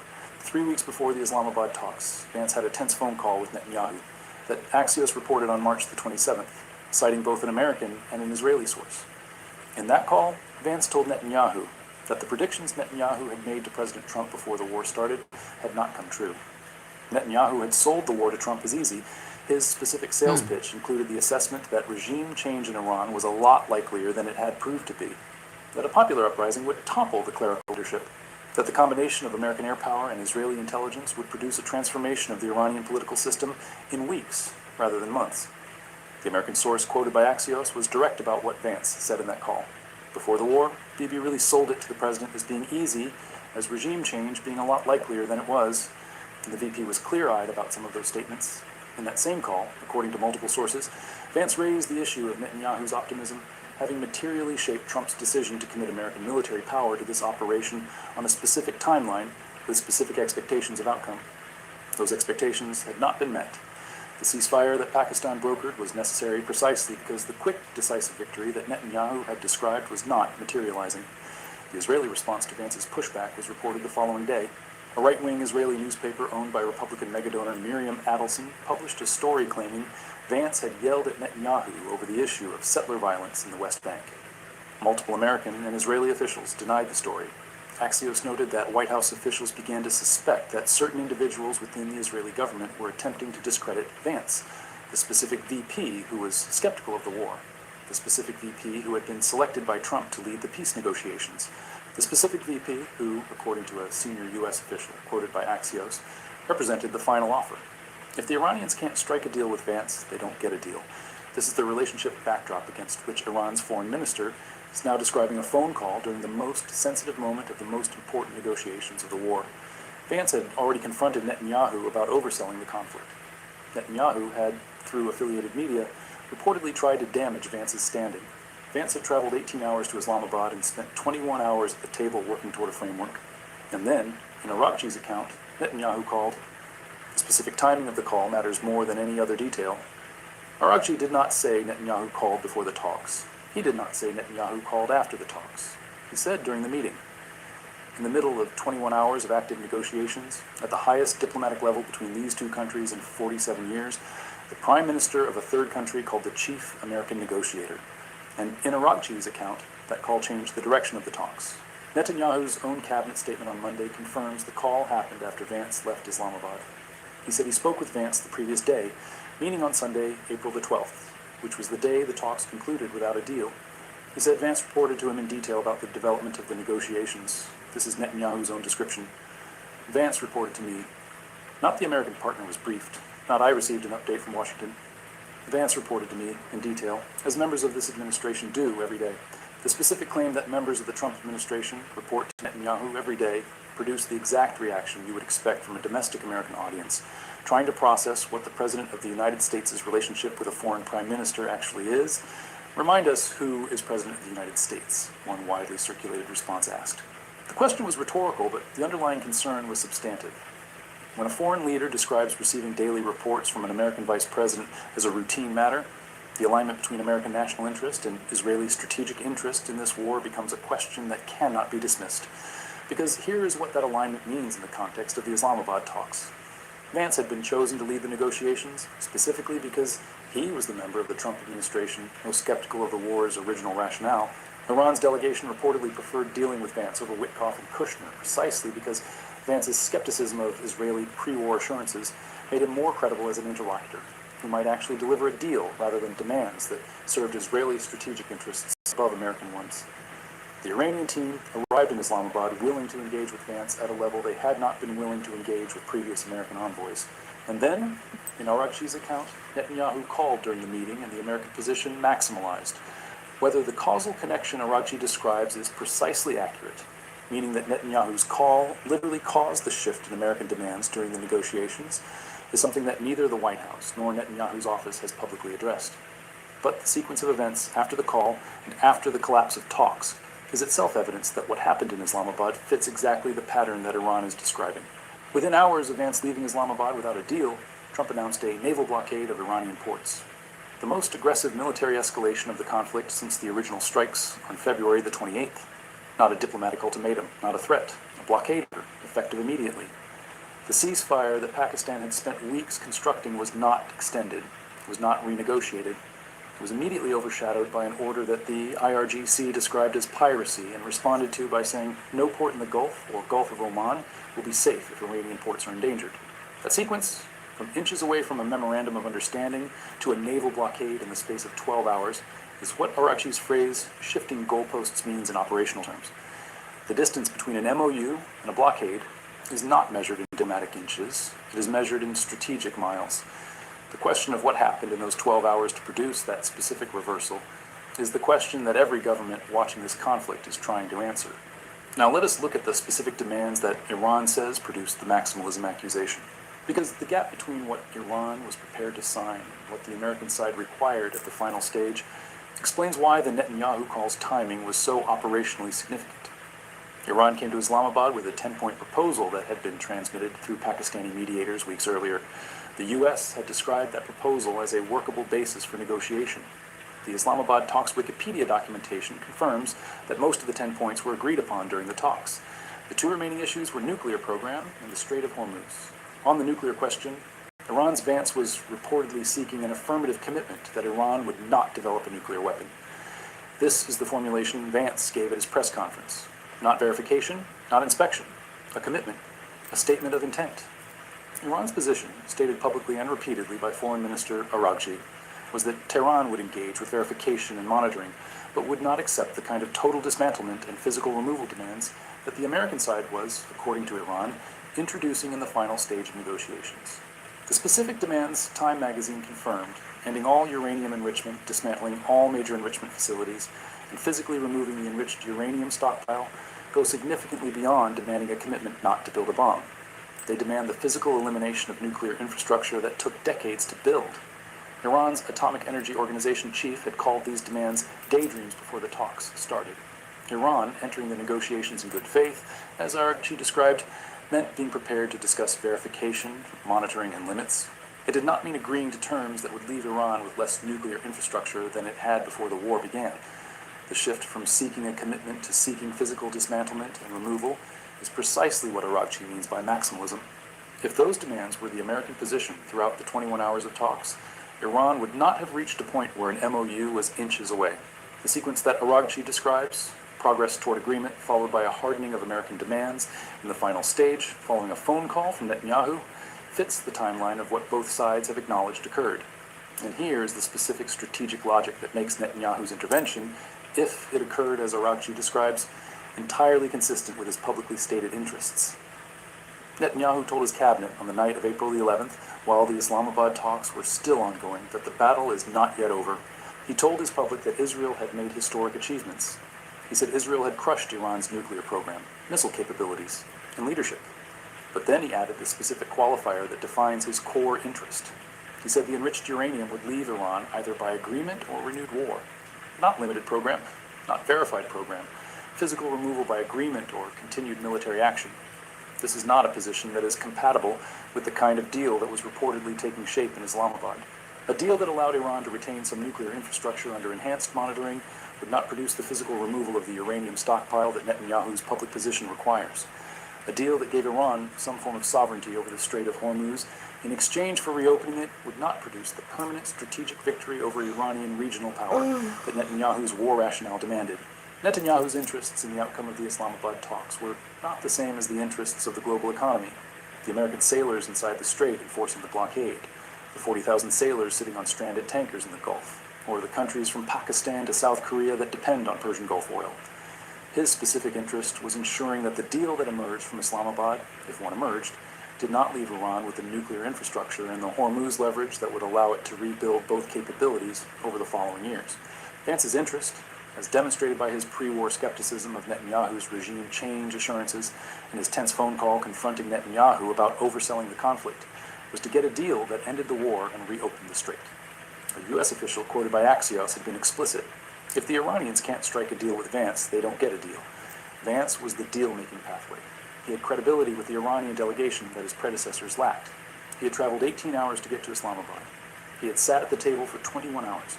And then, in Araghchi's telling, Netanyahu called, and the American position shifted. The aftermath is what produces the most specific evidence for the Iranian account, not in terms of confirming what was said on the call, but in terms of what followed from the collapse of the talks that Iran says the call produced. Trump's blockade announcement came within hours of Vance leaving Islamabad. The blockade announcement was accompanied by Trump's own Truth Social posts, which described Iranians who fire at peaceful vessels being blown to hell. The specific language of the blockade announcement reads more like a military order from a leader who has been told negotiations failed, and military pressure must be restored, than like the response of a negotiator who genuinely believed the talks had been close. The specific claim by Trump on Monday morning that Iran's navy is lying at the bottom of the sea, completely obliterated, immediately followed by a warning that Iran's fast attack ships should not come near the blockade or they would be immediately eliminated, contains the exact contradiction that Araghchi's account explains. If Iran's military is completely obliterated, why does it need to be warned that its fast attack ships will be eliminated? Trump's post described a military that was simultaneously destroyed and capable of enough threat to require specific warning against approaching American forces. The contradiction suggests language driven by political momentum rather than accurate military assessment. Language that sounds like what a negotiating process would produce when one party wants to escalate rather than conclude. Netanyahu's own account, delivered to his cabinet on Monday, adds the specific layer that completes the picture. He said Vance reported to him. He said the U.S. broke off talks after concluding Iran violated the ceasefire agreement by failing to reopen the Strait of Hormuz. Axios confirmed this characterization in its reporting on Monday. Netanyahu framing the collapse of the talks as a U.S. decision to I break don't believe off due we're to in Iranian Kansas ceasefire anymore. violations, I know that's rather right. than as a failure of 21 hours of substantive negotiations that came inches from a memorandum of understanding, is the specific version of events that serves Israeli interests in continued military pressure on Iran. It is the version that justifies a blockade rather than a second round of talks. It is the version that positions the collapse as Iran's fault rather than as the result of American maximalism at the final stage. Iran's foreign minister is saying something different. He is saying Iran engaged in good faith. He is saying the two sides were inches away from formal agreement. He is saying Netanyahu called during the meeting. He is saying the focus shifted to Israeli interests. He is saying the U.S. tried at the table what it could not achieve through war. These two accounts are irreconcilable. Either the talks collapsed because Iran refused to make a nuclear commitment that was the American position throughout the negotiations, as Vance's press conference framing suggested, or the talks collapsed because American demands maximalized in the final stage, following external intervention from Israel's prime minister, as Aragchi's account describes. Both accounts cannot be accurate simultaneously. The specific evidence that supports Aragchi's account over Vance's is the phrase inches away from an Islamabad MOU. You do not say you were inches away from a framework agreement if the core demand of the other side was never on the table. If American demands had been fixed throughout the 21 hours, Iran would have known from hour one whether they could meet those demands or not. The phrase inches away describes a process that had reached the final stage of resolution and then reversed. Reversal in the final stage is what Aragchi calls maximalism and shifting goalposts. It is consistent with a phone call that changed the American position at the moment when the deal was closest to completion. Now there is the broader geopolitical dimension of this specific account that needs to be understood, because this is not only a story about one phone call in one hotel in one negotiation. It is a story about the specific structural question of whether the United States can negotiate a war ending with Iran when Israel's prime minister has a direct and daily communication channel to the American vice president and has publicly stated that enriched uranium must leave Iran by agreement or by renewed war. Vance's greatest challenge, Axios noted in its March 27th analysis, was making peace with Iran. The same analysis noted that Israel's hardliners viewed Vance's skepticism of the war as insufficient hawkishness and were seeking to undermine his standing. The specific mechanism of undermining was the Hebrew media story claiming Vance had yelled at Netanyahu over settler violence, which U.S. and Israeli sources both denied. That story, planted in a newspaper owned by a Republican megadonor the week after Vance confronted Netanyahu about overselling the war, was an attempt to damage Vance domestically by framing his skepticism as anti-Israel sentiment rather than as American strategic realism. The Islamabad talks took place 3 weeks after that episode. The relationship between Vance and Netanyahu was already strained by Vance's explicit pushback on Netanyahu's pre-war assurances. Vance had been told by multiple sources that Israeli operatives were attempting to discredit him. He traveled to Islamabad anyway. He spent 21 hours negotiating anyway. And in Iran's telling, Netanyahu called him during those negotiations anyway. The ceasefire expires in 6 days, on approximately April the 21st. Pakistan is working urgently to produce a second round of talks. A White House official told Time magazine on Tuesday that future talks are under discussion, but nothing has been scheduled at this time. That phrase, under discussion, but nothing scheduled, is the diplomatic formulation for a situation where the political will to return to the table is present on at least one side, but has not produced a confirmed date, location, or format for resumed negotiations. Iran's position after Islamabad is more hardened in public than it was before, because the public Iranian narrative is now that Islamabad demonstrated American bad faith, not Iranian inflexibility. Aragchi's inch away from MOU language, his maximalism and shifting goalposts accusation, and his Netanyahu diplomatic formulation for a situation where the political will to return to the table is present on at least one side, but has not produced a confirmed date, location, or format for resumed negotiations. Iran's position after Islamabad is more hardened in public than it was before, because the public Iranian narrative is now that Islamabad demonstrated American bad faith, not Iranian inflexibility.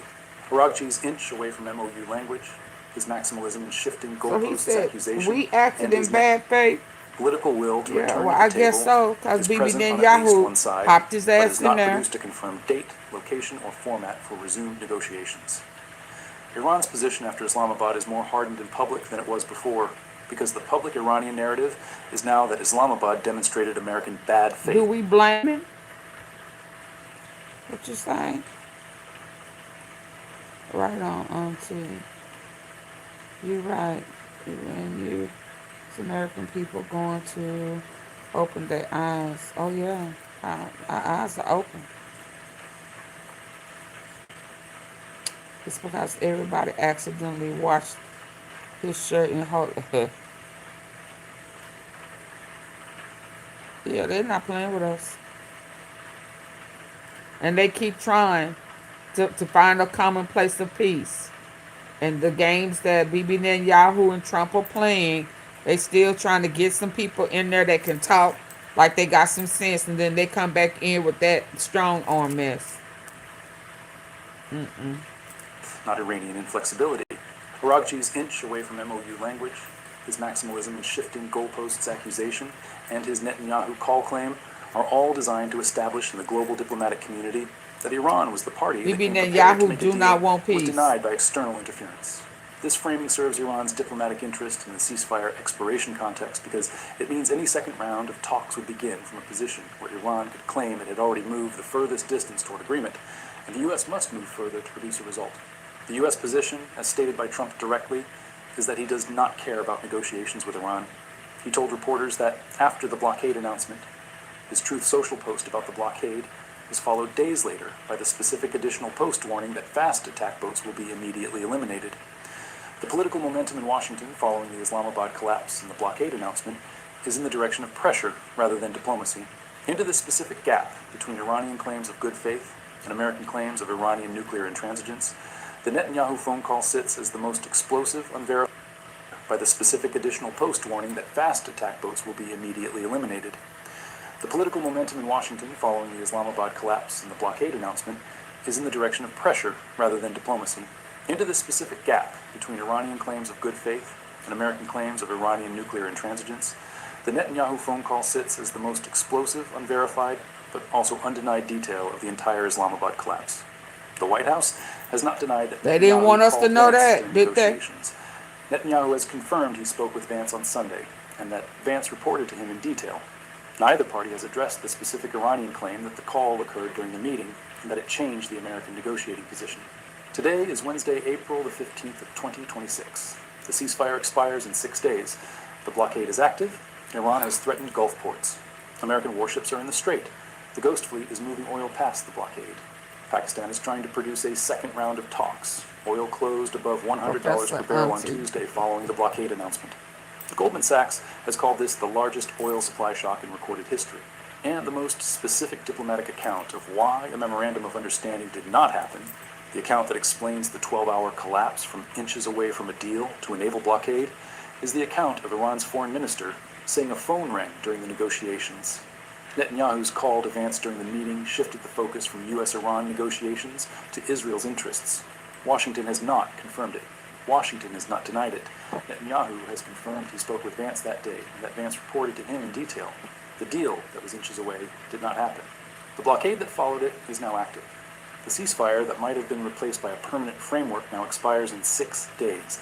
The question that determines what happens in the next 6 days is the same question that everyone who was in that Serena hotel already knows the answer to, and that only the governments of the United States, Israel, and Iran are in a position to publicly address.